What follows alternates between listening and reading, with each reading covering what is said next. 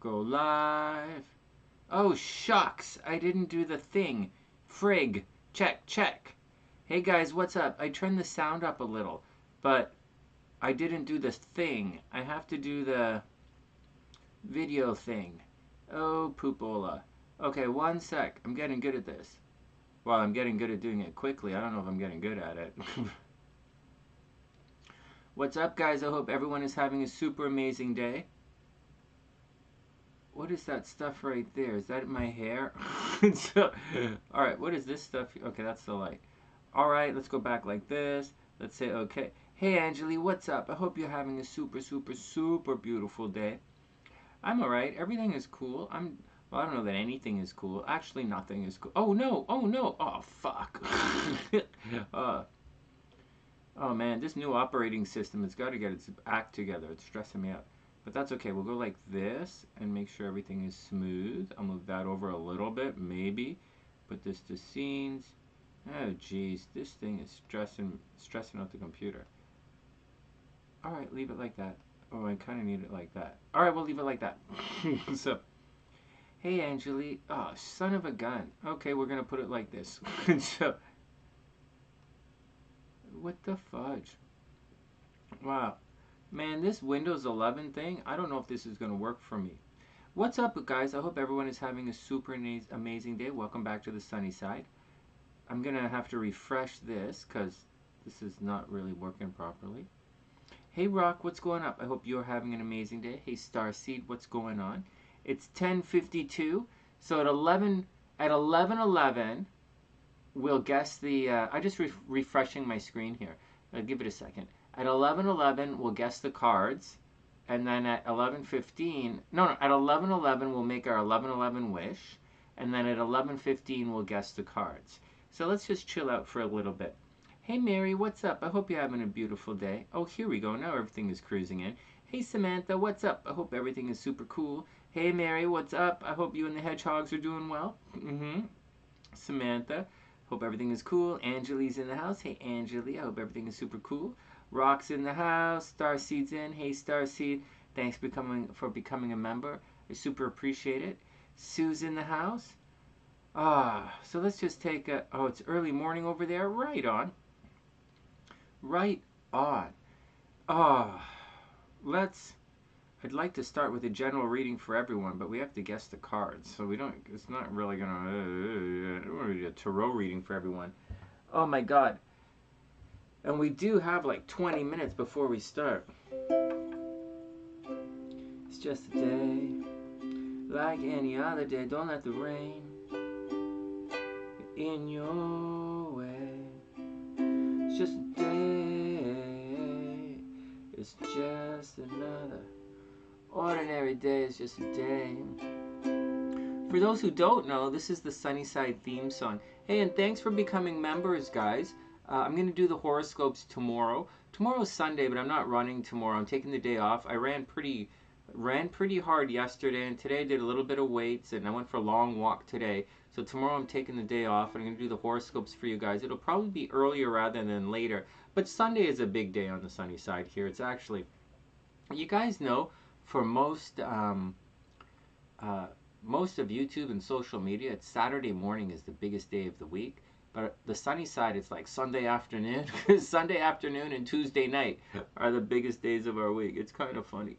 So Tuesday night, not for the live, but for my video, it's Tuesday night. And this is kind of, for those who don't know, this is the SunnySide theme song. This has been our theme song for years. I wrote this a long time ago. Thanks, guys.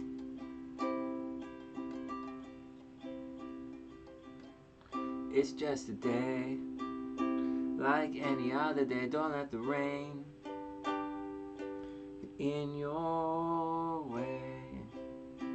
It's just a day. It's just another extraordinary day. It's just a day, like any other day. Don't let the rain get in your way. It's just a day. It's just another ordinary day. It's just a day, Like any other day, don't let the rain get in your way. It's just a day. It's just another extraordinary day. It's just a day. It's just a day. This was our old theme song. I wrote this years and years ago. I love it. It's just a day. Like any other day, don't let the rain get in your way. It's just a day. It's just an extraordinary day. Sing bread. I don't know that song. I don't know that song.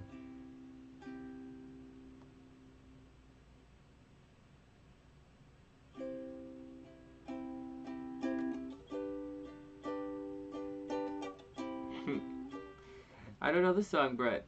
Oh no, Mary, the neighbor's pit bull got loose. Pit bull's a smart dog, but I think they like blood. I lived with a pit bull for a while. I used to walk him. He used to jog around the block. It was fun. And so, Trey was a DJ by night, but he was a personal trainer during the day. The Hakuna was pretty cool. And so, but, yeah, they run away. Pit bulls run away. They're supposed to be smart, but they get lost.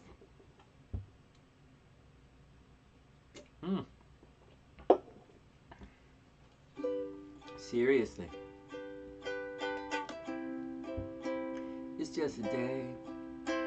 Like any other day, don't let the rain get in your way. Brad, I don't know any of the songs from Brad. What song do they, I might know them. I don't know it off the top of my head, unfortunately. It's just another ordinary day.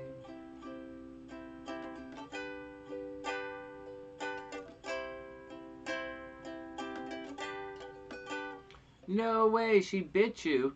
What the fuck? You mean, and everyone knows a guitar man will sing their troubles away, capturing hope in a melody. To the husband, he begins to play. Bread sings the song Guitar Man? I know that song. Maybe. Is this a song? I don't think the one I think. I don't think this song that oh, it's by Bread. So, let's have a look and see.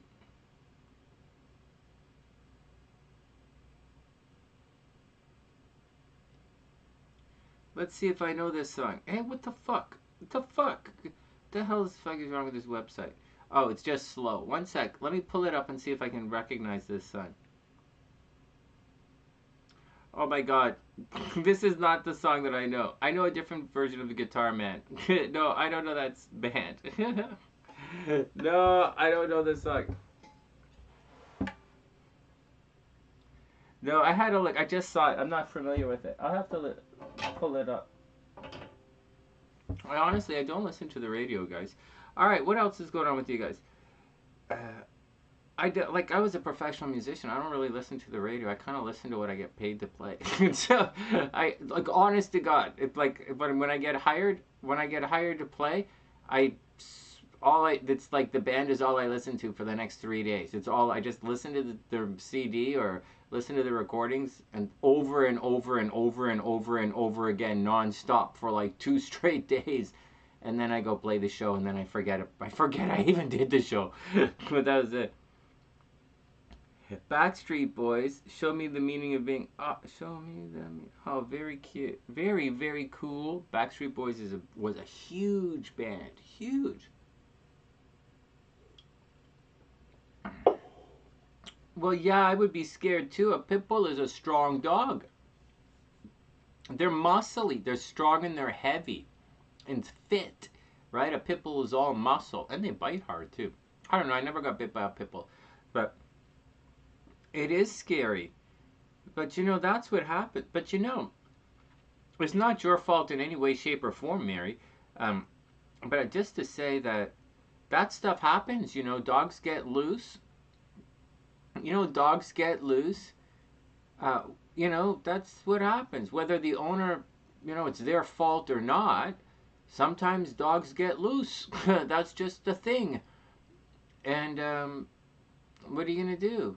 You know, sometimes kids shoot up elementary schools. You know, sometimes kids shoot up elementary schools. And sometimes other kids, you know, go shoot up randos in riots. And sometimes other kids go shoot up parades. And sometimes, you know, no matter how good the parents are, or they think they are, which they, you know, they may or may not be, kids still go and shoot up places, or they go shoot up churches, or they go beat up, you know, people of minorities, or they go and they do stupid shit. And so, no matter, regardless of how good or negligent the parents are, kids still do that. A lot of adults do that shit too.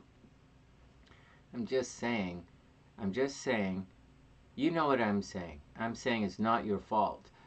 And it's really scary. I don't know what you're going to do. The dog was attacking you. So what'd you do? Kick the dog? Run off? Did the dog run off?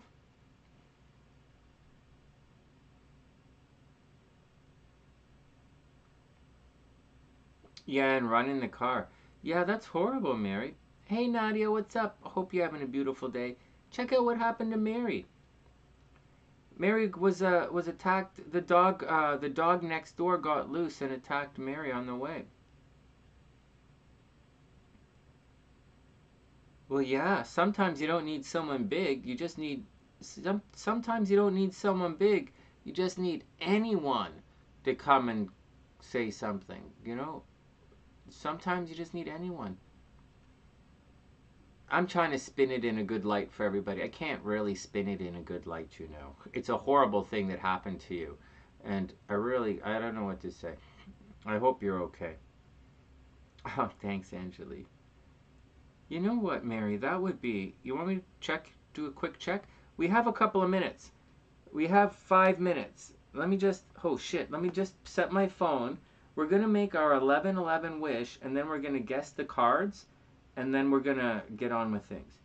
But I don't want to miss the 11:11 wish tonight, because I finally got off my ass and bought a lottery ticket. But you know, I'm supposed to be psychic, right? I'm supposed to be all this stuff. All I do is pick my wife's birthday. All I ever do is play only numbers I ever play are my wife's birthday. I'm like the worst fucking psychic, man. So, oh my god, what is this waiting for the SunnySide shit? Oh, for fuck's sakes, am I not on the right thing? Oh, here we go. Oh my god, I was waiting on the wrong channel. There's like two people there. There are two people waiting in the wrong place. Oh my god. Hey Annie, what's up? I hope you're having a beautiful day. We're gonna guess the cards in a second. No, sorry. It's almost 11:11, so we're gonna do our 11:11 wish, and then we're gonna guess the cards. I just want to check up. I just want to check one thing before we do that. So I'm gonna pull it up very quickly. So I'm gonna see if I can pull it up quickly. Let me lose the volume on this so I don't screw back. So Mary, is this right? May 2nd, 1987? Oh, I have it all over the place here. I'm guessing it is. Mary, is it May 2nd, 1987? Because if that's the case, getting bit by a dog is the 6th house.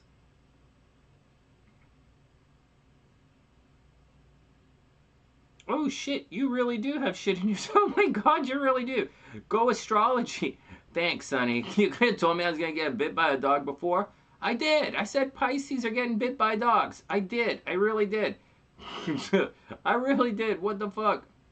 Hey guys, am I too loud? Just one sec. Am I too loud? I turned the volume up a bit, but it might not be loud enough. I'll turn it up a little louder for those who have trouble hearing, like me. So watch your ears. I'm going to turn the volume a little louder, but that's about as loud as I'm going to make it for a while. Check 1, 2. A little louder. Check 1, 2. Okay. Hey, watch this. If it's too loud, let me know, because I start to yell sometimes. I'll reduce the volume a little bit before people come in. Right there. Check. Hey, check this out. Look at this. This is Mary's chart. She has, so this is today, May 2nd. We'll make it a couple hours earlier. Oh, we don't have to make it a couple hours earlier. What the hell? It's like, this is, oh, we'll make it a couple hours earlier. What the hell? And so, let's say it was around, say 10 a.m. Not that it's only going to change the moon right here. Oh my God, my chart is getting really full with stuff now, right? There's too many midpoints. All these little red guys are midpoints, and I put the midpoints in. The red midpoints are for relationships. The black midpoints are for lottery and gambling. And okay, so the red is for relationships, the black is for gambling, and I put the part of fortune. I should have the part of spirit, but I don't see it anywhere. What the fuck? So, anyways, what's happening is, yeah, right here, you're really going through it. Look, Venus, check it out. Venus is making this harmonious aspect to Saturn. There you go. And it's making this harmonious aspect to Mars. There you go. You're going to get bit by a dog. I told you so. I said Pisces have to watch out for getting bit by a dog. So, 9/27/72. Oh, well, I'm looking at the wrong chart. Oh, no, I'm not. Yes, I am. Who the hell is Mary P? All right, let's try it again. So,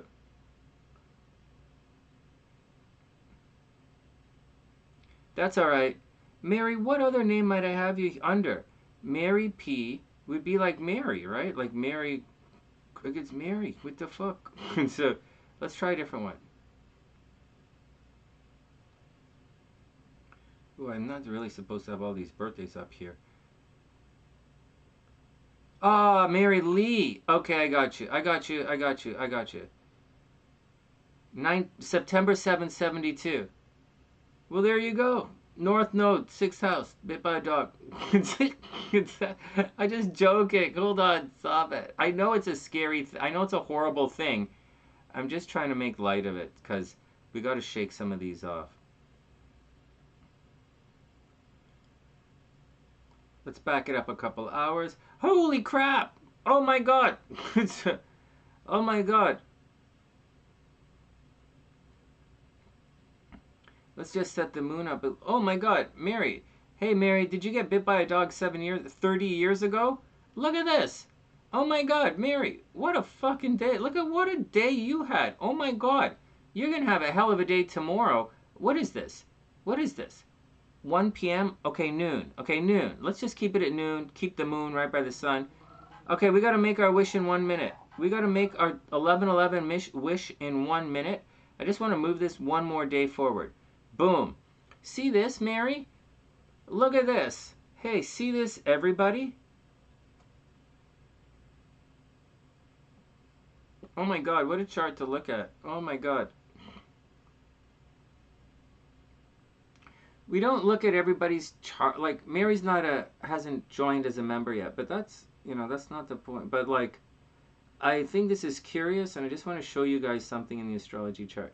All right, it's 11/11, guys. Time for our 11/11 wish. As you guys, so we're gonna make our 11/11 wish right now. But I'm just drawing some stuff on Mary's chart that's gonna be a little bit problematic.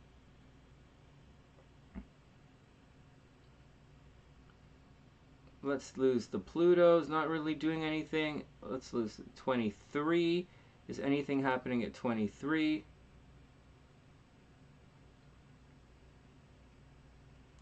I guess the part of fortune, oh wow, that sucks bananas. The 23 really is making an aspect to the nodes. And so, anything else? Not really. 24, but I wouldn't say, that's not, we do astrology pretty accurate here. So, I mean, we're pretty to the day. All right, are you guys ready? Time to make our 11/11 wish. Well, I don't want to, like, go, I know it's a big deal. I know it's a really big deal. I'm trying to, like, I was bit by a dog once. I have my moon in the 6th house. Guys with their moon or their sun in the 6th house, I think it's the moon. I can't remember which one, but one of those means you're going to get attacked by small pets. And sure of hell, man, I got bit by a dog when I was in the Caribbean. That was pretty fucked up. All right, it's 11:11 wish time. Everybody ready? Let's do it. 11:11 wish, and then we'll 11:11 wish. Then we're gonna guess the cards, and then we're gonna spin the wheel, and we'll look at Mary's chart, and we'll look at whoever wins on the wheel. Okay, so to get on the wheel, you need to share the video, but like, don't worry about that yet. Let's make our wishes. So, or you can say what you're grateful for. So here on the sunny side, I'm absolutely grateful for my parents. I'm grateful for SLC, and I'm super grateful for you guys. Without you guys, I wouldn't be here. Without SLC, I wouldn't be here, and without my parents, I wouldn't be here. Actually, without if one of those pillars for my life, those are all the reasons I'm here. Without those reasons, I 100% would not be here. Without any question, without anything, my life was pretty good, and I didn't give a shit. So I made peace with not giving a shit, and I'm still at peace with it. So as much as I like being the angry psychic, I kind of like being, I kind of like being me.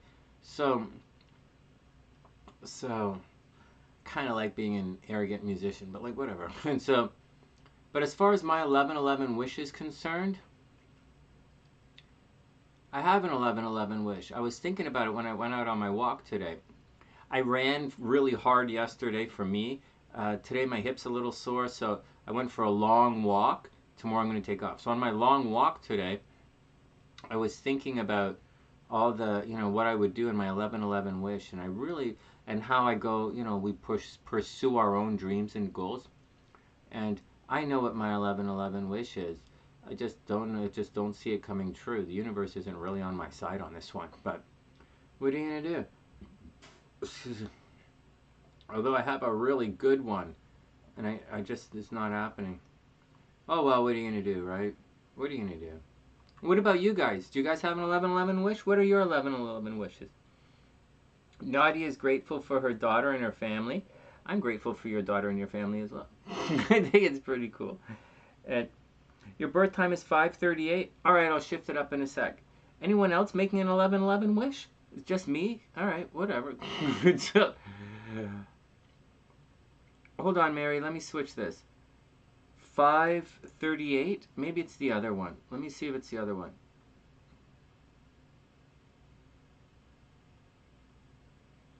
Well, that's my 11:11 wish. I really do want something.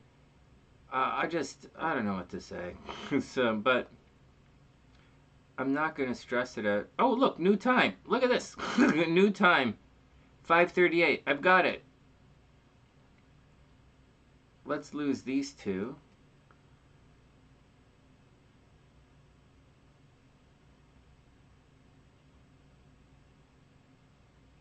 Oh shit, I'm looking at the wrong thing.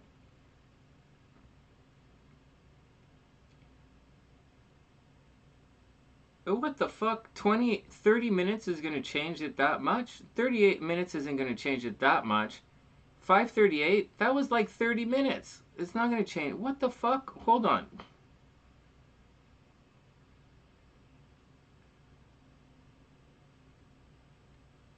Just give me 1 sec. 5:03 a.m. 5:38 a.m. 20 minutes. Oh wow, it's a really big, wow, it really makes a big change. All right, well, we'll stick with the new time. Okay, well,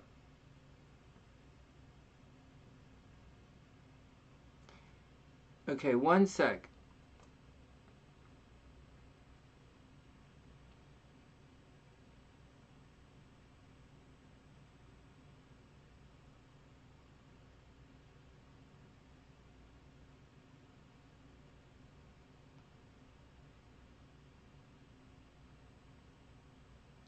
Well, there you go, Mary. Oh, shit. Pluto is making an aspect to your ascendant. That's rough. Okay, can you guys see this? This is Mary's chart. So this still holds true. Saturn, Saturn at 20 degrees. Venus is over here at 20 degrees. What's going on? What else is at 20 degrees in your chart? So those guys, this rising thing is at 27. Although, you know, even though your rising is at 27 degrees, I would bet you that so that's smaller. Even though your rising is at 27 degrees, I would bet you that your rising, I would bet that it's actually 26 degrees. But neither here nor there. Pluto's making an aspect to that right there. Anything else at 26 degrees? No. Anything else at 20 degrees? No. But that's what I think, guys. That's what I think. You could see that. You could see it. It's right here. It's right here. It's right here. This Venus doesn't really mean anything. Although it's kind of behind the scenes, right? And the Venus is opposite Saturn, so okay, whatever. But like, does that really mean yes and no? Right? Yes and no. But this here very much does indicate that you're going to have problems with pets. Like 1,000,000%. And I actually say this in the horoscopes all the time. I usually say it when I'm joking, but like, because like, you know, I say it. Like if Venus is here, someone might give you a pet, right? If Mars is here, your pet might get sick. But I say it all the time. This is your health and this is your pets. That's really crazy. But it's not your pets. And although Venus, I guess Venus is behind the scenes, where else would you find getting bit by a dog? Right? These asterisks are kind of getting bit by a dog. That's what it is. That's what it is. Problems at home, maybe problems at home. Like it could be, but like pets are really this over here. But it's not your pet. That's a really good question. It's really neat. Hey Ericka, what's up? And hey Amnesia, what's going on? And hey TN. Oh my god, I missed all of you guys. I hope everything is cool. No, we're going to guess the cards right now. You want to find a job and move forward? I thought you were a real estate agent. So, yeah. Oh, Nadia wants... Oh, shit. Oh, sorry. Oh, no. I hit somebody. Oh, shit. Oh, Amnesia. Oh, my god. Amnesia. Oh, my god. I accidentally... Oh no, I accidentally... Fuck. Amnesia, can you say something? I accidentally blocked you on my... I accidentally messed your thing up on the phone. Oh my god. Okay, Amnesia, say something. It might be 30 minutes. So, no, 3 minutes. Oh shit. What the fuck, Sonny? I told you guys. You know, the moderators, when they use their cell phones, it's so easy to get all fucked up. I totally screwed it up. Amnesia, when you get a chance, say something. And we'll see you come back. Oh my god, I can't believe I did that. Oh, you were laid off? That's horrible. Oh, there you go. Oh, thank goodness. Oh my god. Oh my god. Is everyone here? We're going to guess the cards in a second. So Amnesia's back. Nadia's good. Oh man, Angelia's okay. I didn't accidentally do anything to Angelia's okay. Oh my god, my SunnySiders. Oh my god, guys, I'm the worst fucking son. All right, let me calm down. I'm drinking San Pellegrino today. I picked it up at Starbucks. Take it. Oh man.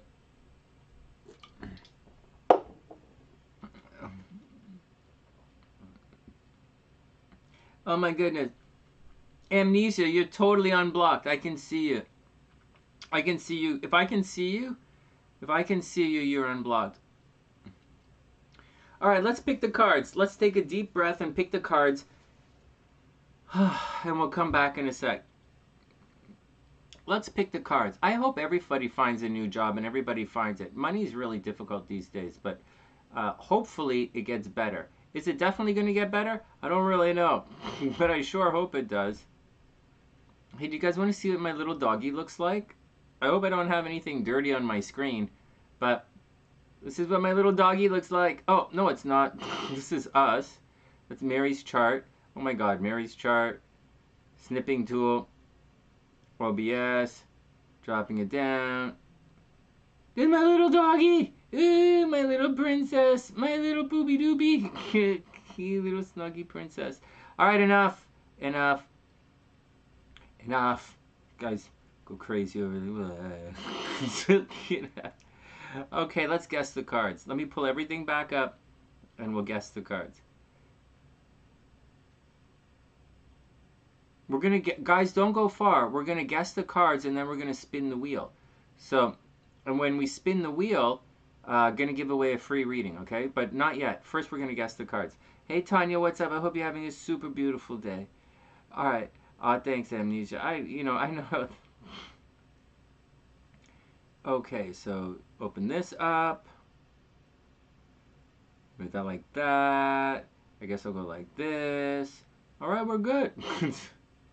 All right, what did you guys say? Let's pick the cards, guys. So Elle says the Six of Pentacles, the Star, and the Six of Cups. Right on. Six of Pentacles, the Star, and the Six of Cups. Is it Mercury retrograde? Not yet. Not yet. Is that it? Who else? Sue picked a bunch, but Sue's in the description box. Oh, I put Sue in the description. Hey, Albies, what's up? Moving is delayed. Why did moving get delayed? Well, is it raining in Chicago or something? Hold up. It's time to guess the cards, Beast. How the fudge do I get to my description box here to see what Sue guessed? Oh, here we go. Sue guessed the princess. Okay, the princess. Oh, is Sue using the Illuminati deck? Oh my God, I think Sue's using the Illuminati deck. Right on. I really like that deck.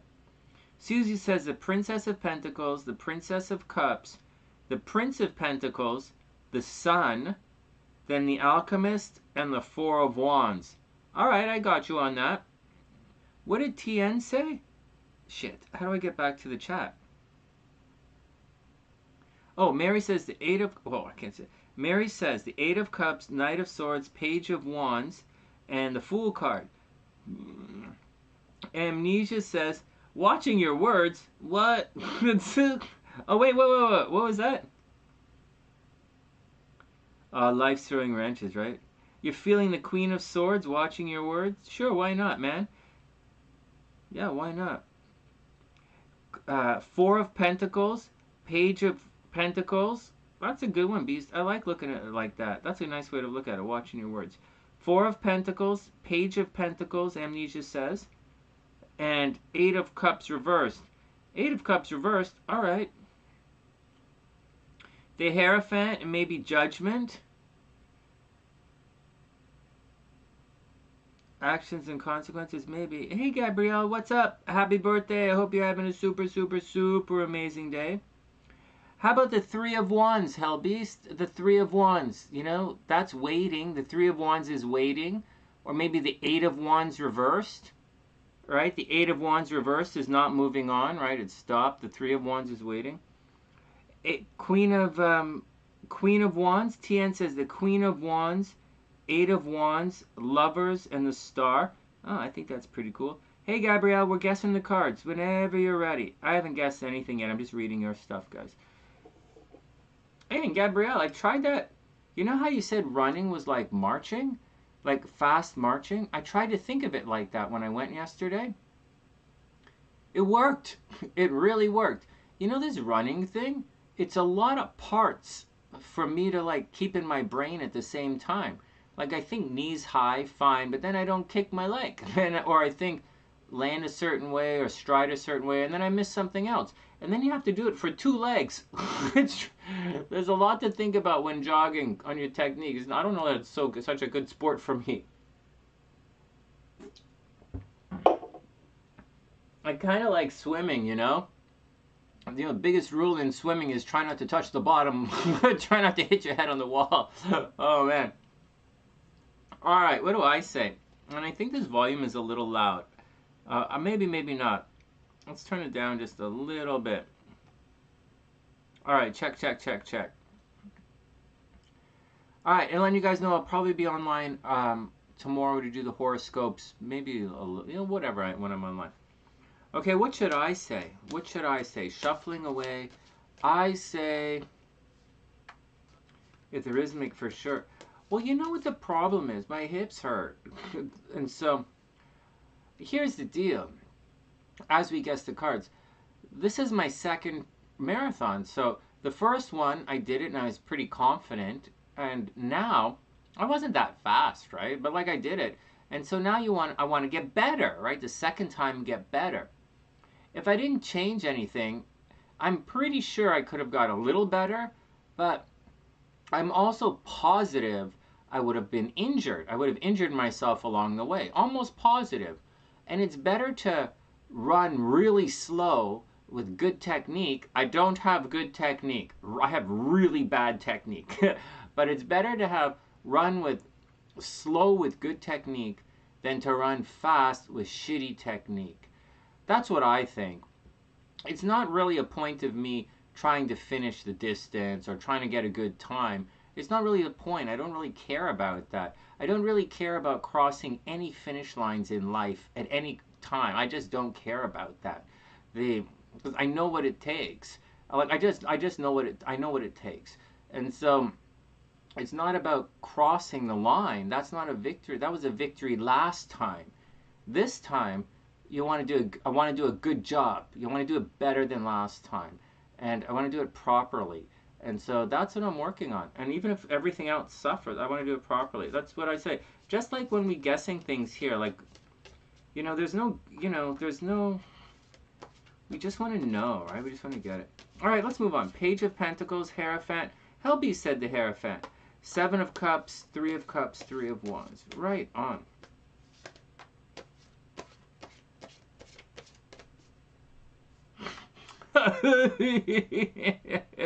Oh, that's fucking hilarious. Well, that's the world we live in. What the fuck? Let's move on. So, what do you say, Sonny? I say the 7 of Wands. So I say the 7 of Wands. I definitely say the 7 of Wands. Maybe I had an okay day today. I say the 7 of Wands, maybe the Moon card. SLC would normally pick the Moon card. I don't know if she picks tonight. 7 of Wands, Moon card. Excuse me. I think the Magician, probably not the Magician. Probably the Empress.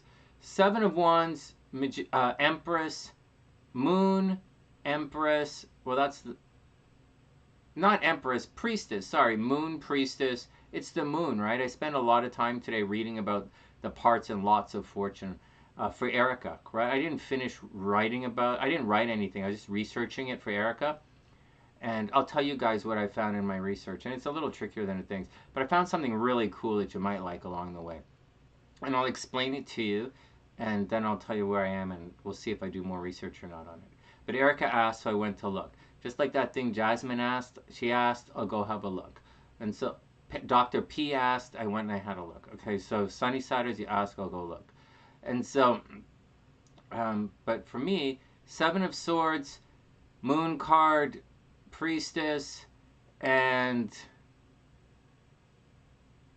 3 of Cups. What the fuck? 3 of Cups. It's all in the technique. It is all in the technique. It is. I just have a really bad technique. Actually, there's a joke about it. You know what the joke is? The joke is, before I started trying to change my form, I wasn't, here's the joke. I wasn't worried about the distance, anything. I was just like, yeah, I'll just get myself conditioned again. I have 2.5 months. Should be easy for me. Easy for me. I like to get in race condition. And so, and for the most part, my conditioning is coming along quite rapidly. But no problem. And I might have told you guys this joke already. The distance, time, anything. I had no fear of any kind. No flinch. I was only worried that, on one hand, I didn't want to get injured, which is a big deal. When you have poor technique in anything, you can get injured. Like, if you have shitty technique in hypnosis, you could injure your fucking people. You can injure your subjects. People will fall off the stage, literally walk off the stage. It's hilarious, but it actually is a real thing. Or you have poor technique as a doctor, someone will get fucked up. Or a poor technique as a gardener, your tree will grow funny. But anyways, if you have poor technique in music, you can't survive the show. But the joke is, now that I'm improving my technique, like the joke is, now really, honest to God, I really am trying. And now that I'm improving my technique, I find that, and I'm using running muscles, like I'm using the proper muscles and less strain on the joints and as I'm improving it a little by little by little, and it's really little, okay, not good, it's little, but I am trying. I'm now worried that my muscles are going to get so tired running properly ish that I might not make the distance now. It's so funny. Like before, like 2 weeks ago, I was like, fuck whatever, man. I'll just blow this shit up. I don't give a fuck. I'll run people into the dirt. And I don't care if I end up in the fucking hospital. But right now, I'm concerned my legs are going to get tired. My hips, my ass is going to get tired. It's really weird. All right, whatever. Let's do it. Let's do it. With Steven Seagal's technique, that's funny. All right, Cece says the world reverse and the ace card. Okay, so I said 7 of swords, 3 of cups, moon, and priestess. That's what I say. Let's do it. Mike's gone, and Mike is gone camping, right? All right, let's do it. Amnesia says page of cups. All right, well, here we go. And first up, boom. King of coins reversed. All right, guys, you saw it. King of coins reversed. Oh shit! I got to do this in my hand. Fuck. Okay. There's got to be like a rotate button I can just push. King of swords. Oh shit! Wrong card. King of coins. Maybe there's a thing to just spin it. Oh, no, this is too big. Hey, what the fuck? What the fuck is going on with these cards? Alright, well that's... Alright, it's okay. I can't believe there's no thing to just spin it. Nope. Alright, well here we go. Oh, fuck. Oh, triple fuck! So, maybe I'm not going to use reversals until I sort this out. Oh no, I sorted it out, okay. King of coins reverse, guys, watch your money. Watch your money. Things are going to get expensive. You're going to end up paying for yourself. So take it. Shit! Oh, fuck. This is not working for me. Also, guys, I wouldn't stress out so much. You know, all that glitching that's been happening in the last little while? The, Steven Seagal. All the, I wouldn't stress it out. You know, if you look around, you can see that in YouTube. YouTube is changing a lot of stuff, right? They're changing their format, so they're changing their screens, they're adding things, they're subtracting things. So when YouTube is doing all of that stuff, and you can very clearly see it, their programming underneath everything is changing a little bit as well. So like it's to be expected to have glitching right now. It's a little weird that it's happening at the same time Mars is going through Gemini. Kind of, you know, hooks up with the astrology, but it's a little fucking... But, you know, we shouldn't be so surprised that it hooks into the astrology. Although I always think when this kind of stuff hooks into the astrology, it's a little fucking weird. But it really is. I gotta say, even though we do this all the time now, constantly, every day for like years now, I believe it and I look for it. I read so much bullshit astrology. I read so much astrology that was made up. I read some astrology, like a bunch of astrology that was made up a couple thousand years ago. Like I read it and I'm like, you know what, this guy made this shit up. Or it's like, or stuff a couple hundred years ago. I'm like, you know what, I get where it's coming from. I think he made it up. And there's definitely shit I was reading today that was 100 fucking % made up. Because the guy told me it was made up. These fucking things came from a psychic. A psychic made this shit up and everybody thinks it's a real thing now. I'm like, what the fuck? So... But whatever, we're doing our best.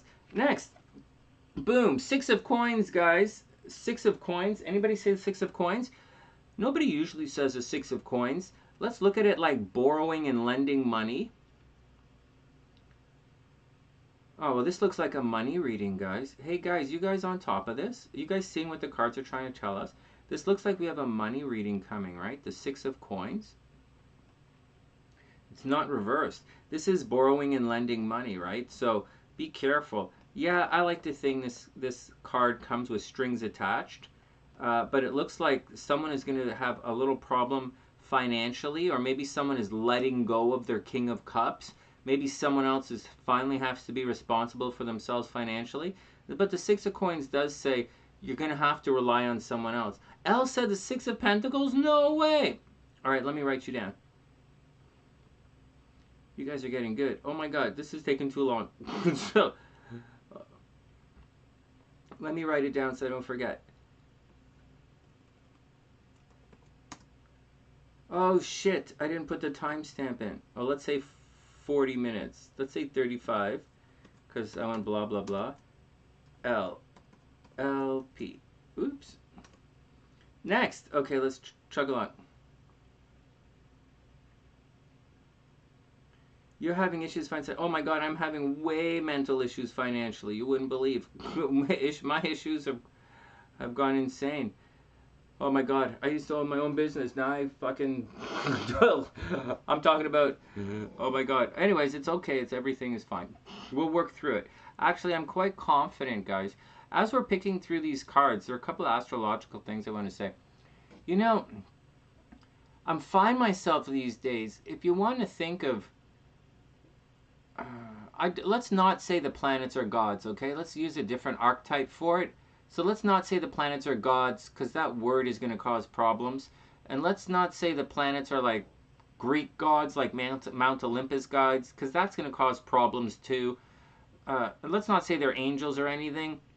But I do want to personify, the planets a little bit in this conversation, but I don't want them to represent, you know, figures that might cause problems with us in a conversation. Anyways, I find myself saying things right now as I'm walking along. Today I was walking and I was thinking about the wish, right, for tonight. And energies, yeah. Well, yeah, they're energies. So what I was thinking is, you know, it would be nice if like Saturn, you know, like Saturn would just like wake the fuck up and get back in the fight. I know everybody's complains about Saturn all the time and Saturn gets a bad rap, but Saturn is like the old sun.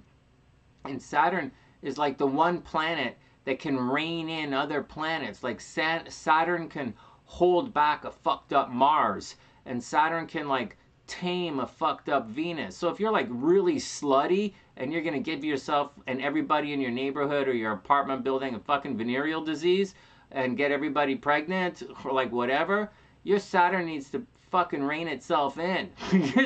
And not your Saturn, your Venus needs to check itself at the door and say, what the fuck, keep your pants on at this place. And so Saturn can do that.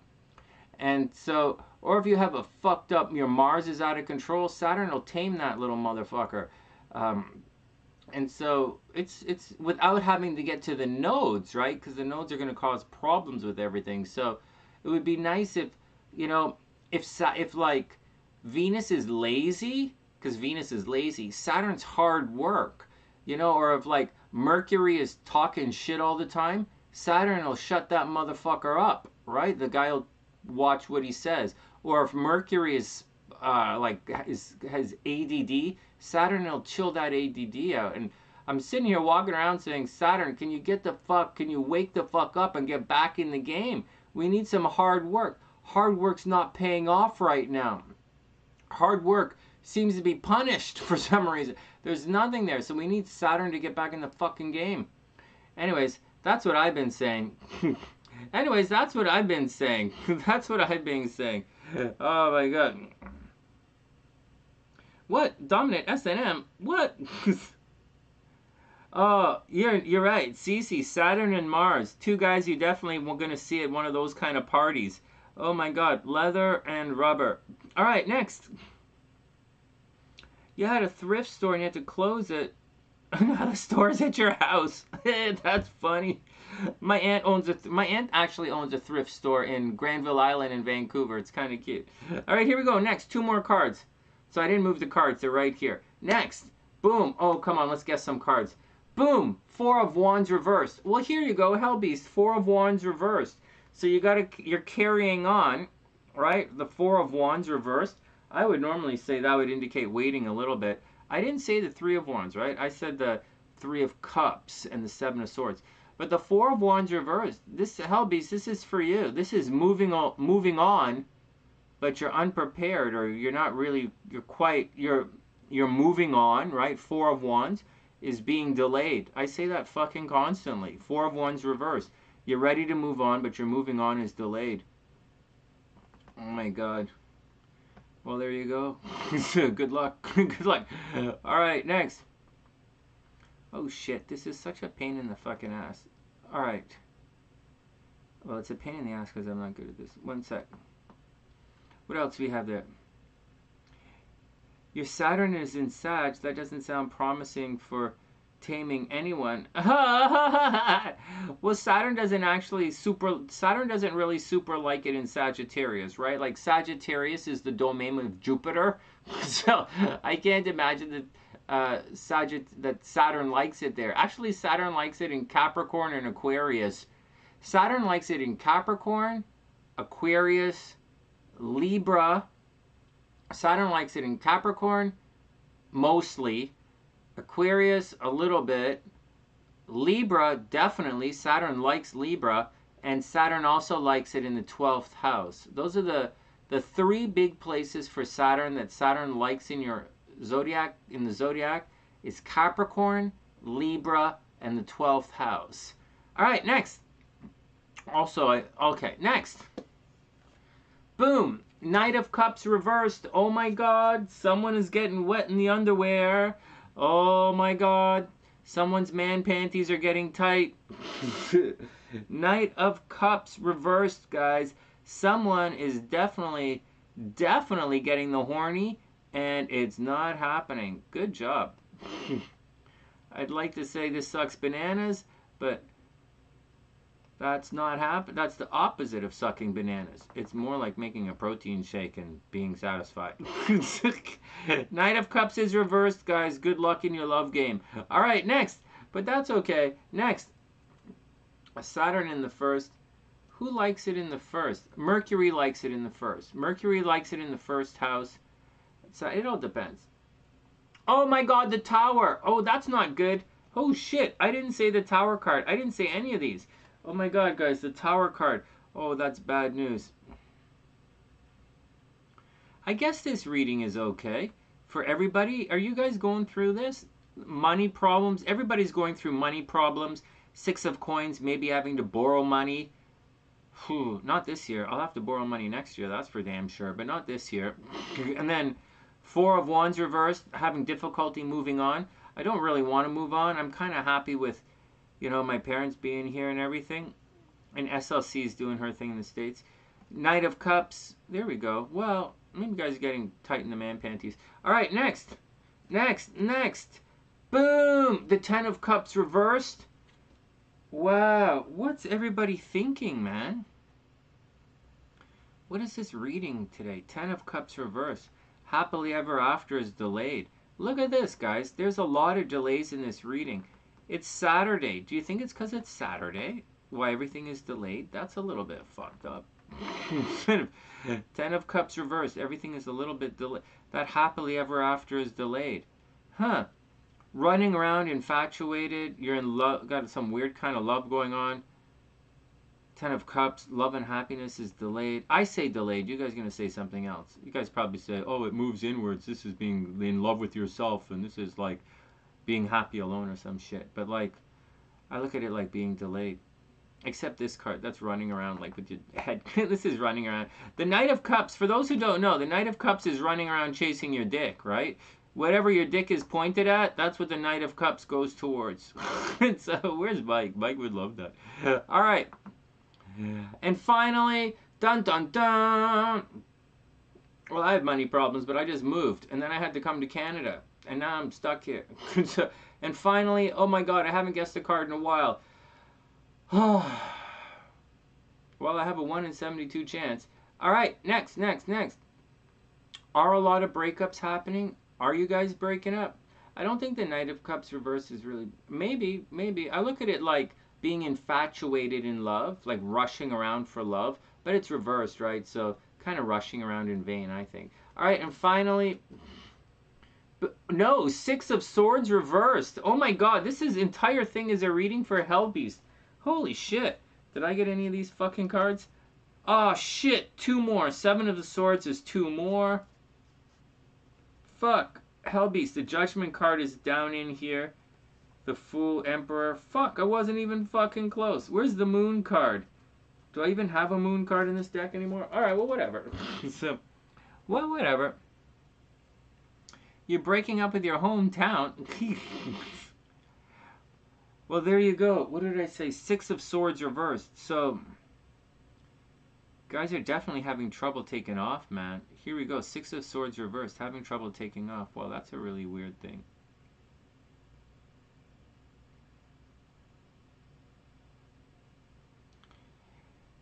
Hey, guys, I highly, highly, highly recommend that you learn how to read things like the energy in motion. Right? Learn how to read energy in motion. It's probably the most important thing you'll ever learn from the sunny side. Energy in motion. I can't stress that enough. Everything is in motion. Right? It's what it is. Just everything in motion. And you learn to see it in motion, where something is coming from and where it's going, you'll understand it a lot more. Everything else is just one person's perspective, right? It's all kind of bullshit. And so, hey KK, welcome to the sunny side. Welcome back.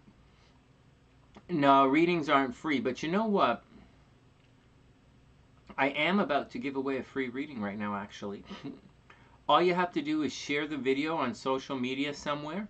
You know, share it on Twitter or share it on Facebook or something, and you'll get added to the wheel, and I'm about to spin the wheel to do that right now.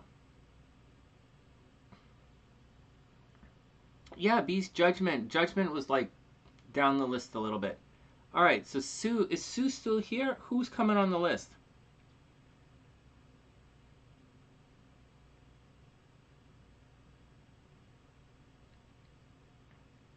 All right, here's the list, guys. Let me know when you share the video, and I'll add you to the list. Let's add Elle right now.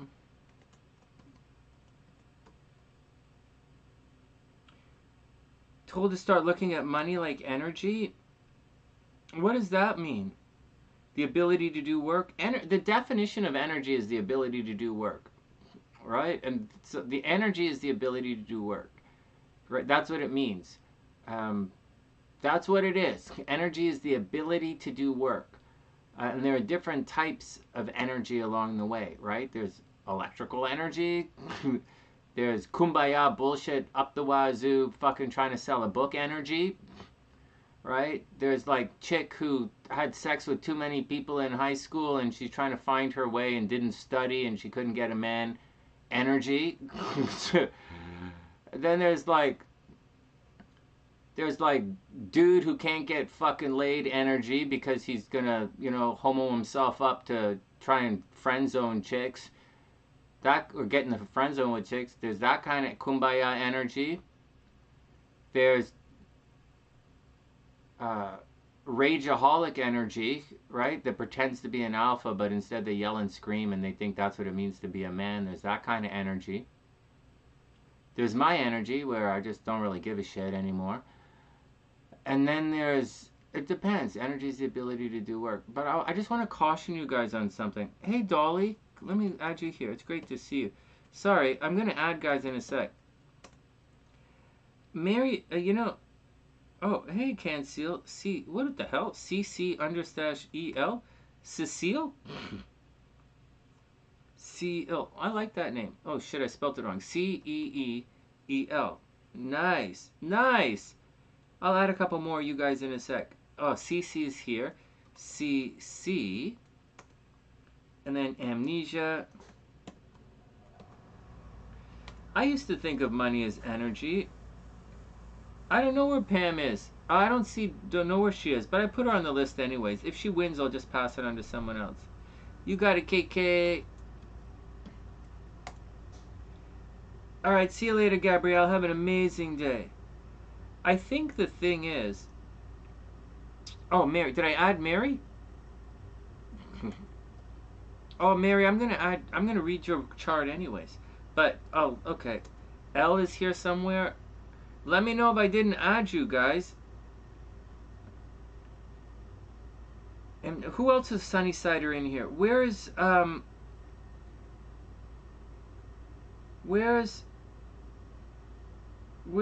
the fuck? Where's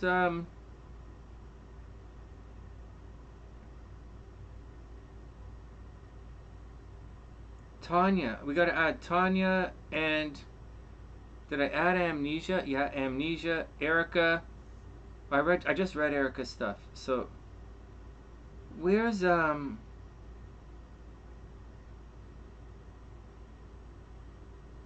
the fuck is going on? Angeli. And we gotta add Angeli. What the fuck? Obviously we gotta add Angeli. We'll add Ericka.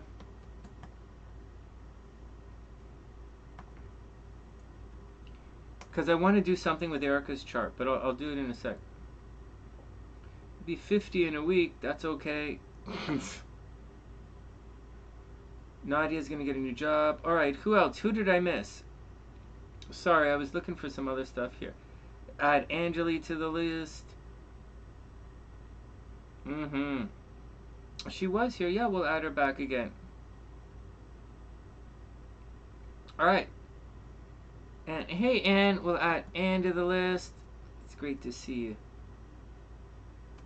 Oh my god, this week was pretty rough for Scorpios. I totally agree with you. Hellbeast is still going through a problem tonight. Seriously.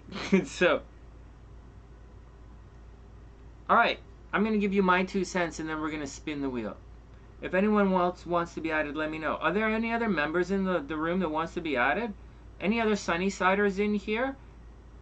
If there are, and I'm missing you, I'll add you to the list. But in the meantime, excuse me, I want to warn you guys something about the New Age community. Right, I just caution you guys. You guys know what I'm like, right? And I never let anybody have any fun, and I'm always fucking uptight. But again, I've been going through this for a long time. I would say a long time. And what I want to caution against is, well, just go out there and enjoy yourself. You know, for everybody, you know, whatever works for you is what I want to say. Watch out, be careful, because there's a lot of bullshit, and the bullshit really distracts. It's a distraction from what you really should be doing to achieve your goals. And there's a tremendous amount of bullshit out there that, you know, is supposed to help you focus your energy, your intent, focus your body. But a lot of those techniques that people use to focus are actually, they actually distract you. Oftentimes, these things are things to organize your thoughts, right? Or organize your feelings as thoughts. And it can confuse what really has to be done. And there's a way to it. And the thing is, I've seen it for so many years, and it goes in cycles, and the language lines up astrologically. This is astrological I'm talking about. And because I could tell you personally or what I think, but no one really gives a shit what I think here. I'm just going to tell you what it means astrologically. But the language goes in cycles. There was a time when I was younger and we were going through an astrological thing, like I guess Pluto maybe was going through, I guess the end of Libra, you know, in the 80s and 90s. In the 80s and 90s, it was very popular, or was going through Virgo, or something was happening or something. I can't remember. But what was happening was things like the 7 Steps to Success, books like that, this celestial prophecies, right? The 7 elements, or 7 steps to this, or like 5, things of this, or 10 ways, the 10 things you have to do. It was very common at that time point in history to list things in a very linear, step-by-step fashion, and that kind of approach was very popular at that particular time. And so at that time, people would say, well, if you want to, you should, in money, you should think of it, do it like, that kind of way. And then it progressed, right? It moved from the 7 steps of success, or the 7 steps of highly successful people, or whatever, to a different type of topic that came afterwards. In the 90s, there was a different kind of thing. Or like back then, men were from Mars, women were from Venus, right? That's a 2-step, this and that. And then it changed a little. And then, we get into things like the love languages and bullshit, bullshit like that. And then, okay, so we're doing that kind of bullshit. My timelines are all messed up here because I didn't really, I haven't thought about this. I really haven't thought about this in years. And I'm not making this up. This was an article I read a long time ago. And so this kind of thing progresses. So I wouldn't change my life or my mentality from noise, because of noise. And not that it's good or it's bad or it works or it doesn't work for you, because everyone is going to find their own resonance, and they're going to find the approach that actually works for them. Sometimes 7 steps works for some people. Sometimes a more organic approach will work for others. In other ways, a more of a Venn diagram approach will work for others. And maybe a more of a mind mapping thing works for other people. And so, and even that thing like a mind map, at some time you might call it a storyboard. Other people might call it a vision board. And a mind map and a vision board is not the same thing. But a mind map is what you kind of do to a vision board. But like whatever. Other people might say, have posters on the wall or this kind of shit. The language kind of changes over time. And they tend to go in and out of fads of popularity. What I'm telling you guys, and like I listened to you guys, and this conversation came from what Mary said about thinking of money as energy, because that's a really, really old kind of concept. But and it stems from a conspiracy theory. But let's move onwards, which is kind of interesting. But so forget about that. And Mary's right. Think about it as energy. Think about it any way you want to think about it. And it's interesting to think about it. But the but is, though, and the but is, there will eventually come a level of mastery. And when you reach the level of mastery, it's the difference between doing your undergrad at university. First, most of you guys got to get the fuck into the university. So just to let you know, to get into your university, you have to know absolutely everything. And if you don't get into your program. Because if you don't know everything, anyways. So, but forget about that. You have to take all that information and then move it to the next level. And if you can't, you have to internalize it and move it to the next level. And that's you as a person. And I'll give you an example. In an NLP and in hypnosis, especially in hypnosis, people say, they say constantly, there might be hundreds and hundreds and hundreds of books written, not thousands, but hundreds of books written that say you should use a certain type of language when in a hypnotic trance, or else it's going to cause damage to the subject. That's not necessarily true. If you achieve a certain state, if you can help achieve a certain state, that's not really true. It's just not. It's like I've seen it not be true. For many people, you have to say certain things, but for other people, it's not fucking true. And it takes a level of mastery to move beyond what you're told and what you're taught, and to move on and to make it your own and to personalize it. You know, and that's just the way it is. In music, you have to know all of your scales, all of them. They don't test you on your scales at university. You need to know all of your scales before you get into university, or you don't, or they're gonna laugh at they're gonna fucking laugh at you. So they're not gonna let you in. You have to know all of your scales, all of your technique, all of your shit before you go to university. And if you don't fucking get in. And so, or like I said, they just laugh at you if you get in, they'll laugh at you. So, fuck, man, if you know all of that shit and you go to university, they could still fucking laugh at you. So I'm just saying, you have to really know your shit, and then you have to move beyond your shit, and you have to internalize it and use it your way. And when you're talking about things like money, or you're talking about things like looking for a job, you have to let it shine within your personality. I know you guys like to think, oh, we're spiritual beings inside some kind of fucked up thing.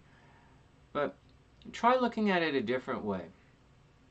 Try looking at it as your mind and your body and even your emotional essence for some reason, your spirit, although you don't think of your spirit, you guys think of your spirit as immortal, but that's not what I'm talking about. I'm talking about your emotional, is why I use things like your emotional state.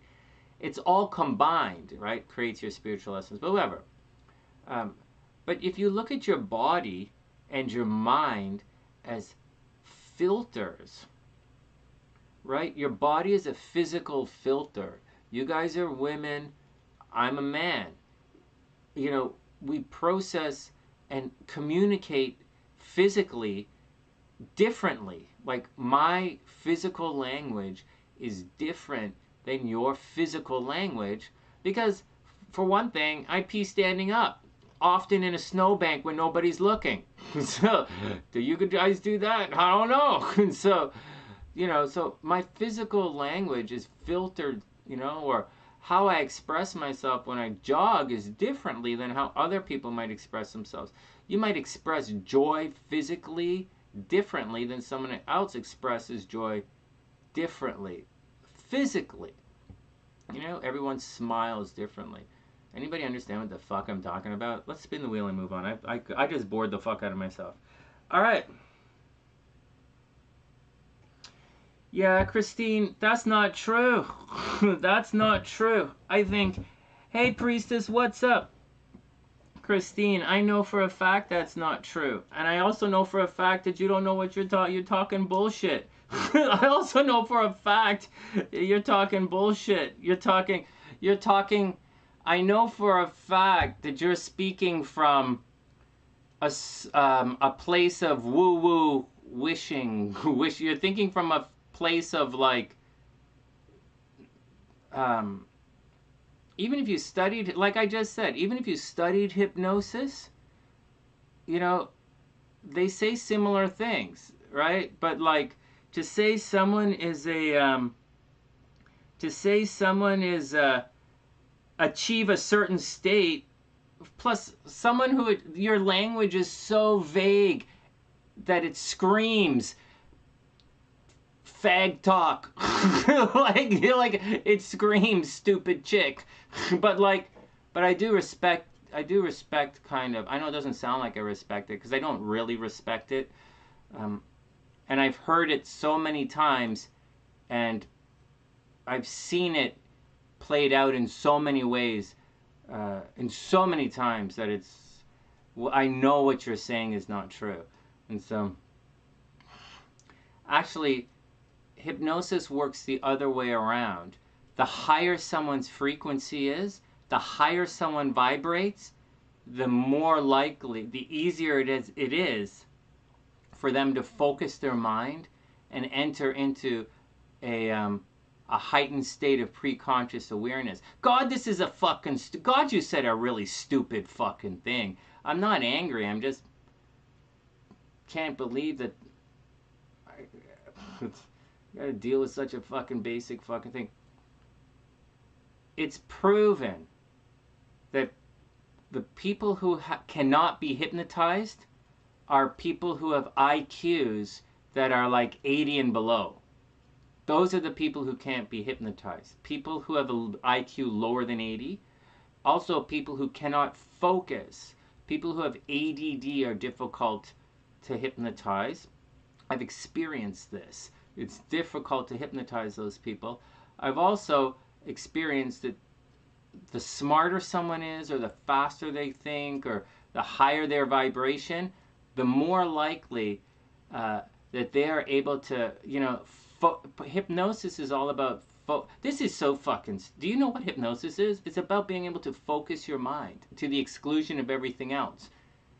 High vibrational people have the ability to focus their mind. It's what my psychic training is all about. It's what my psychic, I just think that's a stupid question. That's just fucking stupid. Don't tell me what I'm thinking, because you're not thinking anything. You're just fucking retarded. Let's move on. Hopefully with but you know what, Christine? Hopefully with a little more experience, or maybe not. I'm just saying, the higher your vibration, the easier it is for you to go into a deepened state of heightened awareness. Like meditation, you fucking idiot. Next. All right, next. Next. Anyways, forget about all that name calling I just did. Forget about all of that. That's nonsense. That's neither here nor there. And we're going to spin the wheel in a sec. But the truth is, the higher someone's vibration is, the smarter someone is, the more they have the ability to put themselves with the help of someone facilitating it into a heightened state, into that trance-like state, where they're more receptive to suggestions. Along the way, they may or may not allow suggestions to be, to take hold. There are tricks, and this is a stupid fucking conversation. It's like, you learn in hypnosis class that people of a low vibration can't be hypnotized. You learn that. So I don't know why the fuck we're talking. Let's go back to saying Sonny doesn't know about tarot cards. It's like, next. I don't know what you're talking about, Christine. I'm Canadian. I don't know what the fuck you're talking about. I'm a hypnotist. I don't know what you're talking about. You must be talking about how some people used techniques to do something to other people. But I'll tell you a story. I'll tell you a story. We talked about this. I don't know that you and I, but there was there's a TV show about a certain TV show type thing that I used to really like a long time ago, about 15, 20 years ago when I was in Toronto. And we were writers of these kind of shows. They do research, and they were researching on how someone could hypnotize other people to rob a bank, right? What could you do? And they came to my office, right? They came and interviewed me, and we sit and we talked for a couple hours, and about different ways that they could use hypnosis without people knowing. You could hypnotize someone without knowing and stuff. And we talked about it. Anyways, I have a feeling I'm just going to move on. This is a dumb fucking conversation for me. It's a great, great conversation for you guys, but it's not a good conversation for me. I'm just going to get frustrated with talking to people who don't know what they're talking. That's whatever. Are you guys ready to spin the wheel? But I really do wish you the best in your studies. MK Ultra. That sounds like some kind of American thing. Next. Yeah, you're right. I proved your point. I absolutely proved. Hey, out of curiosity, Christine, what was your point? Because no one here gets your point, other than You're welcome. I'm glad I proved it. I made some videos, Samantha, for that. Christine, I'm glad you proved your point. Sometimes, maybe next time you'll tell us what your fucking point is. I think your point is you're fucking retarded. No, welcome. Hey, anyways, Christine, come on. You want to be added to the list or not? Stop talking stupid. If you want to be added to the list, just tell me and I'll add you to the list. Otherwise, that's just a silly. The things you're saying is just it's not.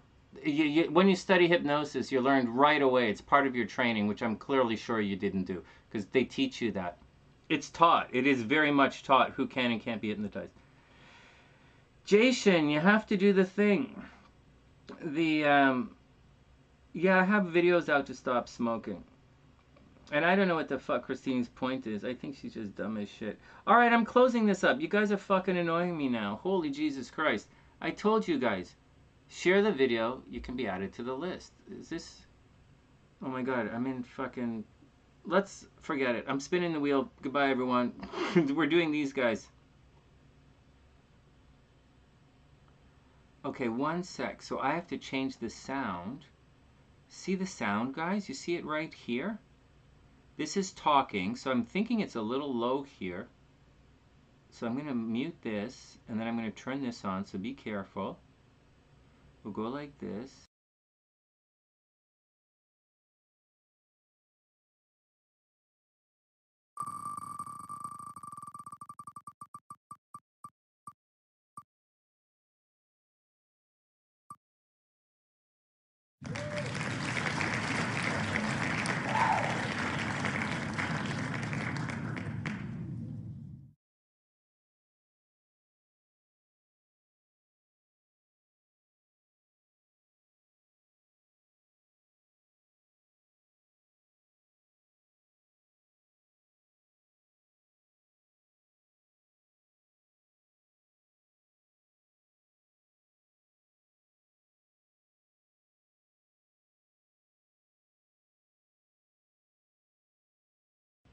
All right, next. Hey, Anne, congratulations.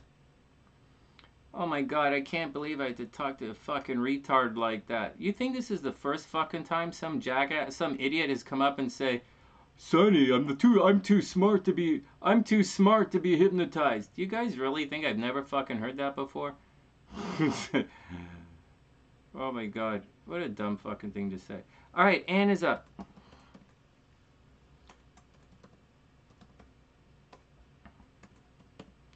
Holy shit. What is just a dumb fucking thing. Yvonne, too late. Too late. It's too late, guys. Hey, priestess, what's up? Well, she didn't say that there were people who can resist hypnosis, because there are people who can resist hypnosis. There really are. She said the dumbest fucking thing you could say. She said something stupid. Like, she said like a high... Like, she really tried to make it new agey, which was kind of silly. Oh my god, she said Dianetics is the best book on the mind. Oh my god. Oh, she said Dianetics is L. Ron Hubbard. Dianetics is that Tom Cruise thing. You guys type it in. I can't remember the name of that shit. What's that Tom Cruise religion that Dianetics? L. Ron Hubbard. Scientology. She might be a Scientologist. Holy fuck. She said people who achieve a certain state would never allow themselves to be hypnotized, is what she said. But that language is very vague on purpose because it's fucking stupid. It's like saying, I've heard that thing so many times. Let's move on. And then she talks about Dianetics. I guess she's a Scientology. Maybe she's... And then she said, thanks for proving my point, which is... Except she didn't make a point. I don't even care. Hey, Kooks, what's up? It's Scientology, right? Ah, well, who cares? Let's move on. Oh my god. No, but I'm warning you guys. I think she proved my point. I think she proved my point. There comes a time when you're going to have to move beyond all the bullshit. And you can't really do it when you're holding on to stupid shit. I'm not worried. Kooks. Thanks, Elle. That's really sweet. And thanks, Priestess. Yeah, she really is a dumbass. But, Kooks, no, they're not. It's not good. It's pretty rough here, but we just started talking to the palliative care doctors 2 days ago, and this week they're gonna come to the house. This week they're coming over for in-house assessment, and we're gonna take it one day at a time. But Papa Sunshine is still strong as an ox. He's doing his best. He's really strong, and we're gonna get the test results on Mama Sunshine's MRI next week. MRI or CAT scan. I can't remember what she did. Holy Jesus Christ! The smartest person in this room right now is Kooky Zed. Right now, Kooky is by far and away the smartest person in the room right now. So there's no flinch here. I don't care what anyone else says, and I of all people really don't care. Oh my God, Kooks, he's such a little piggy. He's such a piggy. He's such a cutie. He's thick. He's like my dad, you know? He's thick. He's thick. He's a big boy. And, but he's not that tall. He's about my height. He's like my dad. He's got my dad's height and girth to him. He could be very muscly, but we'll see. My ex's family her brothers are really tall, and so maybe AJ's gonna be tall too, but who knows. I just hope he's happy and has a really nice life, and I just wish the best for the kids, you know, Kooks. I'm a little behind, you know. Your kids are all growing up. You know, AJ's 15 now. I think I'm gonna, I don't know, if both of my folks are still around next summer, I'll see if I can get them to buy him a little car. I obviously can't afford it, so I think I might get my parents to buy him a little car for his 16th birthday. And I really love that guy. I really wish him the best. He doesn't need me for anything. I just want to be there, you know, whatever, you know. And so, it's really neat. Hey, Gabrielle, what's up? You used to work next to the Scientology church in LA. What's up with that? That's alright. Alright, Yvonne, be super cool. Stay out of trouble. He's a Mufasa. He's cute. No, he's cute. Priestess says Scientology seems to be the biggest dumbasses ever. Wasted intellect. Oh my God, they could be really smart. You know, they really could be. But you know, just to not knock anybody not to knock anybody too much. Just to say something really quickly. It's the smarter you, and you know, I really do get upset, but and I do get angry and I call names and stuff, although I'm working on it. But the smarter you are, the easier it is for you to fall into the trap of believing. So it's very easy to fall, you know, like if you have it's what I'm trying to tell you.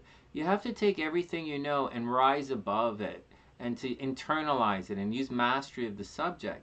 And so you'll rise above logic, because you know, Scientology could be logical. Like, it could be very logical, and it attracts a very specific type of thinking. And a lot of really smart people follow really stupid things. Like, you trying to tell me there are no really smart Trumpers out there? Seriously? I know two guys in Canada who are fucking really smart, and they're really successful, and they are not. Yeah, one lives right fucking there, and the other lives right, and they're like, they're Trumpers, and they're like, they say the dumbest fucking thing. One's an accountant, and he says dumb shit about the economy. Right? I'm like, what the fuck? So, like, I don't know what point she was proving, but like, really smart people, it's kind of easy to lead smart people down the garden path. It really is. But it's difficult to lead a dumb person astray because a dumb person can't focus, It's what the point is. Oh man, what a smart thing to say. If you don't use your mind, someone else will. Oh yeah. That's really smart. That's really astute. All right. Yeah, I just want to be there for AJ. I really love my kids. You guys all love your kids. The one thing is, I don't want to stand in his way. I don't want to be his dad. I don't want him not to be able to do things because of me. I don't want him to like have people think bad things about him because of me. I want him to have a really nice life. And my parents super love him. Everything is cool.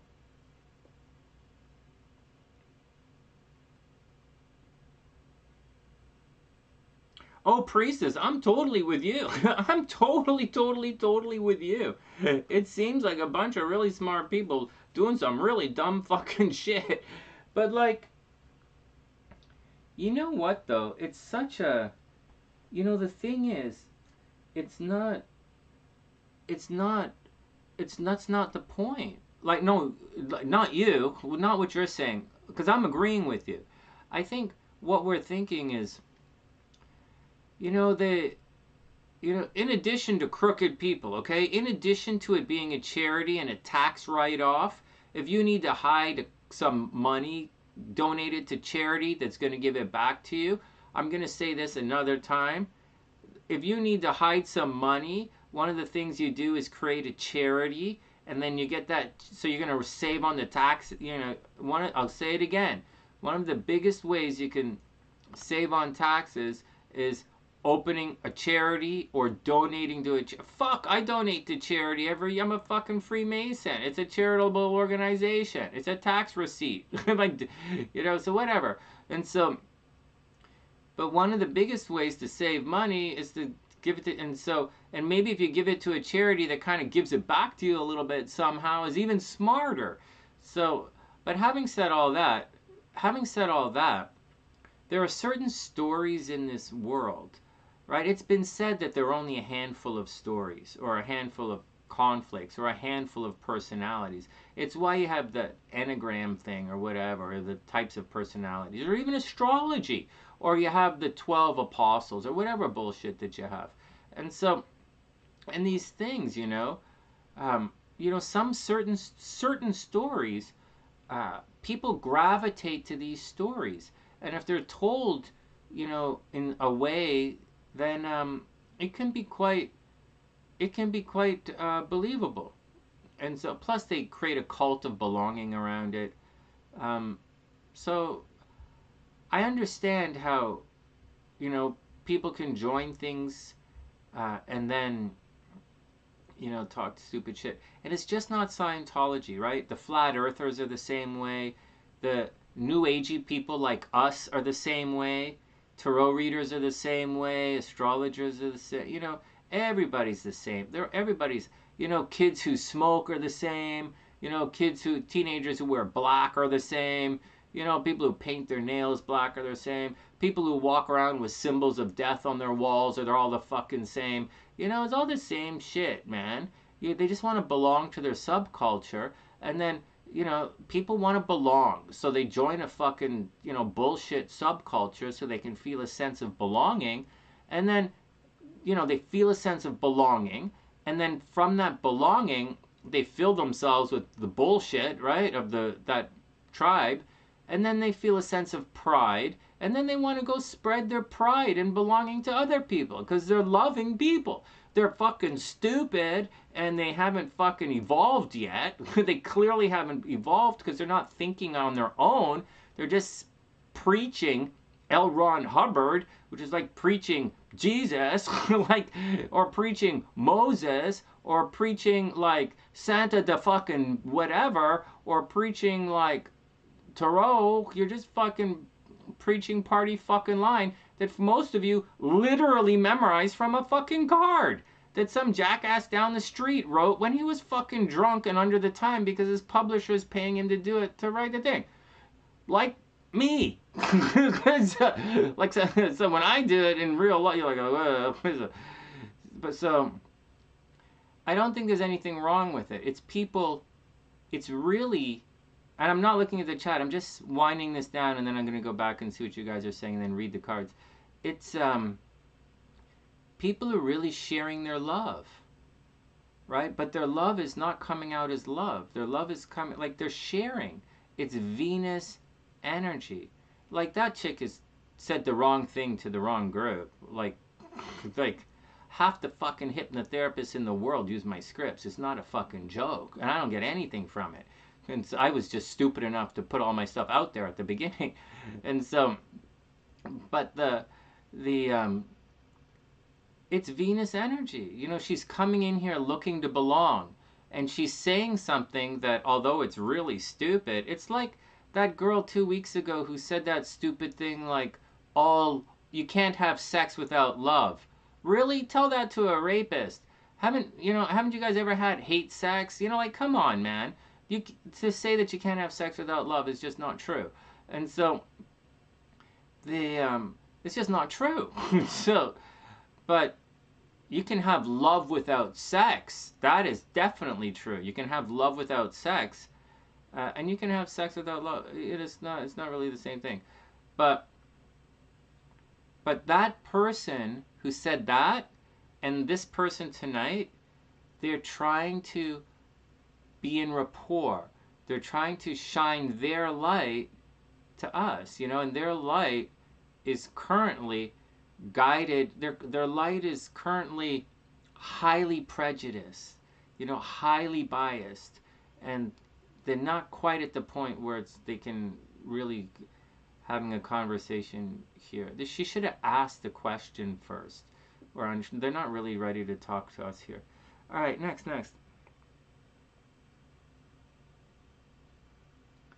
You moved your niece into Seattle. All right. Hey, Dr. B, what's up? They drink lemonade. I like lemonade. Astrology is based in truth, not some rich guy's antics. Hey, you know what? Hey, who do you guys talking about? Whatever. I don't really know. Hey, Nathan, what's up?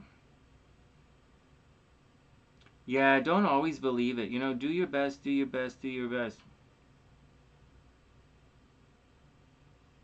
Didn't you? Hey, Christine, I apologize. Hey, Christine, I super apologize. I thought you said something about Scientology. Well, maybe I misread it.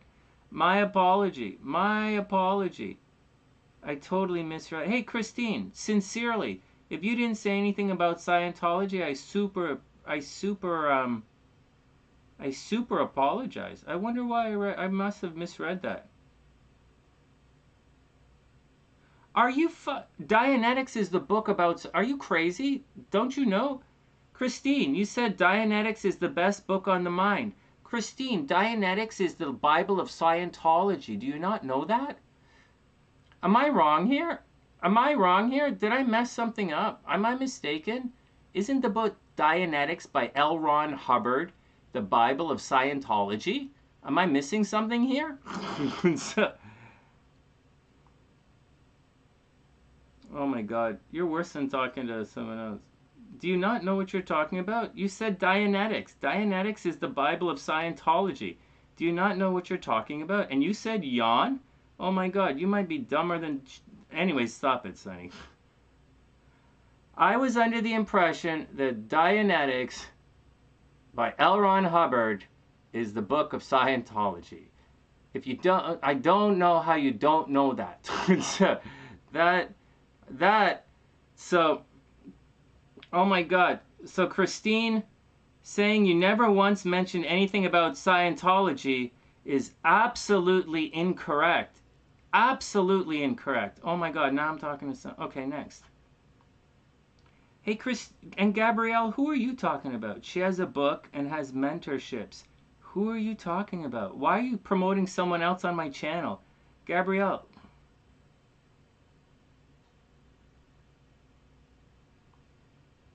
Oh, that's really sweet. That's really sweet. See you later.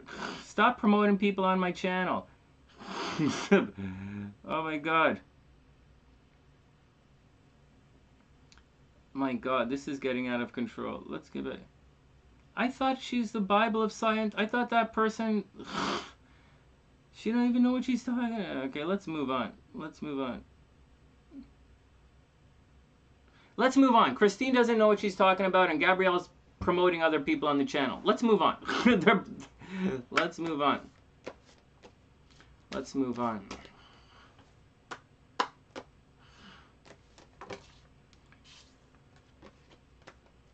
You wonder if that's normal. What do you mean you wonder if that's normal? Alright, let's move on. Holy shit, I can't believe.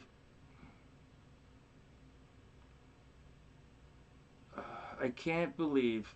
Alright, Gabrielle's back. I don't want to keep banning people for being stupid. Oh my god, this is getting stupid. Alright. Hey Jackie, what's up? I hope you're having a super amazing day. Let's move on.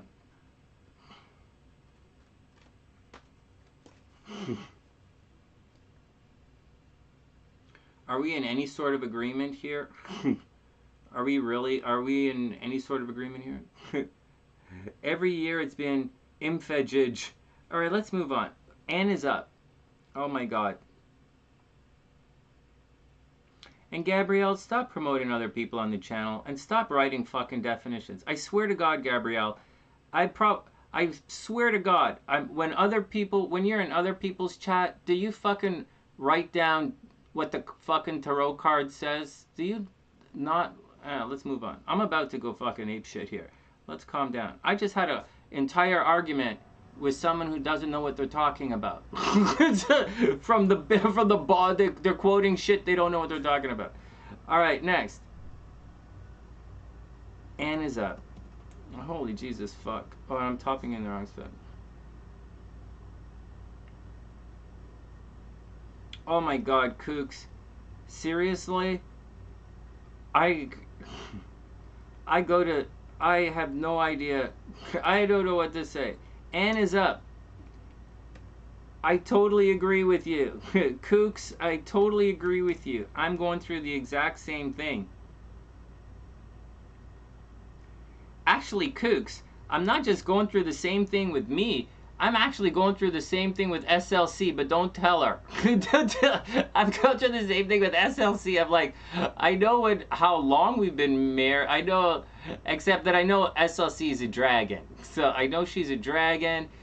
I know the dragons are the 88s. I know SLC's. Plus, Eric Lindros in hockey was an 88. So I know SLC's an 88. But dude, the math is always confusing. But me, oh my god, my birthday. Oh my god. Oh, just one step at a time. Oh my god. Oh, you know what, Kooks? This whole age thing, I want to say it about SLC too. I want to say, when she says how old she is, I want to say, are you still saying that? You're going to have to... No, I'm just going to stop it. My wife is... You know SLC is amazing. All right, let's get on with it. Let's read... I'm going to read other people's stuff. Oh!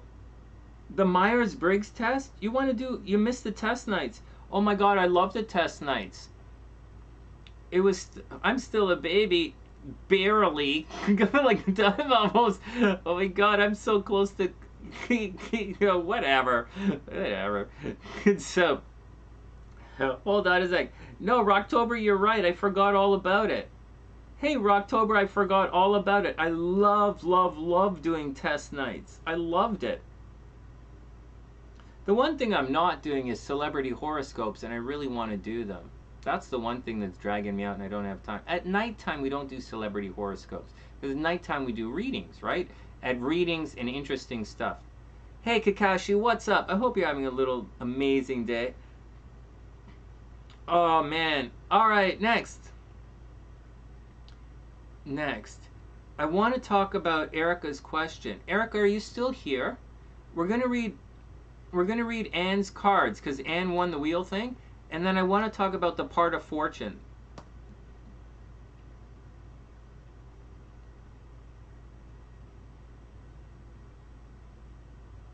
Saying, bringing up Dianetics and saying it's the greatest book of the mind ever, and then saying you never mentioned Scientology. That's like saying the Bible is the greatest book ever, but I never mentioned anything about Christianity. Do you realize how fucking what you're saying? Oh my god. Let's move on. Yeah, Pam, we'll look at your transits. I didn't see the version of Persuasion. I didn't get a chance to watch it. I've been watching a thing with my dad, because you know my dad likes to watch TV and chill out. I don't know what to say, Kooks. Hey, you know, but right before we get to this stuff, I'm telling you guys, let me just tell you guys a bit about Cancer before we move on. And I wanted to do a thing about the part of fortune. Oh, that's okay, Rock. I'm not... Actually, Rock, the bigger problem is...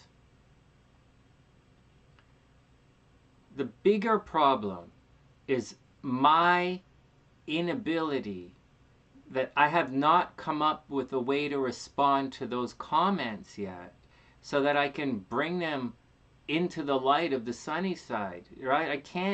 I didn't do a good job last week with the whole love sex thing, even though it's very much in my wheelhouse. And this thing where she said, you know, the brain high vibration frequency can't be hypnotized, that kind of shit, and Dianetics and shit. The problem is I haven't come up with a good way to respond to diffuse the situation and to, you know, lead them out of that kind of thinking into the next kind of thinking, you know? And I'm failing at that. And I would like to be able to do that because, like I said again, do you think no one has ever said to me, oh, I think I'm too smart to be hypnotized? It's all right. Maybe. Anyways, that's the biggest problem. That's the biggest problem. It's not them. It's me. I haven't figured out a way to diffuse that without telling someone they're stupid. so I'll work on it. All right, next. Thanks, Kooks. I appreciate it. You know what's going on here? It's not a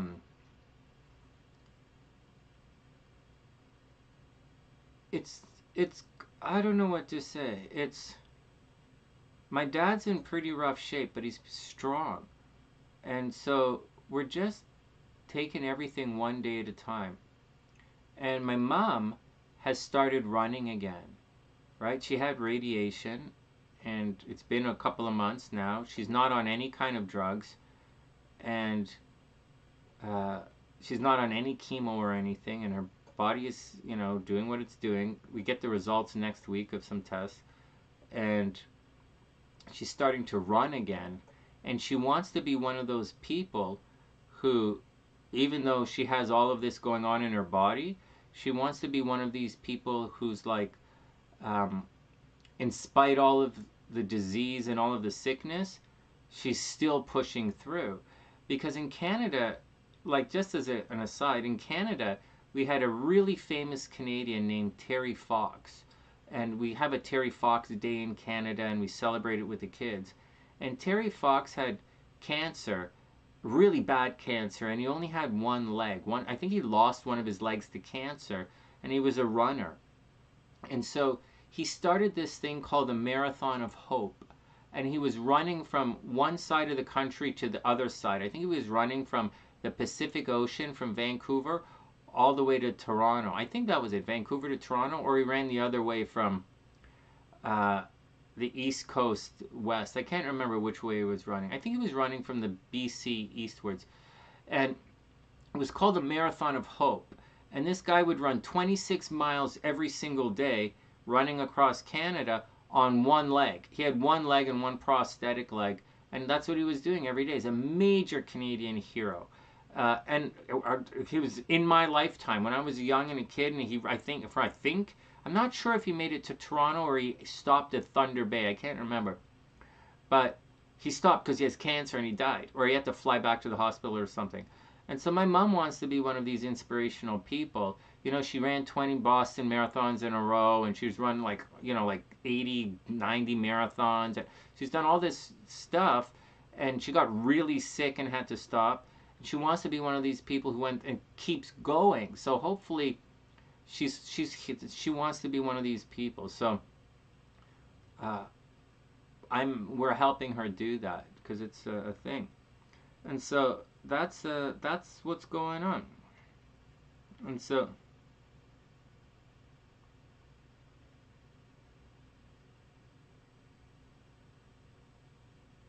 oh yeah, kooks.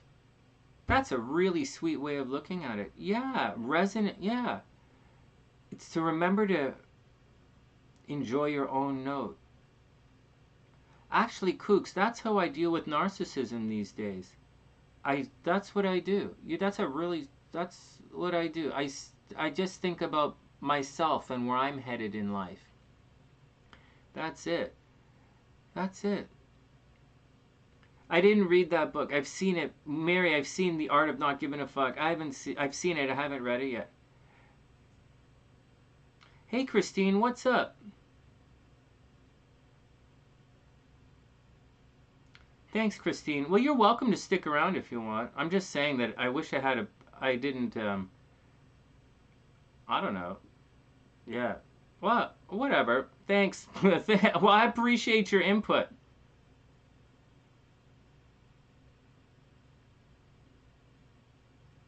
That's all right, Christine. Maybe you'll be turned on again tomorrow. Who knows? Who knows? I would be upset too if I walked into some place, but I don't usually I don't usually just comment. I just don't usually comment blindly. I don't usually. I would be turned off. I'm just gonna say I agree with you, Christine. If I did what you did, I would be turned off too. So, but I don't usually behave like you, and I think it would be a good. Anyways, you do whatever you want. I don't really care. But welcome to the sunny side. You're welcome to stick around or take off. It doesn't really matter. All right. All right. Next. Let's move on. But it's great to see you, Christine. You're definitely welcome on the sunny side.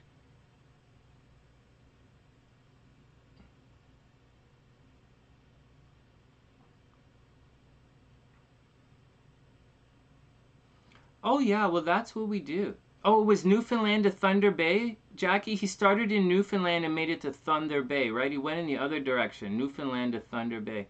Thanks, Jackie. Yeah, I had it backwards. It's Thunder Bay that sticks in the head, right? That was it. All right, next. All right, let's move on.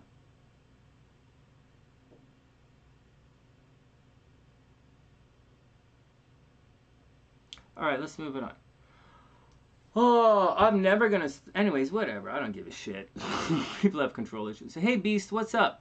Okay, I'm finally gonna get to reading Anne's cards, and then we're gonna move on. Well, you know, we all roll with it in different ways. Maybe one day I'll have a. But whatever. Whatever. I don't really care. I'm not the one quoting books that I didn't read. I'm not the one quoting books I did. All right, next. Here we go. Anne is up. So we need this, and we need this, and we need this.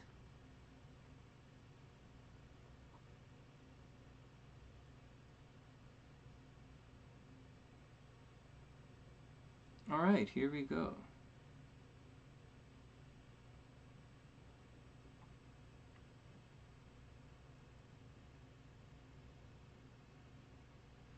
Oh, this is not everyone. This is Anne. And Christine, chill out, man.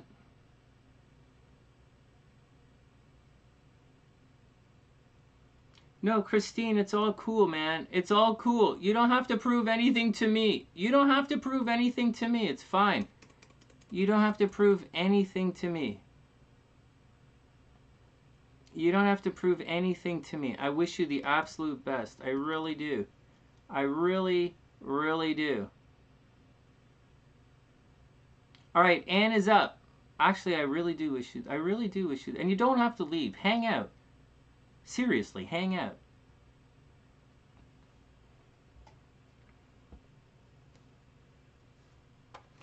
For the record, we used to have a copy of whatever. I wish you the best. Anne is in the house. All right, here we go. Yeah, Christine, chill out. Chill out. Oh my God, Papa S, he listens to so many different things. It's not even funny.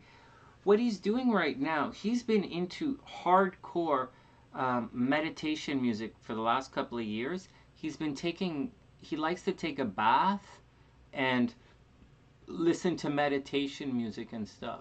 You know, he's really slowing everything down so he can do the healing process, right? You know, the healing process. You know, the thing is, it's Christine, don't freak out. We're going to talk a little bit of meditation and hypnosis here. Don't freak out. All right. So you know, a lot of the healing happens by just being able to be put in that meditative state. A lot of the stuff that, you know, and to be guided into that meditative state. And while you're in that heightened state of pre-conscious awareness, there's a natural healing that takes place. I don't know why, I don't know how, but I do know that it does. And I've seen it so many times. And so he's trying to and I don't understand transcendental meditation. I don't get that. I don't study meditation. You know, I'm from a different background. And I find, so he's been putting himself in that state, you know, and he just has a bath and he listens to his meditation music and he chills out and he calms down, and that's a big deal. There's also another fascinating thing that's happening. And I don't know if you guys are going on through it or not, but there's a sense that there's no desire to argue anymore. You know, there's no desire to fight. There's no desire to be right. You know, there's no desire to control the narrative because the narrative is already done. There's a sense of inevitability, and as we're moving towards the inevitability, everything else is nonsense on the other side. And so I do know one of my dad's favorite things in the world to do right now is to just go for a walk with me. And that's it. And so, and he likes to chill out and do his stuff. And he's a really type A personality. And I do believe in that. I've seen that over and over again. Just, you know, no suggestions, right? I know you guys think of hypnosis as direct suggestion, but hypnosis is so much more than language, right? There is so much more to the hypnotic process than language. And so he's taking care of the nonverbal part of it. And like I said, sometimes just doing it is enough to help heal certain things. And that was my experience as a hypnotherapist for years. There was also another thing that I would add in there on top of that, but for the most part, a lot of the healing happens automatically. Just letting you guys know. It's just something I thought. All right, next. What are you guys talking on about it? Aw, thanks, Kooks. It's meditation music. Yeah. Yeah, he's doing. Yeah, that's what he's doing, and he's moving. He's doing his thing. And as far as Mama Sunshine's concerned, I think the radiation worked. I'll tell you next week when we get the test results back from the doctor. I'll let you know. But I don't know what to say. All right, Anne's up. Anne's up. Anne's been waiting so patiently. Oh my God. All right, let's get on. Let's get on with it. We're gonna do the Anne, and then we'll do Pam. We'll read her transits. And there's a really neat thing. If I stick around without freaking out, it's the part of fortune. I was studying today and yesterday. Like Ericka asked me a couple of weeks ago about the part of fortune, and I gave her the technical answer. I kind of gave her a bit of a brush off answer. And then the information I put up on the website for her is kind of a brush off answer, except that it's from Robert Hand. And Robert Hand is an expert in astrology. So if Robert Hand says it, it's probably very accurate. And he gave, but he gave a kind of a technical thing.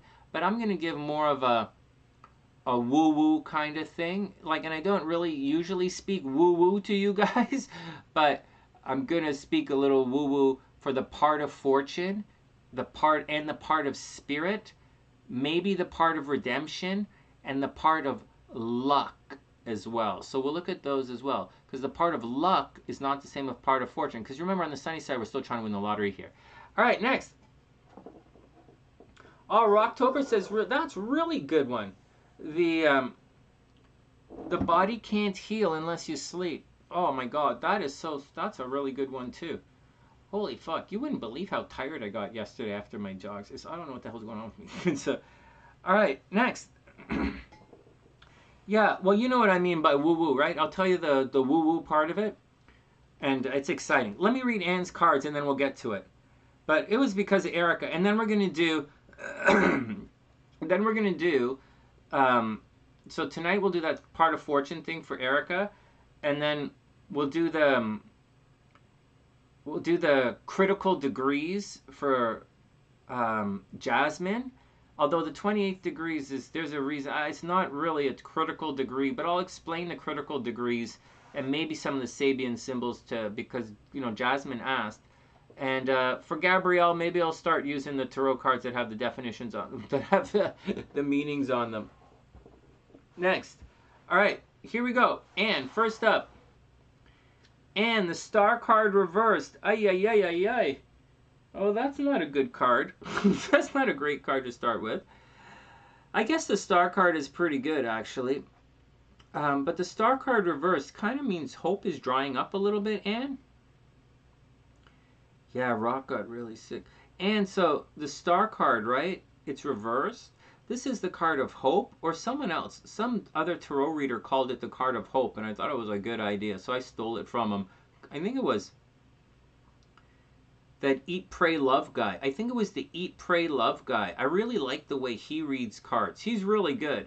He's really good, because that guy sounds like Eat, Pray, Love, that guy sounds like he's making up a story, but the story that he makes up really has to do with the cards. It's really good.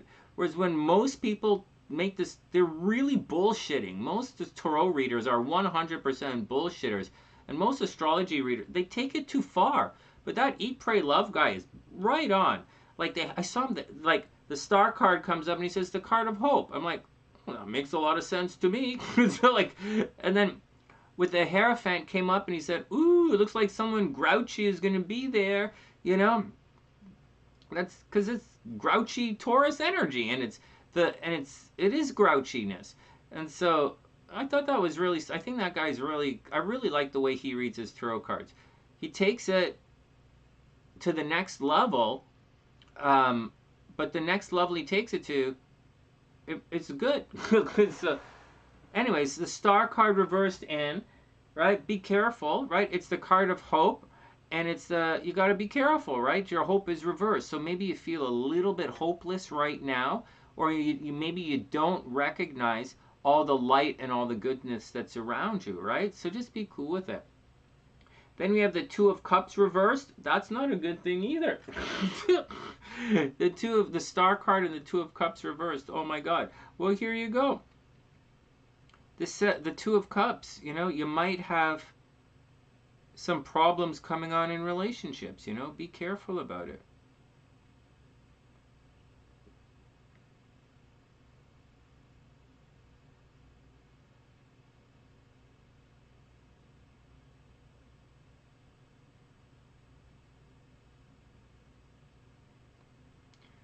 All right, next. Oh my God, let's go. Next. Next, the Two of Swords. Holy shit, and look at this reading. You have some legitimate decisions that you have to make. Oh my God, look at this. Look at this. The star card. Oh my God. Look at this. There's no hope. There's no hope. There's no love. Two of Swords, you have to make a decision. What the hell? Well, and this looks like there's going to be problems in the land of love if you ask me. Right? No hope. Two of Cups, you have to make a decision. Two of Swords, making a decision. Hey Tina, what's up? And hey K1. Then we have the Six of Swords reversed. The Six of Swords means you want to leave, Anne. It's time to leave the situation. Right? It's about not arguing on the way out. It's reversed though, so you might actually be arguing with someone. Maybe you actually got into an argument recently. So either you got into an argument or you feel trapped. So watch out for it. For real? You getting in fight? How can you possibly get into fights in relationships? I don't know how half of you guys here, I don't know why you're single. I don't know why you are getting in problems. I don't get it. You guys should have like lineup of guys all the time. I just don't get it. I get how like Hellbeast is going to have a dry spell. That's obvious. I'm just joking, Beast. I'm just teasing you. Where are the other guys here? Like, I could joke and say Mike is going to have a dry spell, but as long as they have Sagittarius in this world to torment him, Mike will never have a dry spell. Oh, man. I know, like, seriously, right, Ann? What are you guys too nice? Is that what the deal is? Are you guys too nice and you have your partners run all over you? Take advantage. Like, I know I'm too nice, except when I feel like I've been taken advantage of, and then I yell and scream. But even though I yell and scream, I always say I'm sorry, and I always recant. Unless I'm at and then I'll just walk away and leave.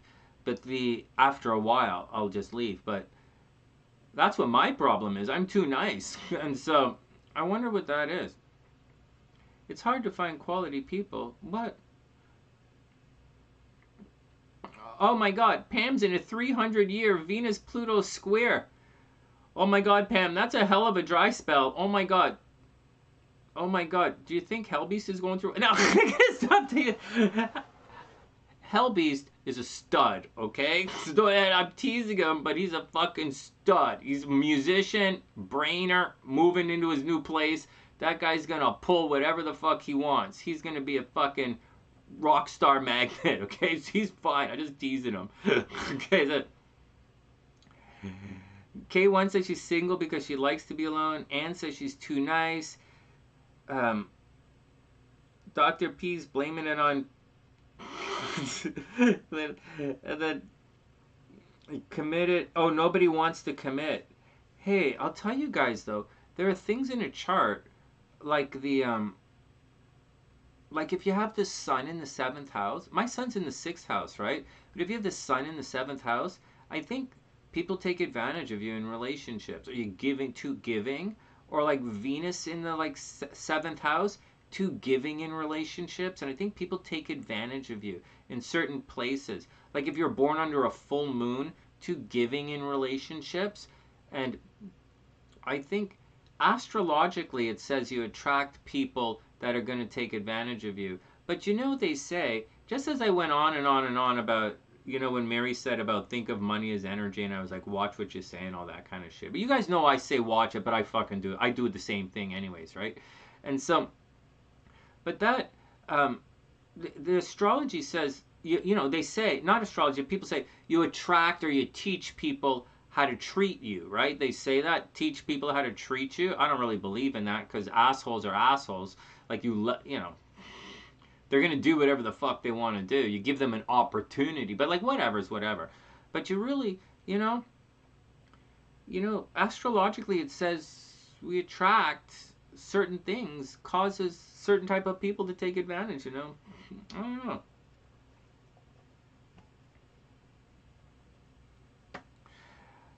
Ah, Pam, I doubt you've been single for 300 years. Maybe it just feels like 300. Oh my God, you want to know something funny? In SLC's progressed chart, I progressed her chart through it. For this entire lifetime, I think her progressed Venus stays retrograde for her in her 12th house for her entire lifetime. She's going to have shitty relationships for her entire lifetime. She's totally stuck with me. Oh no, she was a whistleblower at work. Oh my God. No, she's got to do the ethical thing. Oh, that's a tricky one to have to deal with. I don't know what I would do in that situation. Okay, let's continue with Anne's reading. So Anne did get in an argument last night. Guys, I have the card right here. I haven't looked at it yet. I got to tell you guys, after all this time, I'm still like, what the hell when when it comes up. All right, next, Anne. The Hermit reversed. So maybe you're not going to get a chance to you know, Anne, to stick around. What I mean is, like, I guess in this situation, we can think about being forced to kind of you know, you might be forced, right? Forced seclusion, right? The hermit like this is to look like this, heads up, and then to sort it all out, right? Look at this, sort it all out. Take some time for yourself to sort it all out. So when it's reversed, either you're not going to get a chance to take some time to do it, or else you, anyways, and you have to take some time to sort it all out, right? It does look like there's an argument, right? It looks like it's hopeless. Two of Cups reversed, there's a problem. Two of Swords, you have to make a decision. Six of Swords, you're thinking about leaving, right? Maybe argumentative, right? It is Swords, you have to watch out. And then we have the Hermit card reversed. So there you go. And finally,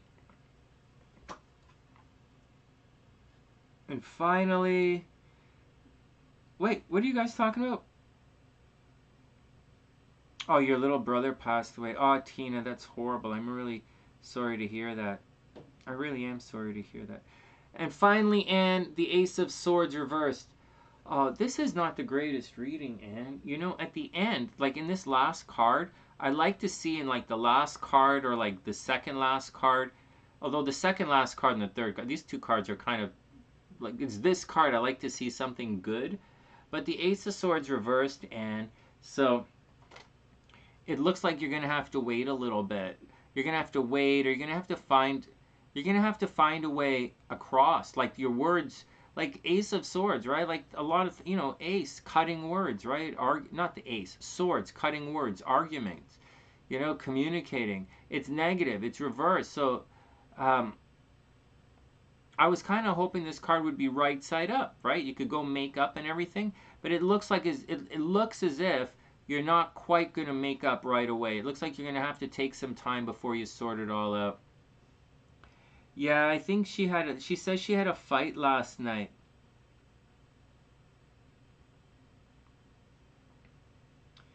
Wow, has it been 2.5 years already, Kooks? Oh my God, time has been flying. 2.5 years already. Oh my God. Yeah, we've had a bunch of people pass away on the sunny side in the last couple of years. It's been stressful, man. All right, and it says maybe going to have a little problem with the new beginnings. Not new beginnings. It says you guys are going to have to sort it out. You're going to have to sort it out. I would like to say that something good is going to happen, but this card's reversed. It looks like a little bit more arguing. Maybe someone's going to have to swallow their pride and sort it out. All right, next.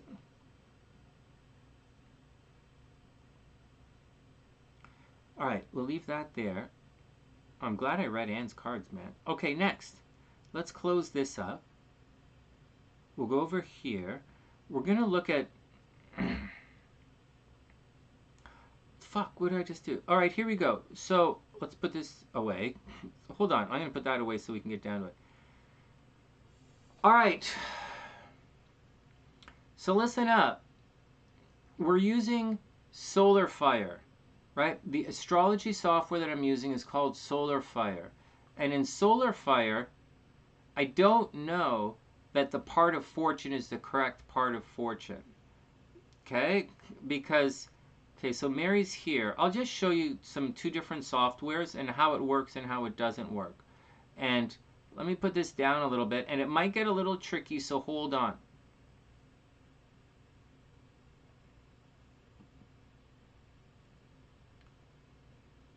Just tricky, hold on. So,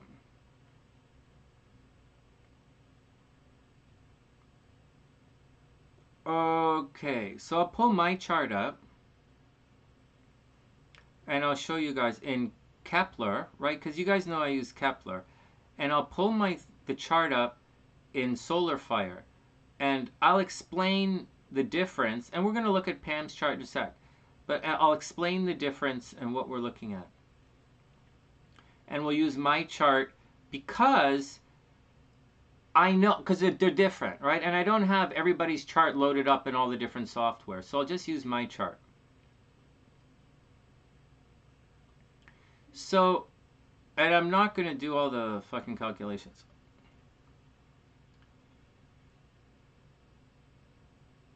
Okay, you guys ready? I've got your birth time, Mary, 5:58. I've got it. It says new. It's under new birth time. There's old birth time and new birth time. Old birth time was 5 something. Check this out. So, here's the thing. So, let me write this in the description box as we go along. Oh my God, description box. At 1 hour to 1 hour and 55 minutes, someone yells at someone about Scientology. Fuck. Hold on, I'm going to put the timestamp in and then we'll do it. It's just my thing is glitching right here for some reason. I'm just refreshing everything. Give me a second to refresh all this, and then we should be okay.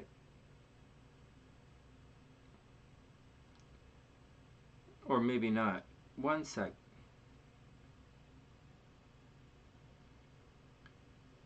So I'm not going to use your charts for the part of fortune because it might not be correct.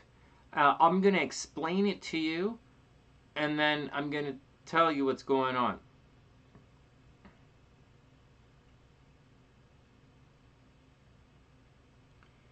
So,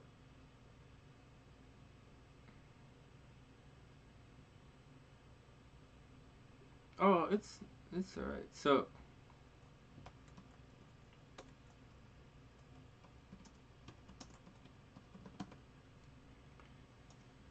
oh my God. It's like saying the Bible has nothing to do with fucking Christianity. It's like, what are we talking about? Okay, listen up. Okay, listen up, guys. Here we go. You ready? Ready or not, let's do it. So, what's the part of fortune? Okay? What is it? The part of fortune, so there are 3 parts or lots that I believe that are also called Arabic parts. Your lots or your parts. And there's a mathematical thing. I put that stuff on the website, whatever. I'm going to explain it to you now in a real kind of simple kind of thing. So, and just bear with it, because as I explain this to you, some of the definitions and understandings of some of the things I say might shift a little from what you currently know and understand about some things. Okay, guys? So just be cool with everything. And so here we go. So anyway, and I do teach this kind of, I do teach a class. My next class is in October. All right, and no, I'm not teaching a hypnosis. So, and no, I don't want to hear about other people's classes. So, here we go. Next. I don't promote other people's classes on my channel. What the fuck is wrong with you? So, next. Actually, the number one way the fastest way to get banned is to do something disrespectful like that. All right, next. Okay.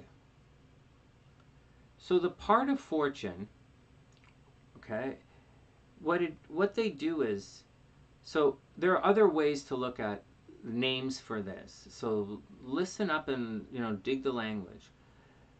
The part of fortune is all, and it comes from Hellenistic astrology. I believe it comes from Hellenistic astrology. It might come from a little bit before that.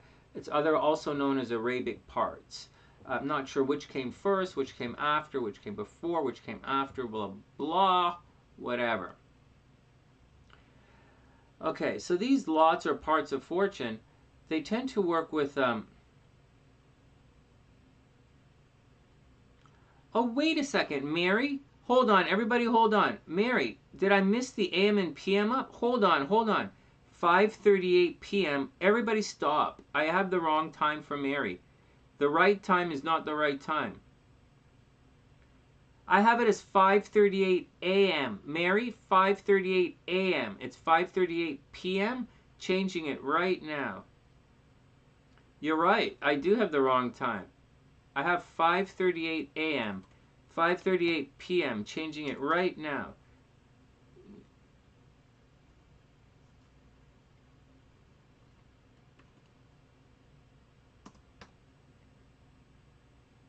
I got it, Mary. Let me save it. Let me save it.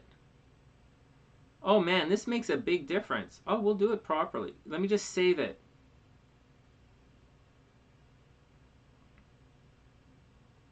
No, Mary, that makes a huge difference. Holy fuck. We'll do your new chart. Let me get rid of the old chart so I don't fuck it up. Mary's old chart is gone. Dr. P's coming up. Let me just pull this up. Dr. P. Oh my god, I can never find Dr. P's chart. Okay, so I've got you, Mary. I had the wrong one, but I have it now. Okay, next.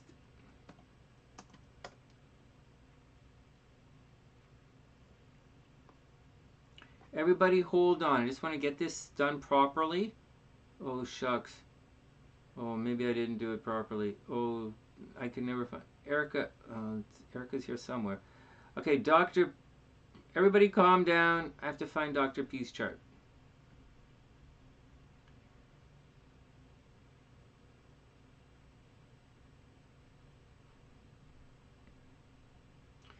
Okay, everybody cool. Just one sec. This is...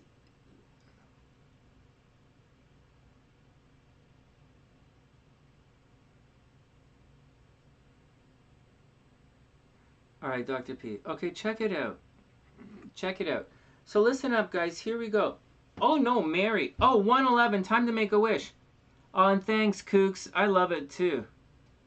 Oh, thanks. That's really sweet. Actually, Kooks, ever since then, I've really been trying to get a grasp on the whole moon thing. I've realized the moon is really important in astrology. And today, what we're talking about today is important as well. But it comes from all that moon stuff. All right. 111 wish. Oh my god. Well, I tell you what my real 111 wish is.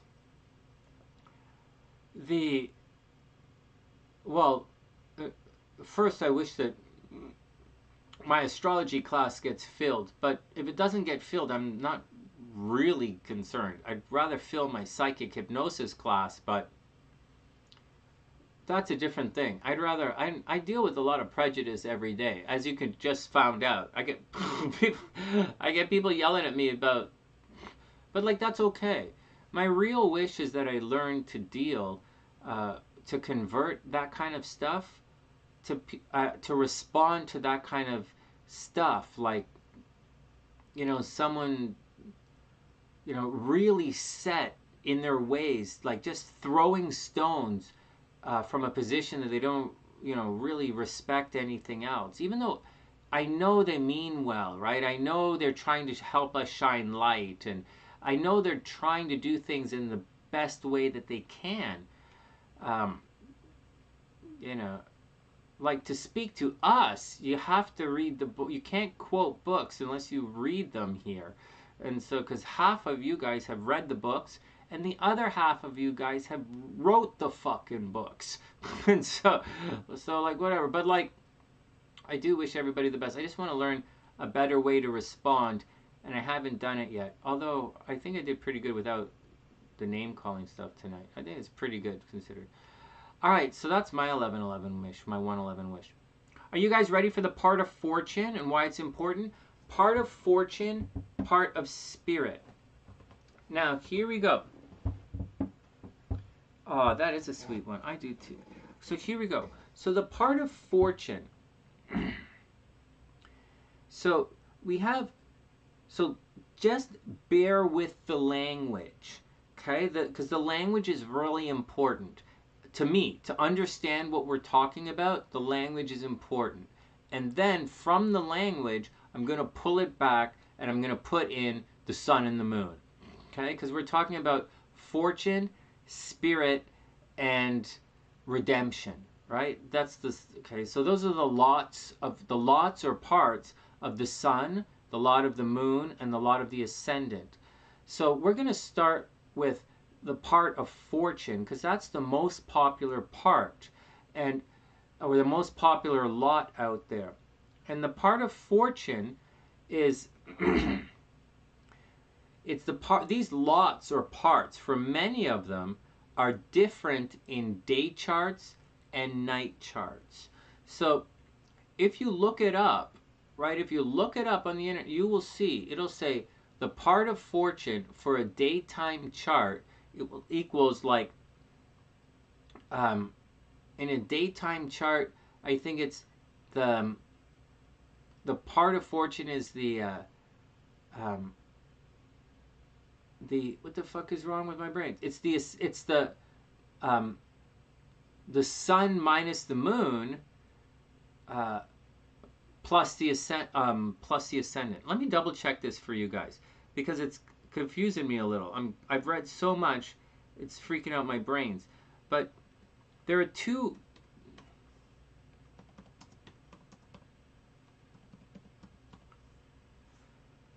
Okay, one sec. So the part of fortune.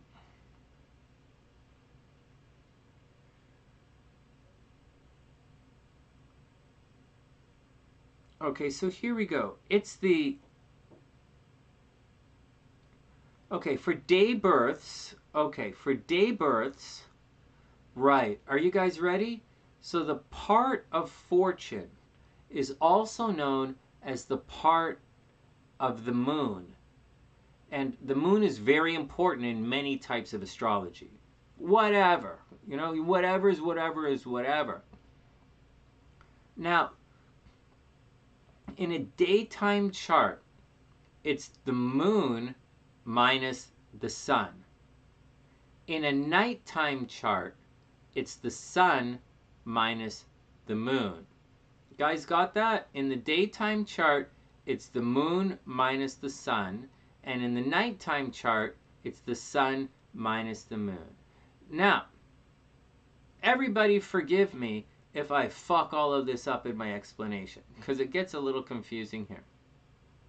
So what's going on is, it's not necessarily as confusing or as crazy as it sounds, although it is.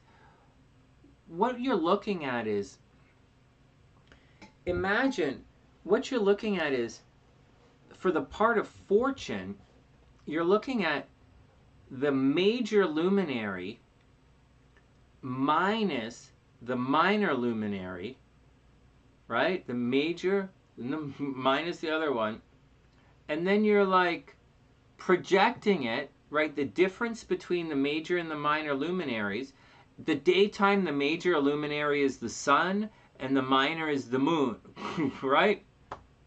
And so, or in the nighttime, it's the moon and the sun. But forget all that thing. I think this thing I'm reading, or I read today, and I think it's backwards. But here's the real deal with the part of fortune, okay? Fuck everything. Here's how it works. It's the lot of the moon. So the sun is who you are. It's your ego. And it's the light. And the sun shines out. Okay? It's shining out. It's your spirit. It's the lot of spirit. It shines out. The moon is where you receive things. Sort of. It's like, you know, forget, okay? Not necessarily. Where you receive is kind of Venus, right? But the moon is your subconscious, but that's not the point. The sun is where you shine out, and the moon is receptive energy, so to speak, right? Or not necessarily receptive, but more like reflective energy. right? So the sun is shooting out light, and the moon is reflecting light. And sometimes it doesn't reflect anything, and sometimes it reflects everything. And so the moon in this kind of thing is your environment, right? Wherever the moon is your environment, and how you reflect back that environment, what it does to you. So like, I know I say it's your subconscious, and Vedics say it's how you think, not how you communicate, how you think. And you know, other people say it's your feelings. Some people say it's Dianetic. I don't know what the fuck, right? But some people say some crazy shit. But like, but what's going on is the law or part of spirit is your sun. It's where you put out that energy, and the law of fortune is that spot where the moon has all of the sun removed from it, right? Or because it's a lot of the moon, or it's the lot, all right? Not necessarily of the moon. It's a lot of the moon, but it's the lot of that part of you, whether it's a day chart or a night chart, right? That's why we use luminaries. It's the moon, but like it could also be the sun, right? Daytime, night chart. And I'll show you in mine because I was born in the afternoon. My sun is in the 6th house, so I was born after sunset.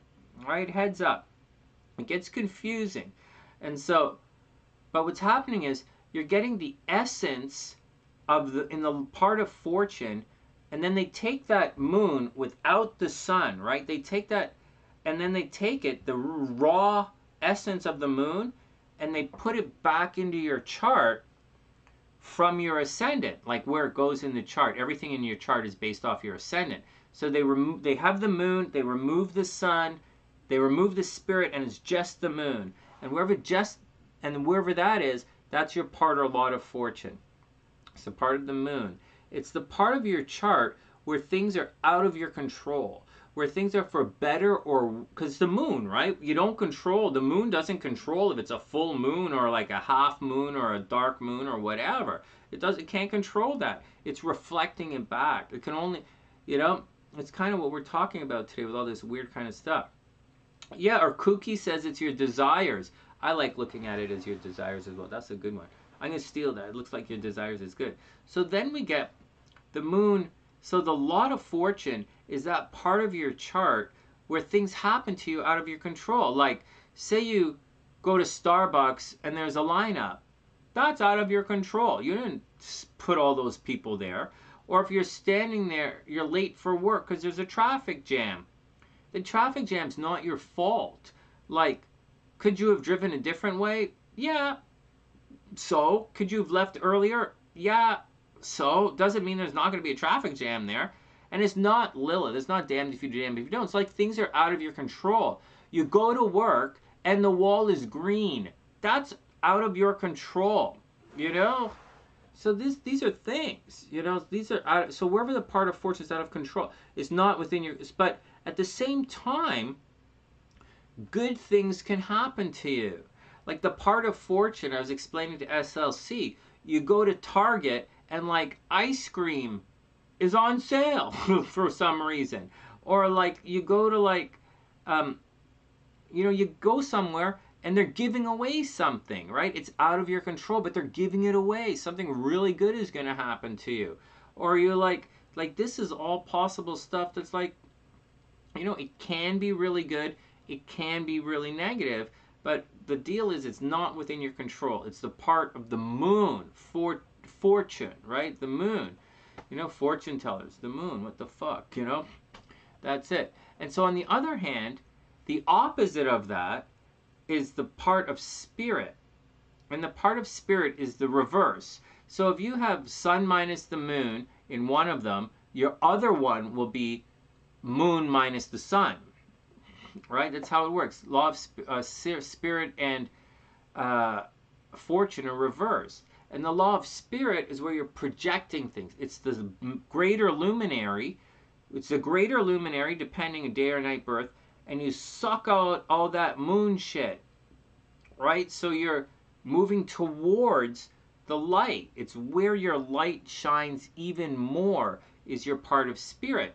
So it's where you're coming into your light, what you have control over, what you're shining, what you're doing. It's your sun.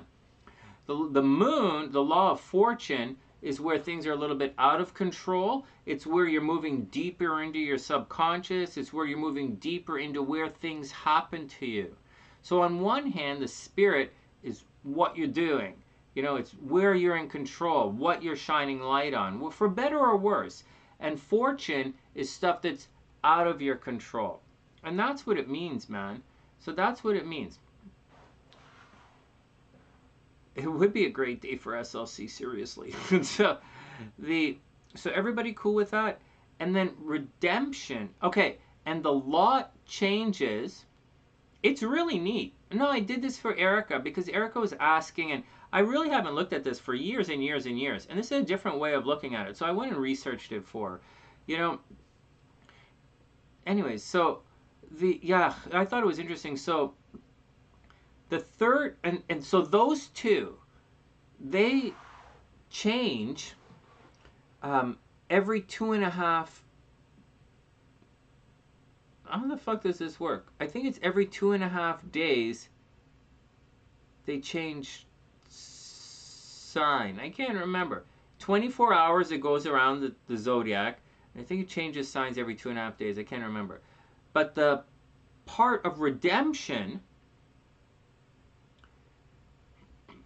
is your ascendant, right? It's the moon plus the sun, right? It's your light and your moon plus sun, minus your ascendant. So for that, they take you out of the equation, and they just have the moon and the sun. Guys, got it? So the part of fortune is, let's call it your darker half, your moon-ish half, depending on if you're lesser luminary, and you take away the greater luminary from the lesser luminary, and then you put it back into your chart with the ascendant. Hellenistic astrologers say the difference between the sun and the moon projected off the ascendant is what they say. I say put it back into your chart. And then that's it. So that's the part of fortune, part that's been part of ascendant. What did Rock say? Control your desires, you can control your suffering. Hey, well, there you go. Yeah, seriously. Very seriously. All right. So I'm going to show you my chart now. All right? Don't anyone freak out when you see how gray I'm supposed to be. So here we go.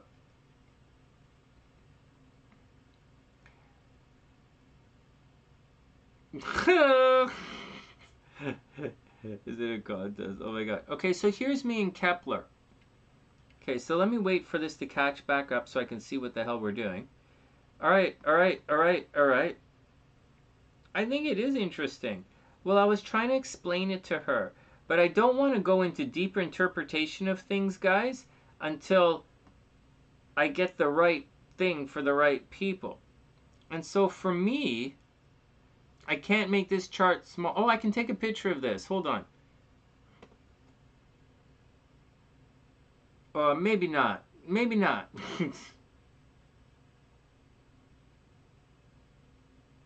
Shit. Guys, new operating system. Fuck!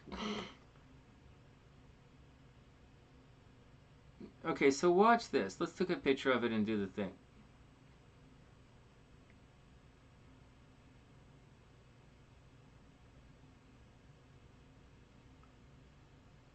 What the hell? What the hell? Where's my picture? What the fuck?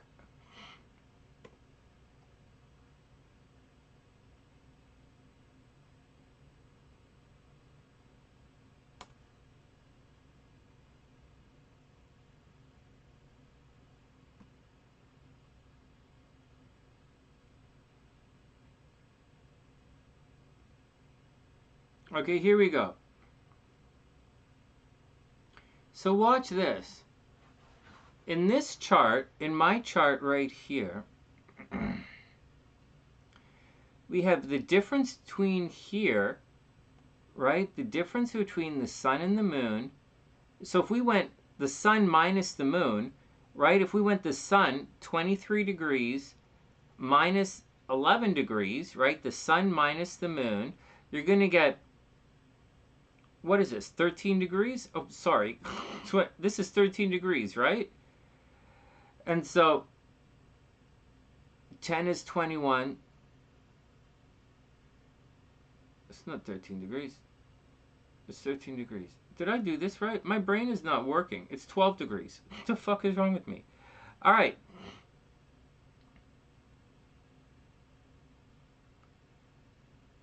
Okay, so here's the thing.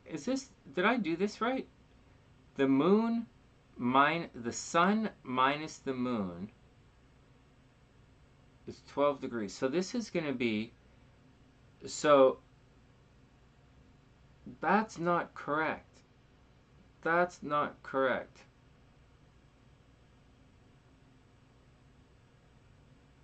That's not correct. This is going to be,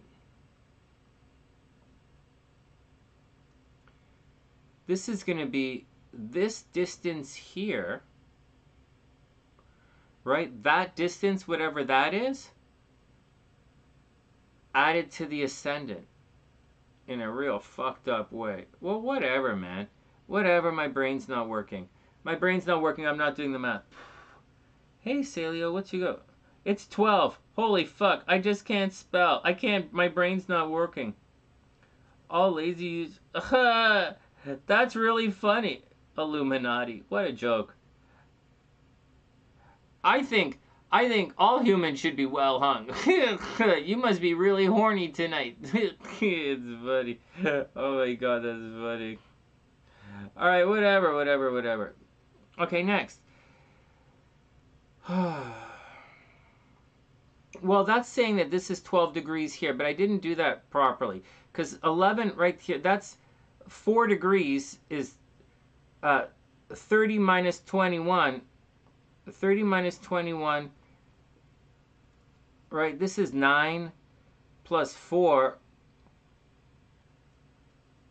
right? 9 plus 4, right? My ascendant is 4 degrees, right? So 9 plus 4 is like 13-ish. But whatever, right? I'm pretty sure it works out the same.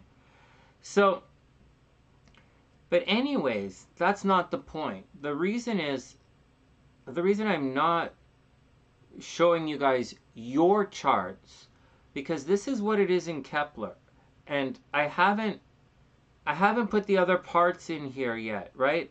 Spirit should be right here. Okay, spirit looks like that, and it should be right here. Like if fortune is here, spirit should be here, but I didn't do it properly. So, because I didn't put spirit on this thing. So I'm not showing you guys for solid because I don't have it for solid in my brains. And this is, I'm sitting in front of it. So let's move it over here. Sorry guys. So fortune's here, spirit should be right here. And they progress normally. But when we go to solar fire, the reason I'm hesitant is because when we go to solar fire,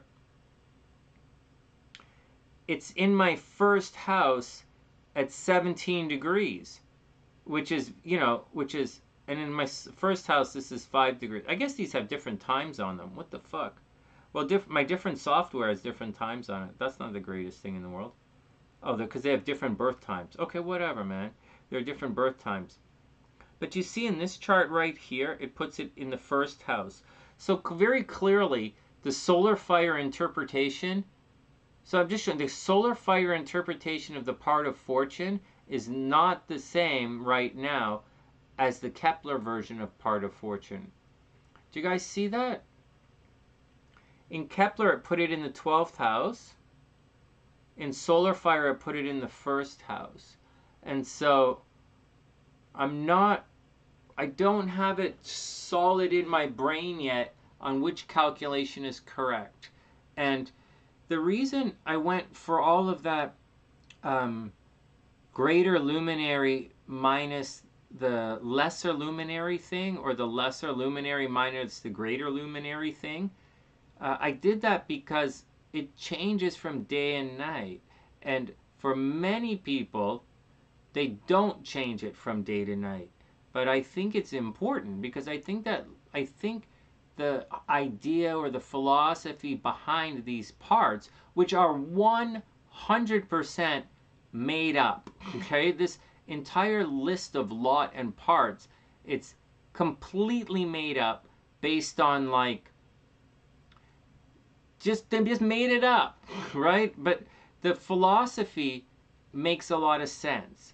And this type of astrology projects things, right? I think they call it profections or perfections. And I'm not a Hellenistic astrologer. I'm not a specialist in this.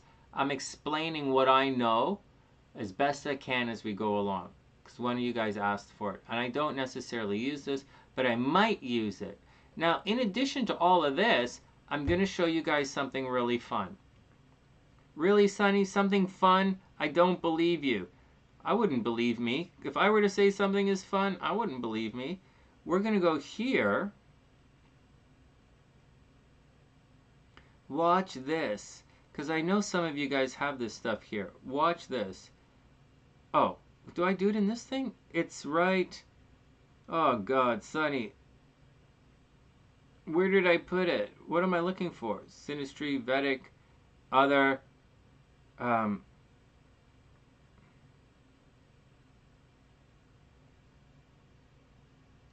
my God, my brain is checked out. Oh, the Arabic parts. All right.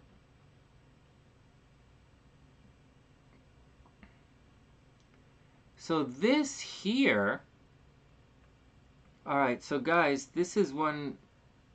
I can't, if I do this, it might fuck up my software, but I'll try. All right, so here we go. This here. Oh, you guys looking at all this stuff? Okay, so this here. Oh, shit.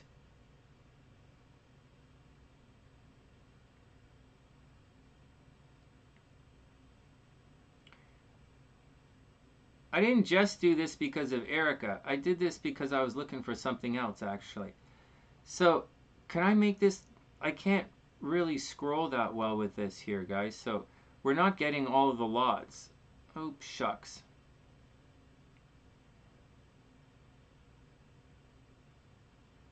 So, you'll see, guys, I can't do the entire thing. Maybe I will.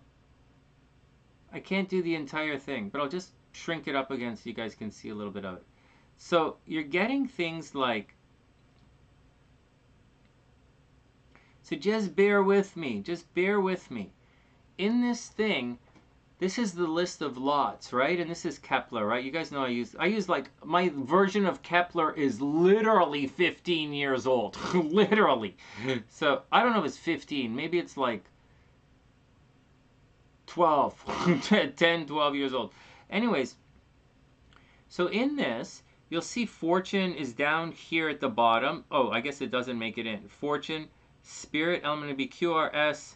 Okay, well, whatever. But anyways, we're going to get things like here, like over here on this side, we're going to get the part of luck. Right? Because we want to win the lottery, right? We want to win the lottery. That's one of the points of training to be psychic. We want to win the lottery. No one wants to speak to the dead. The dead speaks enough to us. But the lot of this, lot of luck, is the moon minus Jupiter equal plus the ascendant. But here's one that might be very interesting to you guys. The lot of love and appreciation. Can you guys see this? The lot of love. Maybe I can take a picture and make it bigger.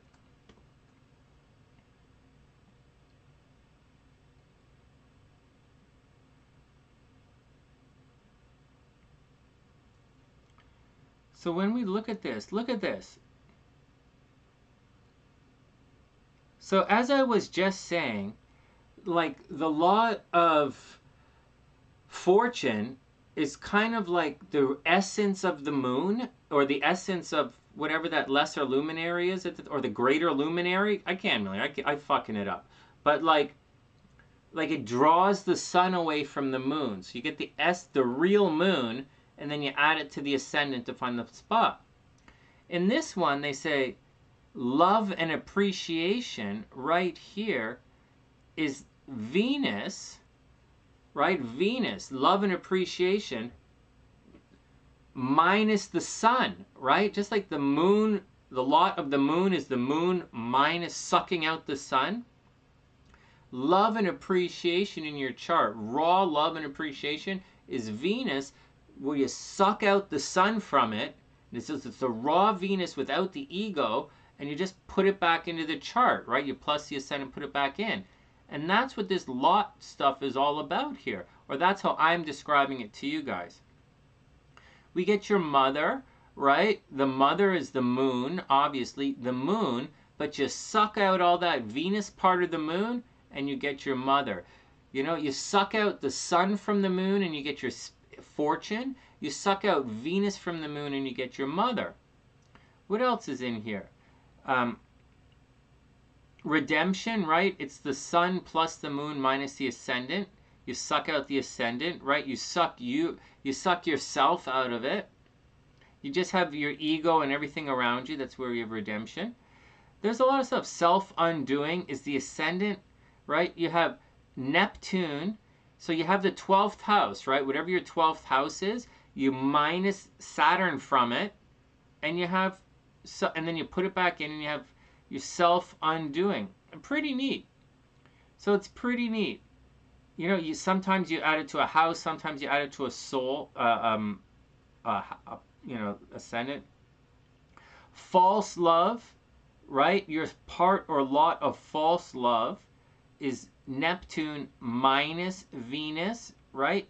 Neptune is illusions, right? Neptune is illusions. You know how I say you want a little bit of Neptune in relationship to gloss over shit? So if you take love, which is Venus, away from the Neptune, you suck Venus out of the Neptune and you put Neptune back in your chart without the Venus, you're going to get false love. So when you look at this stuff, it kind of makes sense. Look, divorce, the 7th house minus Venus. So Venus, love and rapport, and you suck out the 7th house, so they just have Venus minus the 7th house and you plug it back in, you're going to get divorce. That's your lot of divorce. It's neat. Lot of the death of your parents. Some of you might want to know that.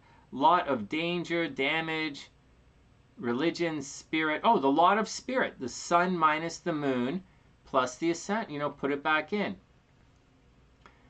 There you go, guys. These are your lots, man. The lot of brethren and friends, the lot of Cancer and reorientation. And so anyways, this is it. Now, I don't really know. This might this might all be bullshit. Like, it really might all be bullshit.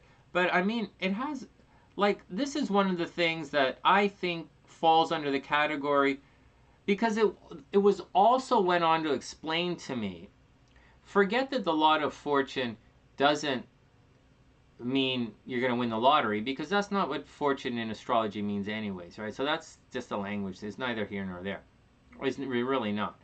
But at the same time, so that's that. So like whatever is whatever. But it's also, they also say, when you look at the lot of marriage, for example, right? And the lot of marriage is the 7th house, right? Committed relationships minus Venus. You suck Venus out of the 7th house and you plug it back in and you get marriage. And then, so my lot of marriage is at 23 degrees Taurus for no particular reason, but that's where it is. And so they didn't say, the books that I read today, or the chapters that I read today, didn't say that you're going to be married at 23 degrees Taurus. It didn't say that. It said, that's what it said. It said it doesn't mean that. And I was like, well, then what the fuck am I reading this for? It says these are the characteristics you're looking for in a partner. All right, whatever, man. So whatever, man. So whatever, man. Just a heads up and all of that stuff. Because I know, you know, the way I use astrology, these points right here on the left suddenly become very important on how SunnySide, we do astrology here on the SunnySide. But the guys are saying that these points here actually don't necessarily mean that that's the date and time, which is what we're looking for here, but qualities that you're looking for. And once I hear that, I suddenly call bullshit on it. But like, it might be bullshit, it might not be bullshit, it makes a lot of sense. I'm trying to explain it to you the way that I understand it. And that's the way I'm looking at it right now.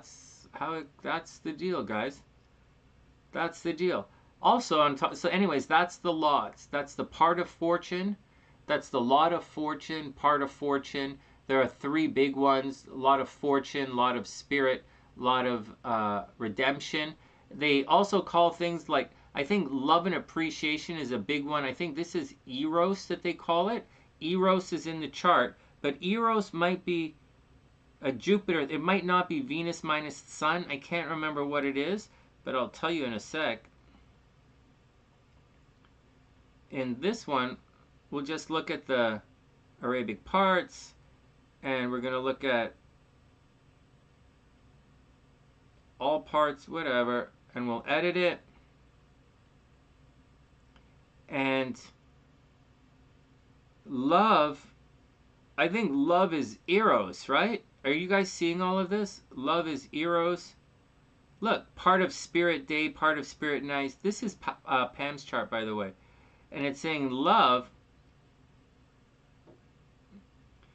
is Venus minus the Sun. Oh, I guess that's what it is. Venus minus the Sun plus the ascendant is love. But I don't really know how to get that back into the chart. So we kind of stuck with it right now. So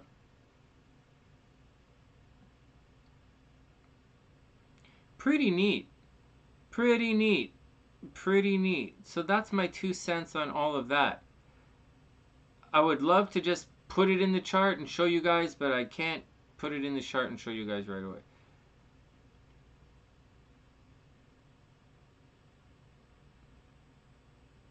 Does that make sense, guys? Does that all make sense to you guys? I'll continue doing a little bit more. Select. Does that work? Fuck, it never works. It never fucking works for me. Whatever. It's on this chart. It's in Kepler somewhere. Oh, fucking hell. Oh, well, Kepler's got to shut down because I don't know how to get back and forth on this. Oh, plus that's just a picture. Okay, Kepler's done for the night. All right, Dr. Okay, so Mary's up, and then we're going to do Dr. P. Okay, what are you guys talking about?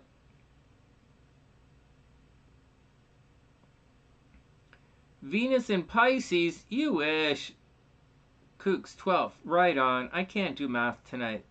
I can't do math. I'm confused. I can't.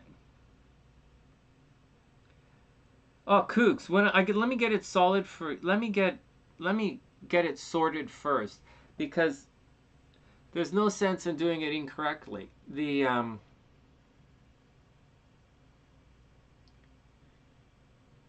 Because let's get back to my chart for a sec. I'll show you on my chart and Dr. Pam's chart.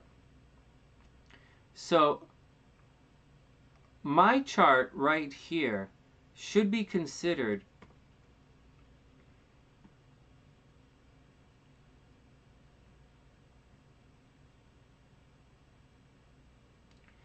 so I'm born at like 5:18, 5:22 in the afternoon, right? So my TOB,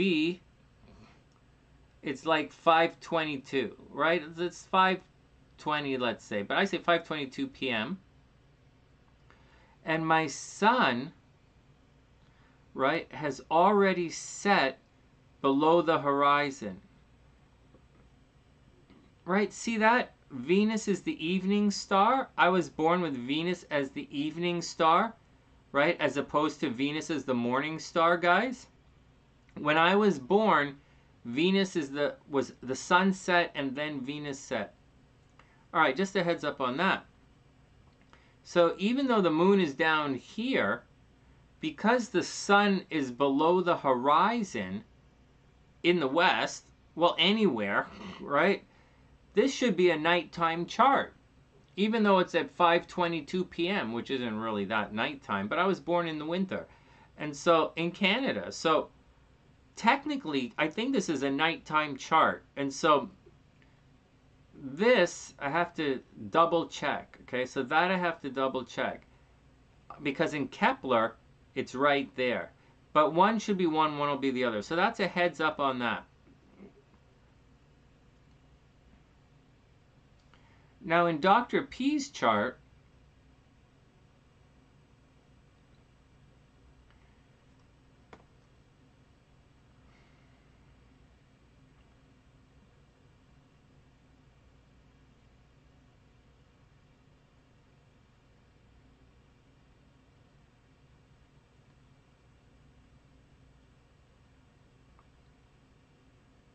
In Pam's chart,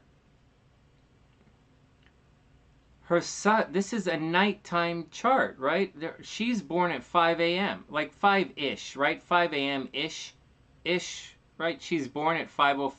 What the fuck did I write? 5 a.m., right?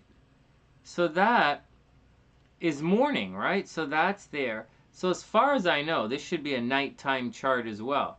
Now I could be mistaken in all of this shit, but like that's, from what I know, these are both nighttime charts, and they would use lesser luminary, so in the, you know, to the major luminary, right? Because you're, the, you know, that's the, so this is the major luminary, right? At nighttime it's the moon, and in daytime it's the sun. Just a heads up on all of that. All right, enough. Time to go on and read the charts.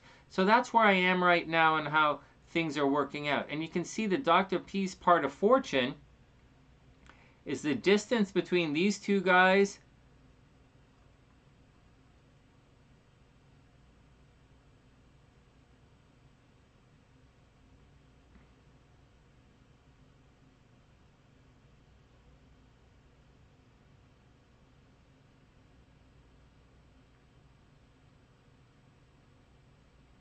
anyways.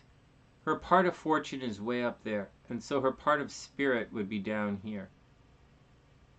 So Pam, this here in solar fire, which may or may not be correct right now, and I'm not going to do the thing to figure it out.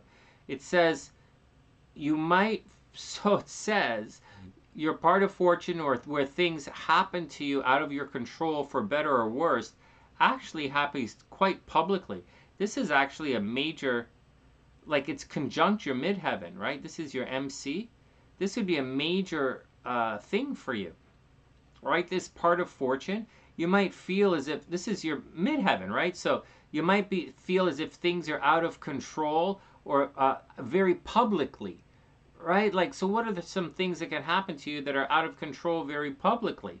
Like, you know, like you go outside, you're always bumping into people.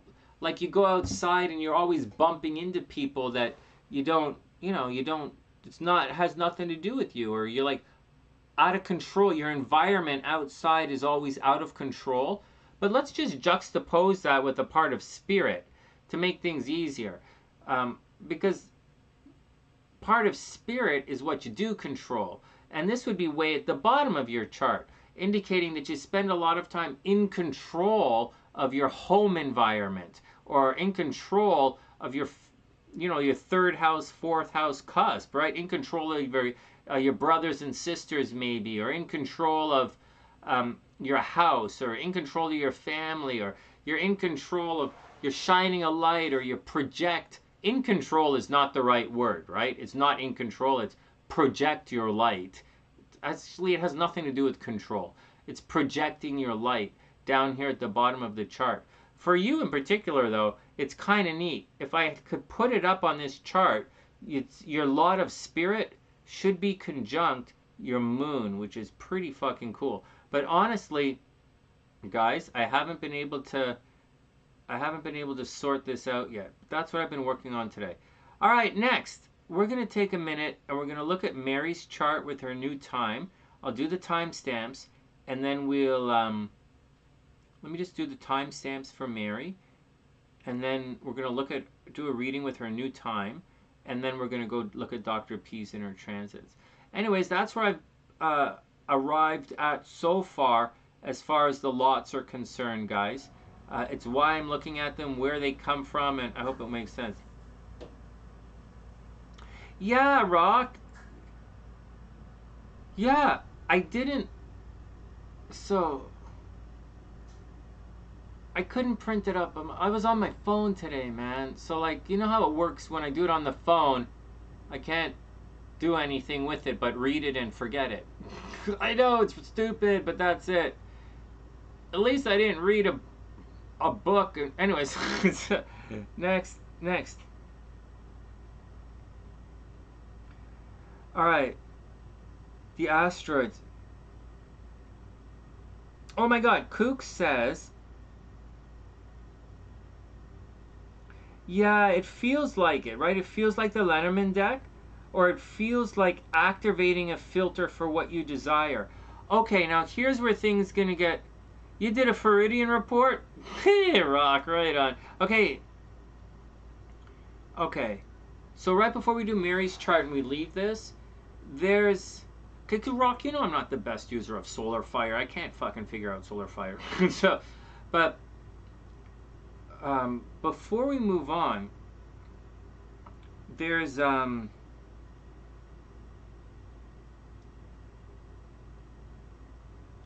what do I want to say before we move on? Oh, about kooks. Yeah, kooks. Oh, so here we go. So there's a story of how I started doing this. It was the Ericka thing, and then I'm looking at midpoints for gambling. Whatever. I'm trying to. My hobby is to try and find a way for you guys to win the lottery. But I'll tell you that another day.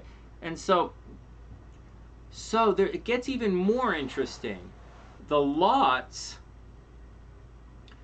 I'll tell you, and then we'll leave it. The lots kind of have to do with sacred geometry a little bit, and because it was explained to me as an isotrap, they called it an isotope, or not isotope. That's an isotrap. They called it, like two isosceles triangles, whatever. And so, but they said it's the angle between two things. It's, I don't know, it's kind of bullshitty, but it's not really bullshitty. It's not you know what? Hey, Beast, it's not, you know, kooks, it's not really like, it is kind of bullshitty, but not really. Like, it is and it isn't. And it's because, like, midpoints are a thing in astrology, which is like a real thing. Like, they really do work, and it's surprisingly accurate. Which midpoint when, right? It's pretty fucked up, but like, it's a real thing. And so there's no reason to think. And so the lots have to do with a vibrational energy. No shit. Like, no shit. And so I just, like, when they, like, I'm watching this astrologer talk about it. He's an old guy. He does a lot of this geometry shit. He's getting into this. He was talking about astrology and the music of, you're not going to believe this. Yeah, and I'm not really sure if what I'm talking about is sacred geometry or not, but he was using a lot of geometry stuff. He was alluding to words. He started to get into John Coltrane and John Coltrane's spheres of sound and shit. And I was like, all right, but I'm supposed to learn about the part of fortune, so what the fuck, you know? And so, but it was going on like this, and he was going on a double vibration. And Rocktober, if you go in the solar fire, I know it's in Kepler, but in solar fire, you'll see the charts where the energy arcs up and down, right? There are a couple where it's a timeline. Okay, it's not the timeline, right? Not the calendar. We're talking about the energy going like this, and the other planets, and they cross like that. That's what the guy was showing me, but he was showing me in an old program that's more like Kepler. And so I can't really find it in solar fire. Just like I couldn't find that list that I just showed you guys. I can't find the list in solar fire, so I used it in Kepler. All right, next.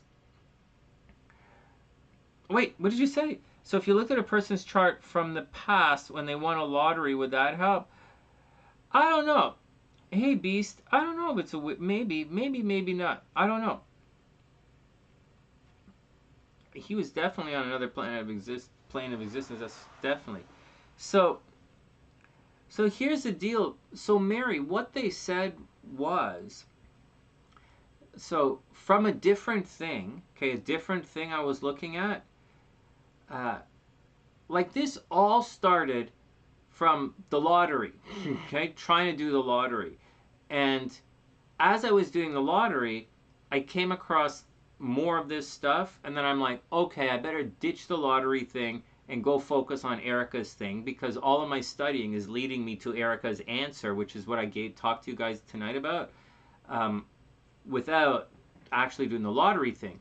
Now, the lottery thing is a midpoint, and it leads to sudden and unexpected fortune, luck, and sudden unexpected luck. And they said like 60%, 65% of lottery winners in this study had this particular midpoint activated in their chart. And so I added the midpoint to solar fire, right? I added it to, I don't know if I added it to Kepler, but I think I added it to solar fire so I can show you guys.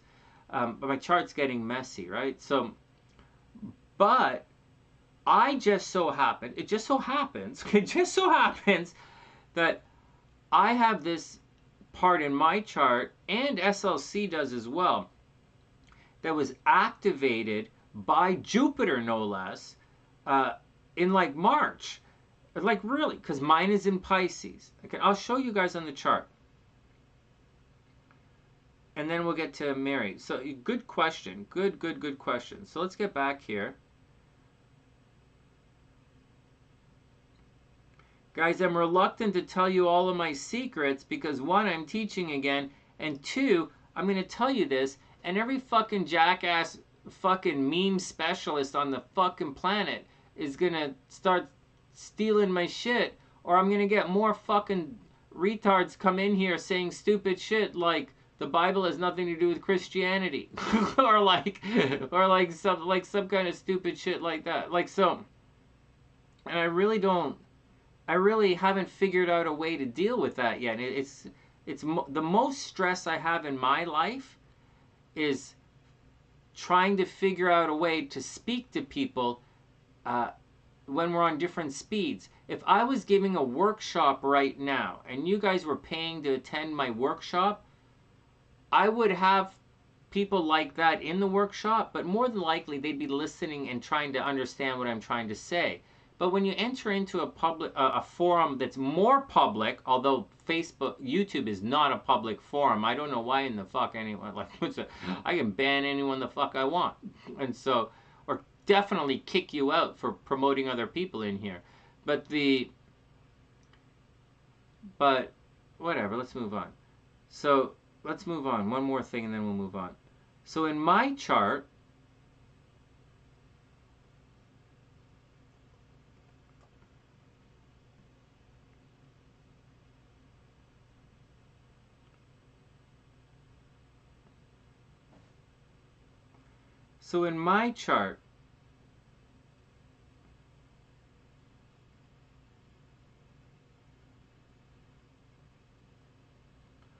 okay, so in SLC's chart, I think, so in my chart it's right here. That's the midpoint, that black one right there. It's halfway between Uranus and Jupiter. Okay, the midpoint of Jupiter and Uranus, right? The midpoint between Jupiter and Uranus, that is supposed to be the lottery angle. And in my chart, it's at 17 degrees Scorpio. So Jupiter transiting was up here, 17 degrees Pisces in the spring. Jupiter was at 17 degrees Pisces, right? Jupiter, 17 degrees Pisces in the spring, and nothing happened. You guys know I was always playing the lottery, and I didn't win the lottery. There was some and this is a trine, right? This is a super harmonious aspect. And this only happens once every 12 years. I didn't win the lottery. You guys know I didn't win the lottery. I never win the fucking lottery. And so it didn't work for me. And also, I think SLC's midpoint is up there in Pisces, and she didn't win the lottery either, obviously. So as much as I want to say this midpoint right here is the dual, like that's the thing. That's the thing. So to answer your question, yeah, this is what they said, and yeah, this is where the research came from, and this is where they said it is. It's not me. I don't say that. I say Venus right here. I say Venus or Jupiter in the 9th house making an aspect to your ascendant. That's lottery. That's the lotto. And this, the Sun here, Venus here, I'm very consistent with this. That's money from gambling. Like, these are my points. That's where Sonny looks for your stuff. Right up here in the 11th house, Venus in the 11th house, or even better, Jupiter super loves it in the 11th house. Jupiter super, super, super loves it in the 11th house. Venus likes it in the 5th house. Jupiter loves it in the 11th house. You guys should learn this, right? If you guys need to know planets, planetary rulers, where planets are exalted, and the houses that they like to be in. Those are the basics you need to know before you get into strength of planets, which is what everybody wants to know. But like Jupiter up in the 11th house is where everybody says, you know, win lotto. But I don't say that. I don't say that. I say Venus in the 11th house means promoted at work, right? You're going to get promoted and stuff. So heads up on all of that stuff, right, guys? So that's what we know right now. So here are the points again. So SunnySide astrology, okay? SunnySide, we say Jupiter in the 9th, right? That's what we say. Jupiter in the 9th. We say is Lotto, right? Jupiter in the 9th makes to the ascendant is Lotto. Venus in the 5th. No. Venus in the 6th. Sun in 5. Venus in the 6th is Casino. We're also now looking at the Jupiter Uranus midpoint, and we're probably looking at Jupiter in the 11th, right? Maybe Venus in the 5th, but Venus in the 5th is getting pregnant, so like fuck that. Venus in the 5th is definitely getting lucky, but it's the wrong kind of getting lucky. So these are the points we're looking. You could leave Venus in the 5th. What the fuck? And so this is what we're looking at for gambling right now. All right, this is it. Don't tell everybody on the planet, right? That's going to just stress my fucking brains out. All right, next. Oh, yeah.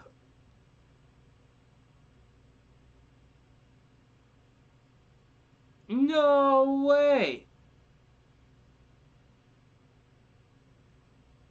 Sure, why not? We're going to look at your chart right now anyways. Okay, everybody cool with that? Let's look at Mary's chart. Okay, we're going to read Mary's chart in a sec. Timestamp, read timestamping. I'm read timestamping. So, like I said, I don't know, but that's what I know. One sec.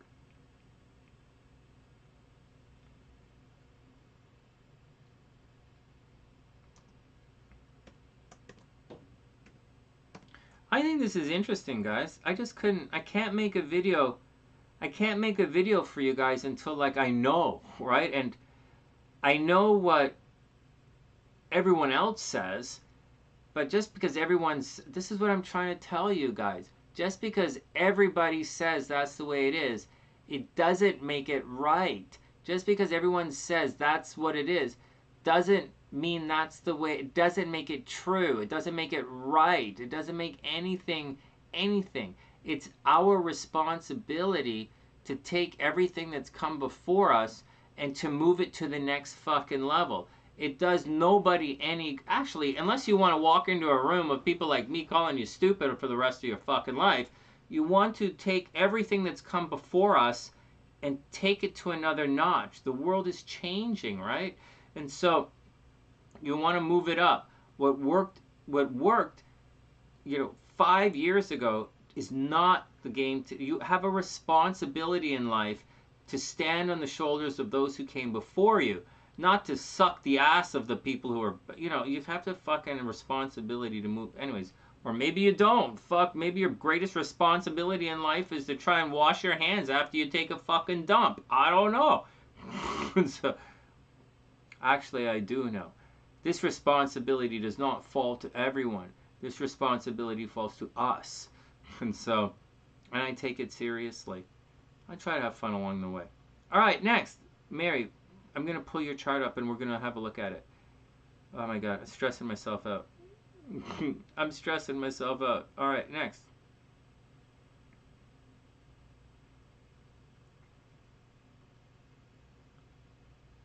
Okay, Mary's chart. Okay, so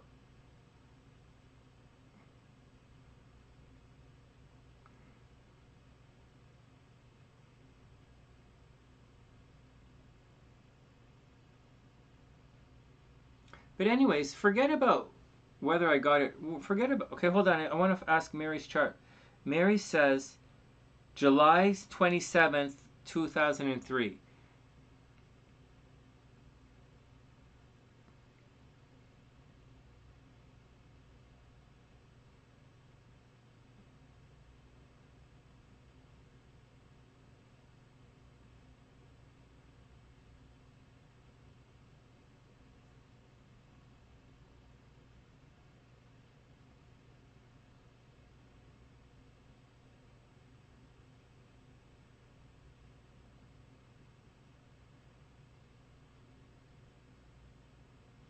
You guys aren't seeing this, right? Oh my god, I fucked this up in the horoscopes again. I so fucked it up in the horoscopes. I forgot that I was sitting right here and I fucked it up.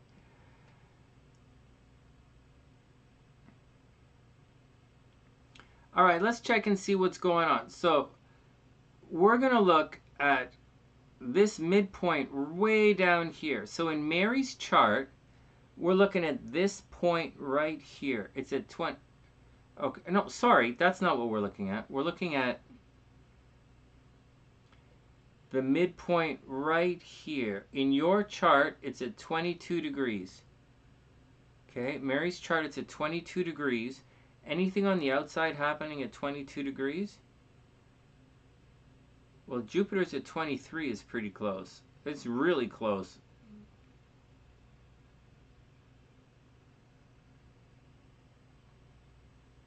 But that's a square.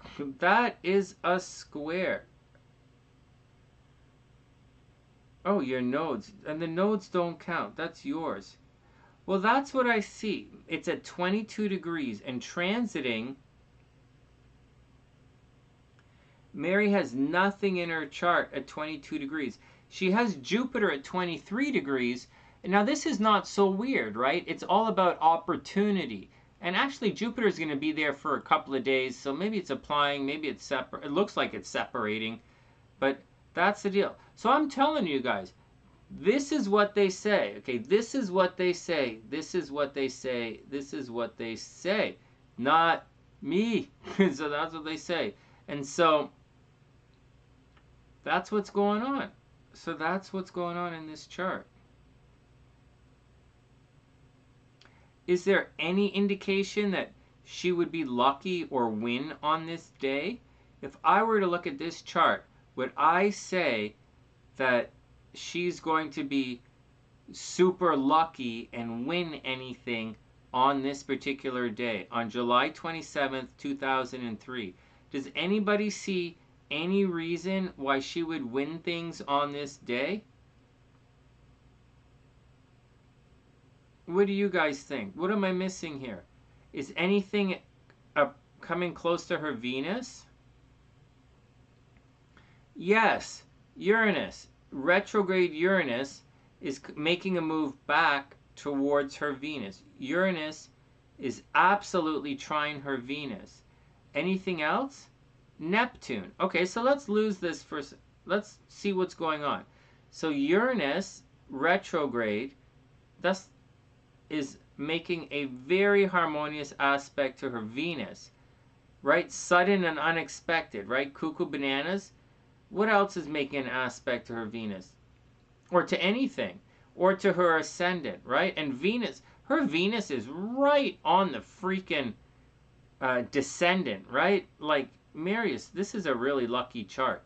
And this, although this chart is fucking brutal in relationships, Mary, you could like, this chart says you're going to get divorced, you're divorced, violence in relationship, guaranteed divorce, guaranteed violence in relationship, holy smokes, guaranteed depression, mental health issues, not like crazy, right? I don't really see any like, I don't see suicide or, in the chart, but I see depression in the chart.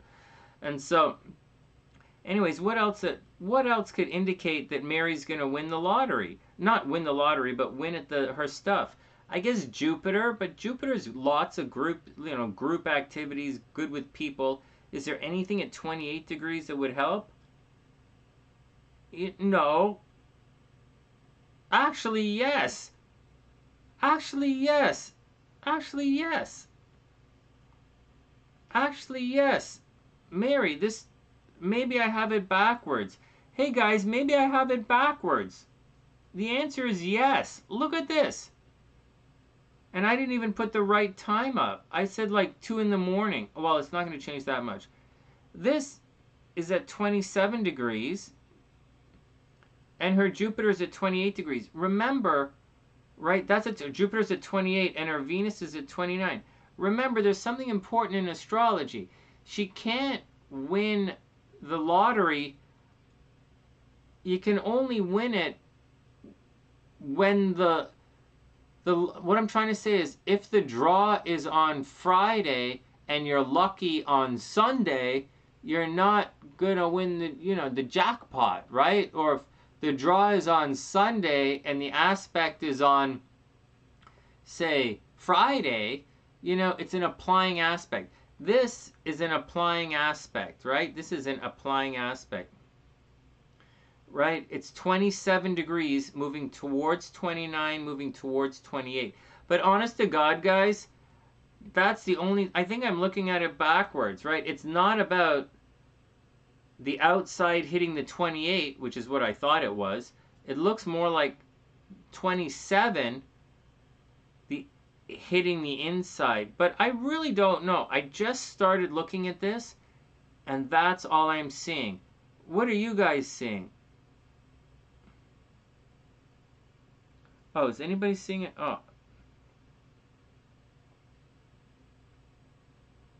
Oh, hey, Annie, what's up? I hope you're having a beautiful day. I hope everything is super cool. So, what do you guys think? A square, so it's the degree. Where's the square? Sorry, I missed it. I was looking at something else. Sagittarius.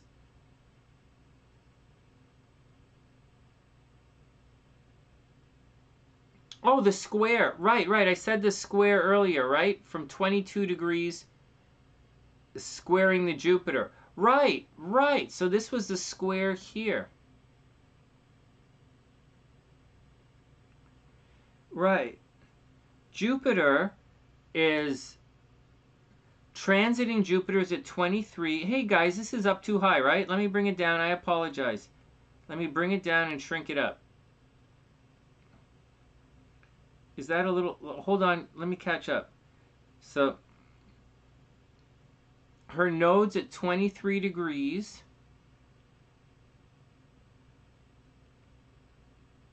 Maybe her nodes... Actually, she has a lot of midpoints at 22 degrees. Okay, so... She has a lot at 22 degrees, actually. Like, she has Chiron Jupiter, which is a big, gonna be successful at 22 degrees. Actually, I would make a guess right here. I would guess, I'm guessing this. I'm gonna guess the Jupiter cycle because we can control it. I don't really know about this Jupiter-Uranus cycle. I'm just starting to look at it. So I don't know how slow it is. I don't know how often it is. I know this is a 12-year cycle, but I can't imagine that every 12 years you're going to win the lottery. So I can't imagine that. And so, especially when it's a square. So I'm not sure, guys. I'm really not sure. All right, Beast, have a wonderful night. Venus and Jupiter, right? 29, 23, 27. Right, Venus, right. Venus here. Right, Venus there.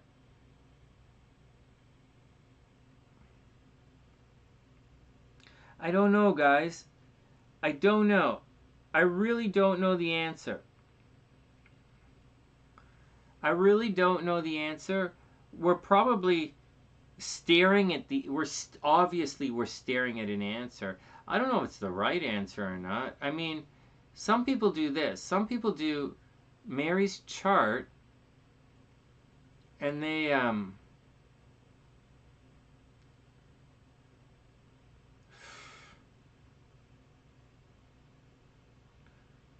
what did we say? 23, right?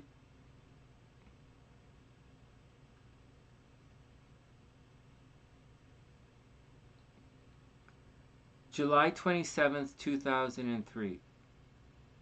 Fudge, July 27th, 2003.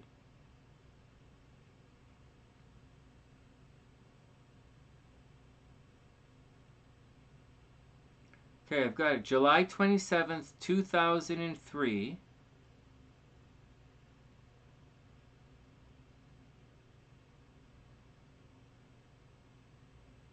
We don't want that. We want this.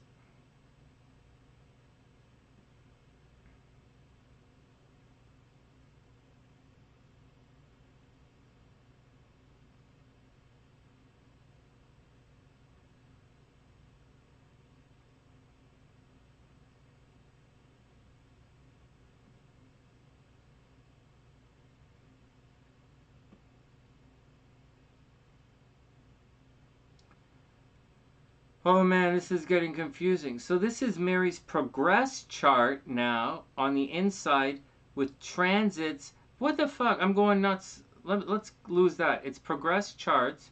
Let's just take a second and look at her progress. Fuck.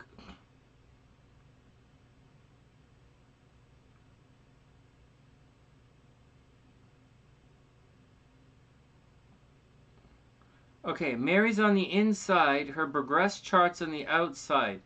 Does this chart look lucky to anyone?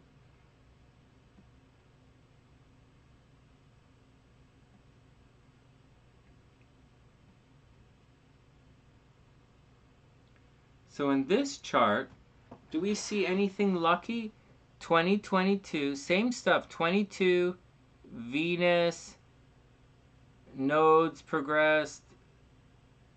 Where did Jupiter, is anything on the outside doing anything that would indicate that she'd be extra lucky at that time period, 22?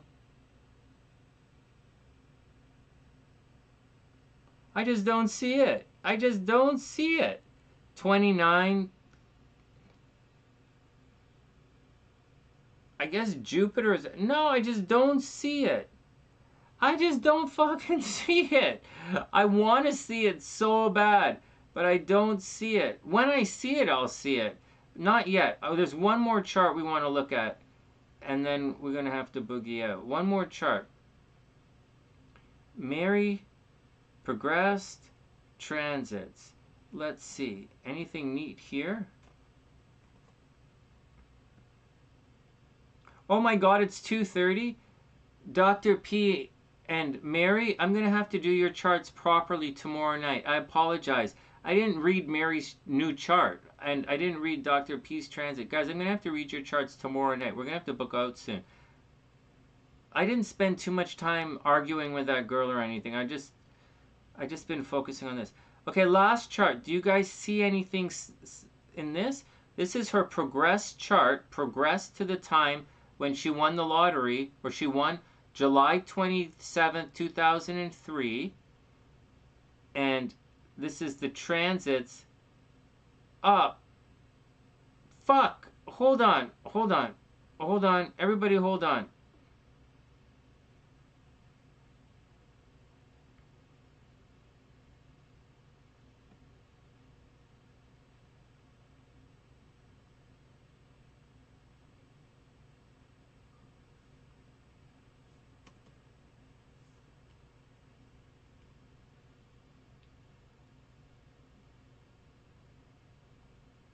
One sec.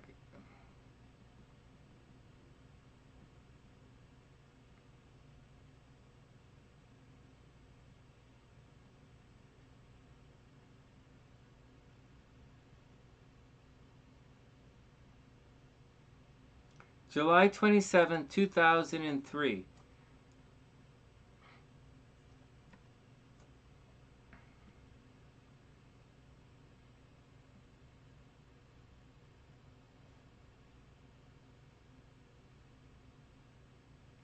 All right, guys. Here, what the? Come on, computer, don't let me down. Your memories. You don't need memory to be psychic. All right, so here we go. This is the progress chart, right? And this is the transit chart for July 27, 2003. All right, big breath. 27 degrees there. Venus, 27 degrees. Oh, well, there we go. Inside chart. 24 degrees is the Jupiter-Uranus thing.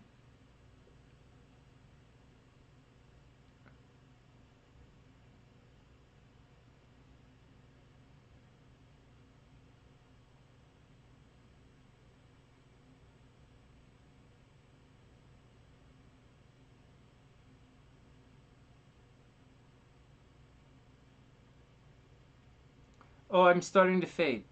This.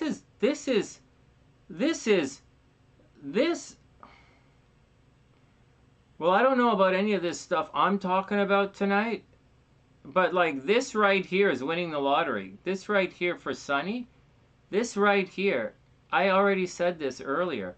The sun right here, Venus is right here, and Jupiter is right here. I've said this already. Money from gambling. Like this is SunnySide Astrology, making money at the casino. But we're looking at the progress chart, and transits. So this is a pretty fucking fucked up thing to look at. We're supposed to be looking at aspects to this 27 on the inside, and I don't really see it, or aspects to this 24 on the inside, and I don't really see it. But I do see this. But guys, seriously, is this like something that we're gonna like see? Is this something we're gonna see? Or was it just lucky for Mary? Guys, I don't know if this is a real thing or if this is a make-believe thing. I was telling SLC earlier. Sweet dreams, Annie. I hope you have a wonderful night. You know what, Mary? Hey, monkeys, what's up? I hope you're having a wonderful day. Yeah, I know, Kooks. Nothing is jumping out. You know what, guys? The time, not really. The time, yeah, definitely the time matters, but not necessarily. The time is a moon kind of thing, right? And the moon right here, the progressed moon won't really do it, but the time, the only thing the time is gonna affect is the moon, and the moon is at 9 o'clock, and at 9 degrees.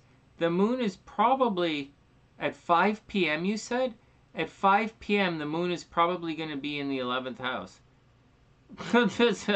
I'm not sorry. I can't speak anymore. The moon's probably going to be in the 5th house, right here. So yeah, the moon in the 5th house would make you lucky, for sure. All right, let's try the moon. Hold on, let's try the moon. 5 p.m., right? Let's try it. Like, what the fuck?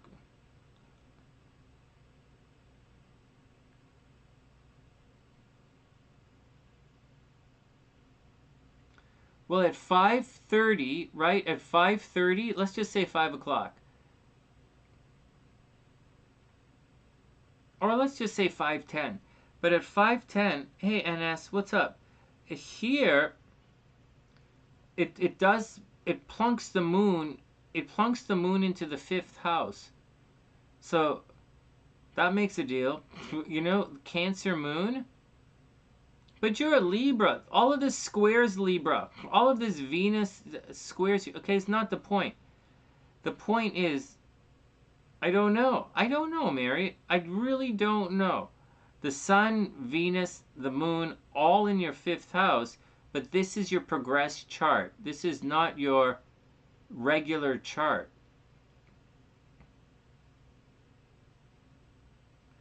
Well, that's where we're at, guys. I don't really know the answer, but that's what we've got right now. Well, there we go. I don't really know what to say, you know?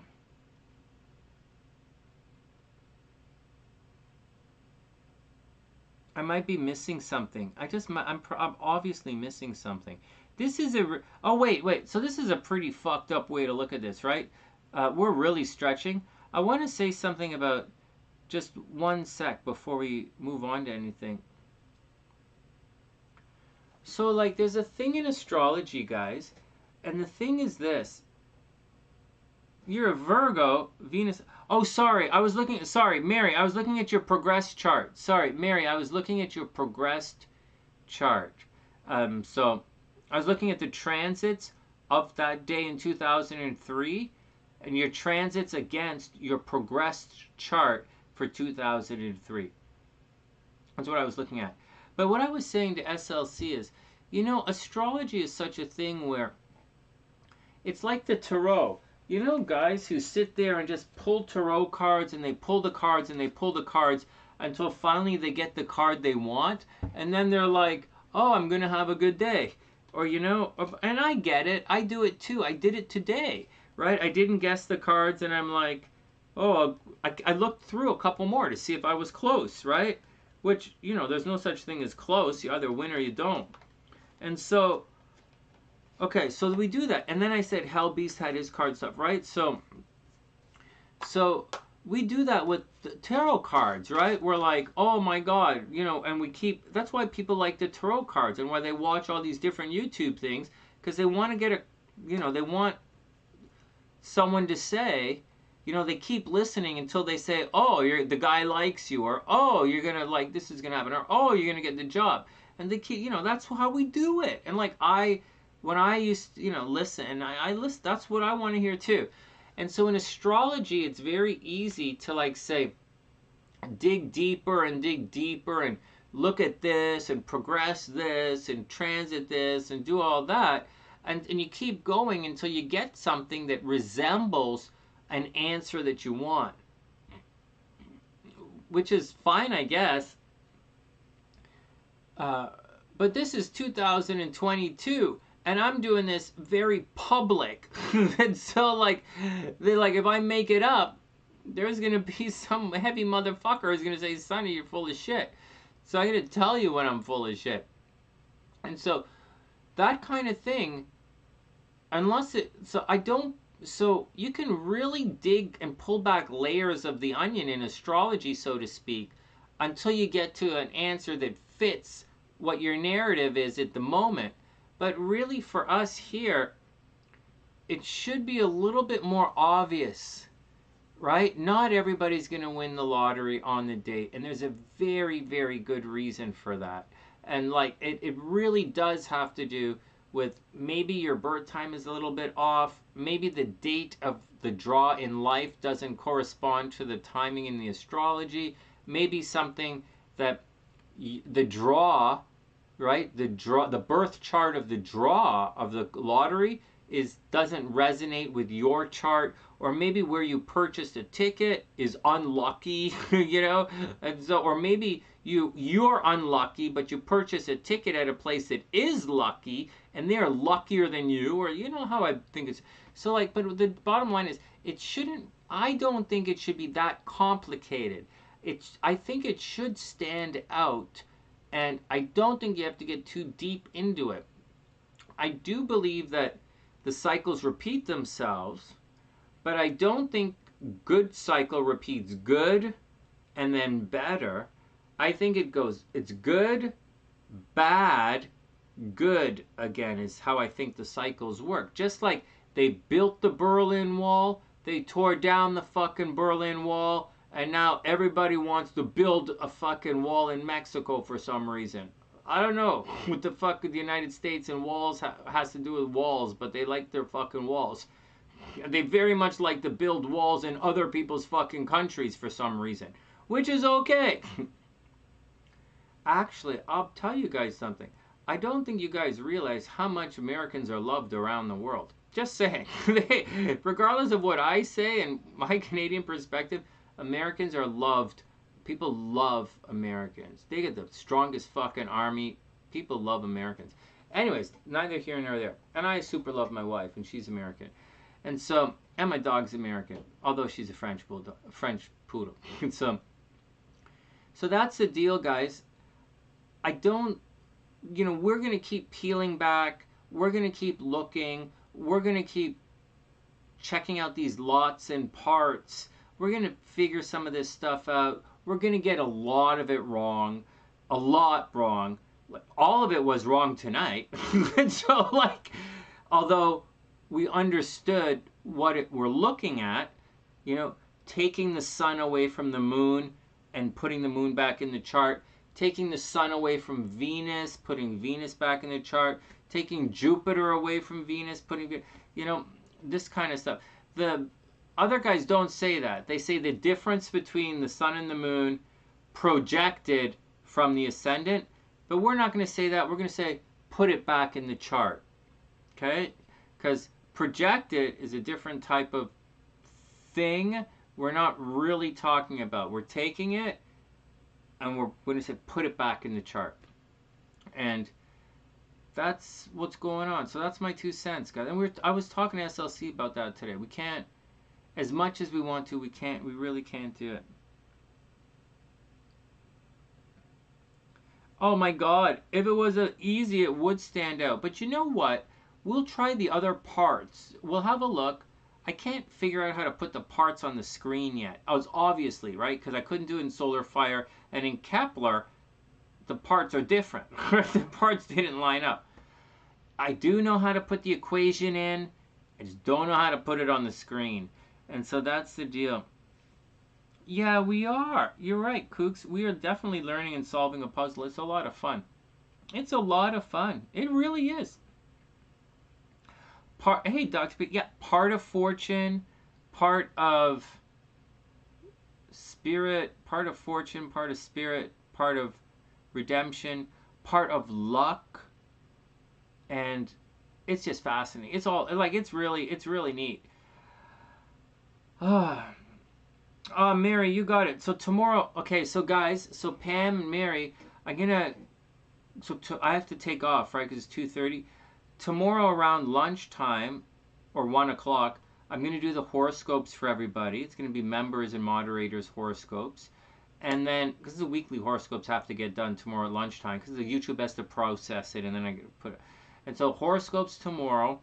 And then when I'm back on tomorrow night, we're going to look at your charts for real. I'm going to read Pam's charts with her transits, and we'll look a little bit more at... not as much as we did tonight, but a little bit more. And I will, on my side of things, I'll work on ways to deal with that kind of stuff. But that comment that chick made was so rude. It was rude and unintelligent. It was rude and unintelligent. I don't know how to behave. I don't know how to... I'm not a Libra. Like half of you guys are Libras, or Virgos. Oh, it's a good thing that you guys, they're talking to me instead of a Virgo. But I don't know how to eloquently respond, like from just random stupid comments, what I would consider random stupid comments. But I could be mistaken, but I thought Dianetics was written by L. Ron Hubbard. It's like, a fucking thing. Anyways, whatever. It's okay. It's okay. It's not about her behavior. It's about my response. And I get that kind of behavior all the time. And in a hypnosis school, they taught us to say, when people who say they're too smart to be hypnotized, the answer is, okay, but only people with, you have to be smart to be, like, if you can't be hypnotized, if you can't focus, like, it's just a thing. I can't even, it's just a thing. Like, it's just the way it is. So, only smart people can be hypnotized. It's funny. But I think what she misunderstands is I think what they misunderstand is the concept of hypnosis. You can't really textbook, quote unquote, plant a hypnotic suggestion or get something to do something against their will. That's the party line for hypnosis. And that's what we say. even though you damn well fucking know I make people take their clothes off on stage, and you guys fucking know I do that. And so, even though, but anyways, you can't. So the joke was always, oh, you would take your clothes off anyways. But having said that, there are very, very basic and simple hypnotic things, tricks you can do to someone in that state will make them do things they wouldn't necessarily do. I don't know that it's going to get as far as killing someone.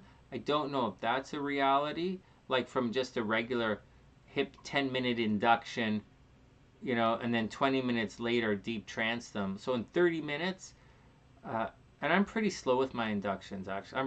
I'm pretty slow. But I don't know if in 30 minutes of hypnosis, 10-minute induction, 20 minutes of deepening, if I could get someone to break their moral boundaries and go kill somebody, I don't know that I could do that.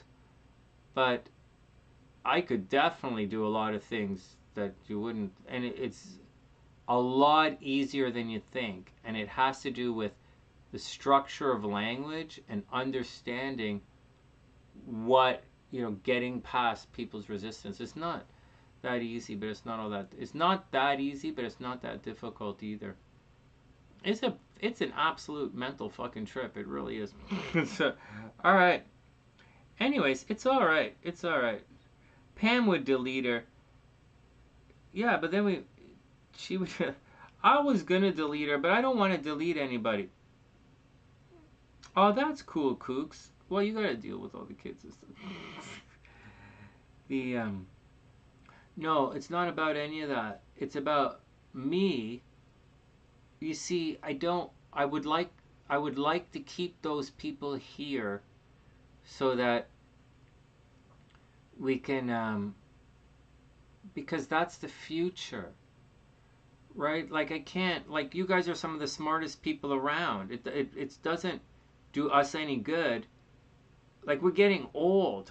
No offense, but like me and Kooks and Rocktober, we're gonna like in about 4 or 5, we won't care anymore about anything. We're gonna be like, I want to play with the grandkids, or I want to go. I'm gonna be going back to playing. I already know what's gonna happen when everything is finished here. I already talked to Mama and Papa Sunshine. I already told them what my plans are, and so these, and I'm already my fight is waning, right? I didn't yell and scream like I normally like.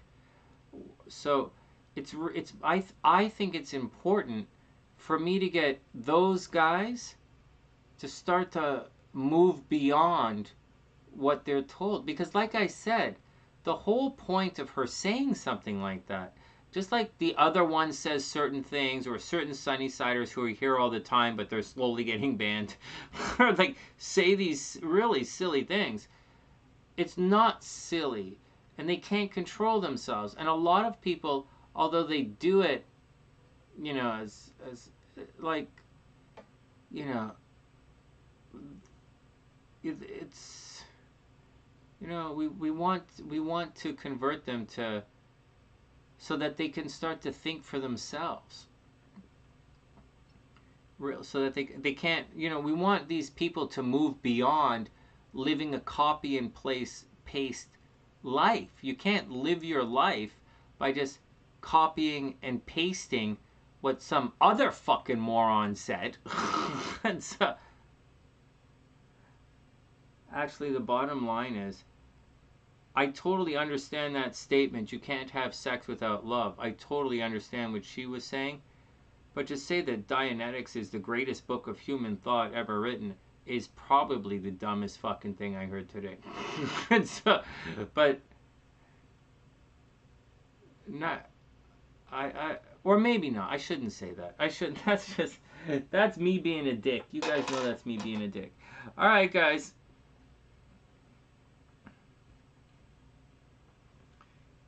You want to go help build Ukraine? That's really cool. That's a good point, Pam. Well, you know, Mary, you guys are right. You guys are totally, totally right. It is, you know, it is rude, but it's okay. It's all right. It's all right. It's all right. It's all right. It's all right. She can wait for the spaceship to come and not take her. I don't give a shit. Well, you know what I'm gonna do? I'm gonna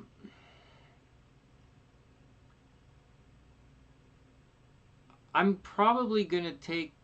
I'm probably gonna take the Mustang, and I'm going to, like, I'm still paying for my apartment in Chicago, right? It's fucking expensive. It's really, really, really fucking expensive, and it's not like it brings in any money like a studio does. So I'm probably gonna take the Mustang and do a little travel vlogging. Like, I always wanted to drive the coast from like Seattle down to down to Los Angeles or down the coast. And I took the train a couple of times, you know, from like Vancouver to Portland, but I never really went farther south than Portland. And I want to go from Seattle and vlog from Seattle down to California. And because when my dad was young, he hitchhiked. He went from Los Angeles up to Seattle when he was in his early 20s, I think. He went with his cousin, my uncle. And so he did that. They hitchhiked.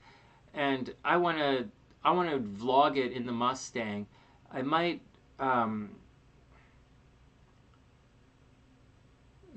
and that's what I think I'm going to do. But after I do that, and then I wanted to take SLC out to the Maritimes in Canada, to the Maritime, like Nova Scotia, Newfoundland, New Brunswick, Show Magnetic Hill.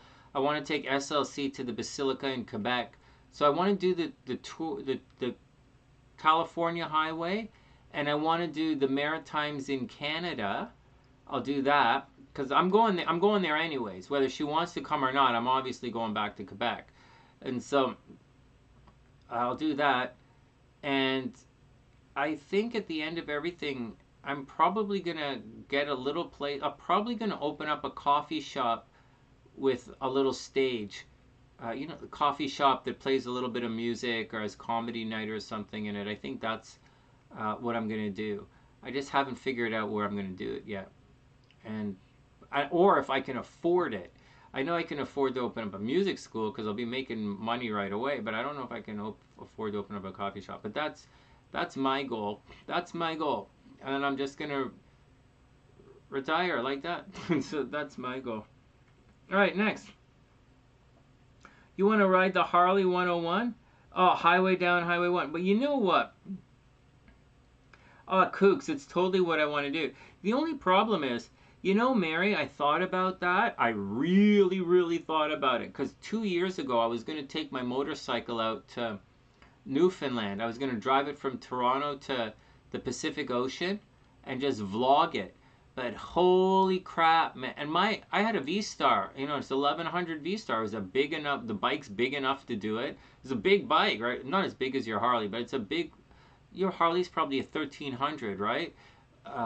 My V-Star was 1100, and so I was gonna cruise it out there and do it. And I have the windjammers and stuff. It was gonna be fine, and the windjammers and the bags, and but you know what? That ride, holy crap, you can really be exposed to the elements. You're gonna sleep outside. Good. Moreover than any of that, I was more concerned about getting robbed on my motorcycle or robbed when I have to go in to recharge my computer, or I couldn't charge I know you could charge. You could get a charger from the battery of the bike, right? I know that. But I was more concerned about getting robbed, like robbed when I'm in the shower at a community center or something. So I wasn't overly sold on. I was sold on it at the time, but now that I'm thinking of doing it again, well, I didn't do it last time. Thinking again about doing it, I'm not sold on the idea about doing it on the motorcycle. But neither here nor there. Oh my God, it's a 1450. Nice, nice. All right, Pam. Sweet dreams. I'm gonna read your. We'll read your transits tomorrow night when I come back, and it's not gonna be this late. It's not gonna be late. I'll come on earlier. Oh man, that's a nice bike, Mary. That's nice. It's not too big. It's big, but it's not like big. You know, like it's big, but like it's not like well, like that's a good bike. You rode from Ohio to Sturgis, 17. No way. You're hardcore. Did you like it? Hey, I'm not a wimp. I don't use the screen in the city. There's no windjammer on my bike in the city. There's no fancy shit on the bike and it's pegs, right? No floorboards or anything. My bike is pegs. Oh, I sold my bike, right? Pegs, no windjammers. I have them, but I don't use that in the city. It's a Dynaglide, right? Nice. Yeah, Semi taking a wide turn and wiping everybody out is tricky. Oh, you loved it. Oh my God. All right, Mary, you just wait for another 2 weeks until you turn the big 5-0 no. You tell me. You tell me next week at this. No, I'm just joking. No, you're absolutely right. It's amazing, right? People love that stuff. I like it too. I like it too. What didn't I like about it? I didn't. I don't know. I didn't want. You see, because I travel with computers and stuff. I didn't want to lose all my stuff. All right. All right. Oh, you've got the super glide. All right. All right. Whatever. Oh, the highways are super winding. I've only been on. I don't know what I've been on. I don't know what I've been on. I don't know. I drove from Toronto to Portland a whole bunch. Not Toronto. I drove from Vancouver to Portland a whole bunch of times. But I don't know if that's the highway or not because it's not like the coast. In Vancouver, I drove to Whistler. That's spectacular. Like one of them, spectacular. Like nothing I can describe. Driving to Whistler is spectacular, but it's dangerous as fuck. So I don't know. I don't know. You still fit the saddle like a glove. Enough. All right. It's all cool. It's all fun. It's all fun. You guys find your own way. But that's what I think I'm going to do. I think I'm going to take the Mustang and go do some vlogging. And then I'm going to open a coffee shop. That's what I'm going to do. And I was going to apply for a teaching job at Humbertown and at the little plaza down the hill. I was going to do that. But I was down there today, and they're only open 3 days a week, like Tuesday, Wednesday, Thursday. So it makes me think the place doesn't have any students. So, I don't fucking know. But I don't know. We'll see how it all plays out. All right, guys, let's get out of here. You rode the Dragon's Tail. Oh my God, you rode the Dragon's Tail on your Harley? No way. Oh my God. I want to do the Dragon's Tail in a Z, in a 370 Z. I want to do the Dragon's Tail in a sports car. Oh man. Well, I hope everyone had a good night. It was kind of fun sharing my research with you guys. I can't make a real video until I figure it out, right? So, but it's fun to share it with you guys. That's where I am at right now with the lottery stuff. I'll find a better way to respond to those kind of comments that were made earlier. I was lucky because they were like kind of comments were kind of in my wheelhouse. But if I didn't really know what I was talking about, it could have been. But like, I'll find a better way to respond. All right, let's get out of here. It's getting late. Tomorrow lunchtime horoscopes. Tomorrow night we'll look at Mary's chart and Dr. P. And that's the action, guys. Hey, Lise, I hope you had a super amazing night. I hope everyone has a nice night. Yeah, coffee. Yeah, coffee, wine bar, and live jazz. That's exactly what I'm looking for. That's exactly what I'm gonna do, Kooks. Minus the heavy duty restaurant part. I'm not a restaurateur. I'm not a chef. I'm not even a very hospitality kind of guy. Uh, Opening a coffee shop is more like opening a coffee shop with a stage is more like Sonny's place that just happens to have coffee. Whereas like a restaurant would be like a restaurant. I can't do a restaurant. And as far as food is concerned, I'll just like order it in from the local place. You know, whatever sells, I'll just resell their shit. So that's the deal. But not yet. I'm about a couple of years away from that. I think in about I'm about 3 years away from that. I'm waiting for the economy to come back. Hey, one thing, you want to know something really fucked up that just happened? Hey guys, before we get out of here, oh yeah, Kooks, I can't do that. I don't know anything about the restaurant business. I don't want to get saddled with that. I'm not a big fan of having inventory either. So I don't believe sales. I don't believe a good business holds inventory at all. So I'm not doing that. But you remember how I said the runaway economy that we had? Forget the runaway economy, but the spike that we had in the last 2 years. The spike in home prices, car prices, kind of thing. It had a lot to do with an increase in demand because more people had money to spend because of the big stimulus checks all around the place. And so, and then everything is going to collapse because although people are looking at supply side, demand is shrinking astra-fucking-nomically because all of that money that people were given from stimulus checks is been spent. So the demand, the money to do this stuff is gone. So the bubble is burst. But Biden just did the most incredibly thing.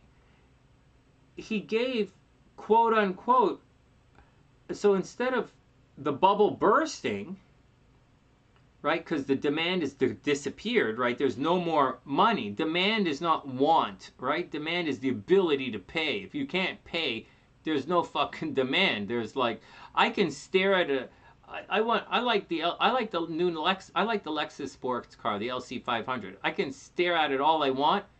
There's no demand there because I'm not buying it. I don't have the money for that. I don't even really have the money to like look at it. Okay, so whatever.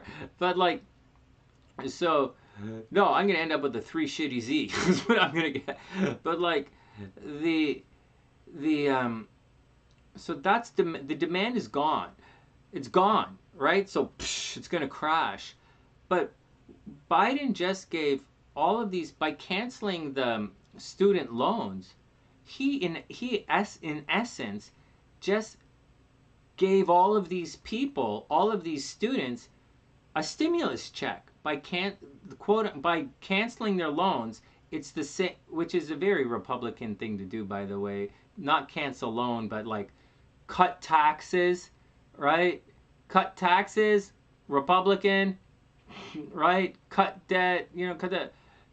It's kind of anyways, whatever. Guys don't see it like that, but from my perspective, it kind of is. But he just gave all of these people more purchasing power. Now, it's not everybody, so it's not as much. He didn't create as much demand that the stimulus checks did to everybody, but he is creating another demand with this cut to so the students not having to pay the thing back. So these guys will now have purchasing power. They now have a little demand, and they will. So instead of thing crashing down because that bubble, technical analysis 101 says all gaps have to be filled. Even that space of shit in these people's brains, all gaps have to be filled. It's coming fucking down. It has to go like this, right? And so this is going to keep that bubble, it's going to come down, and then float a little bit until this new artificial demand is done, until these students who no longer have to pay their rent, until they buy their shit. Like, if they're stupid enough to go buy a car or a house right now, then once all of that is cleared out, then we'll crash back down. I think it's fascinating little study. I could be incorrect. I don't give a shit about American politics. I'm talking about the economy, which I do care about, and how I see these, how these things stimulating the economy. Stimulus check. They didn't call it a stimulus because you jerk off, look at it, and you get all horny. They just stimulates things. It's an interesting thing. Yeah, Mary, there's a place in the chart. There's a place in the chart. That's a good question. Ask tomorrow. Third house. Third house. Third house. Taurus for you.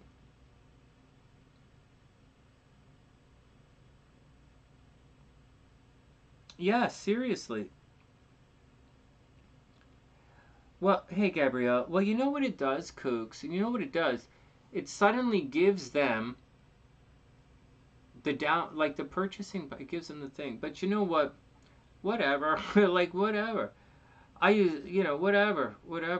I wish I was in Canada for all of that. I would have got a lot of money from the Canadian government if I was in Canada, but fuck, whatever. I don't really care. And I paid off my student loans. I should say, my first wife, Speedy, she helped pay off most of my student debt. She paid most of my student loans off when we were married. She made all the money. And so, she didn't make all the money, but she made a lot of the money.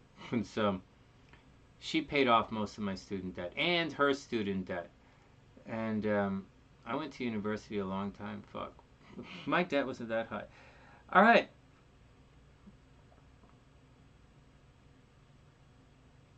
Actually, Mary, I think you're right. I think we may have been looking at it in the wrong spot. I'm not sure. We'll try and do some more math. We'll try and do some more math. All right, guys, I'm out. I gotta go to bed and then wake up and do the horoscopes tomorrow.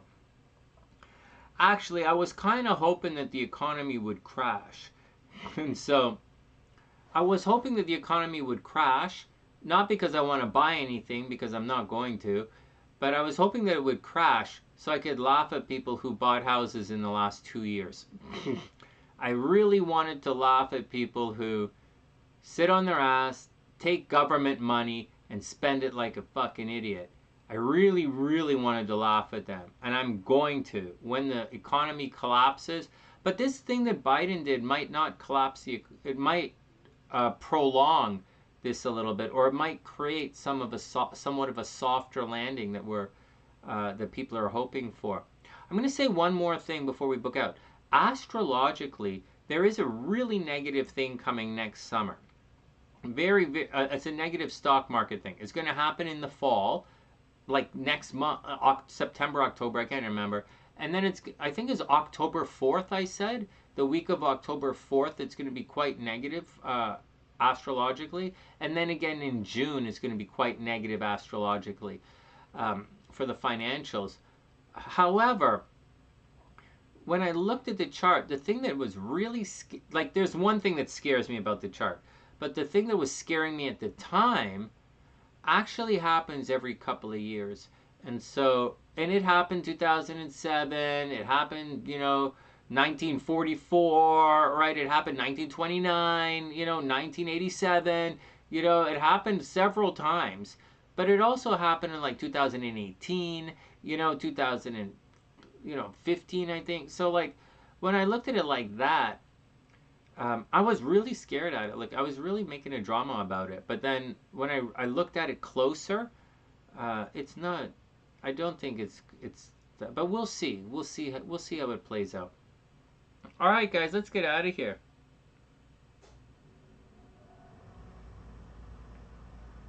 Oh my God, Gabrielle, I so swear to God, that's exactly what's going to happen. Well, you heard what happened. Well, you don't know what happened to us, but like, Yeah. So there's a yeah, yeah, I totally agree. The There's a tricky thing about commercial real estate. Commercial real estate's a little bit different, but it's yeah, yeah. Oh, yeah. It's a tricky one. Anyways, let's get out of here. All right, guys, time to book out. Hey, Kanyat, I hope you're having a wonderful night, but I got a book. All right, guys. And with that, thank you everyone for tuning in tonight. Thanks for everyone who just dropped in. But I got to book out. It's 3 o'clock in the morning here, and I got to wake up and do the horoscopes for you guys. All right. Having said all of that, from TheSunnySide.net, I'm Sonny, guys, wishing everyone the best of a super beautiful night. Have a great night, guys, and I'll see you guys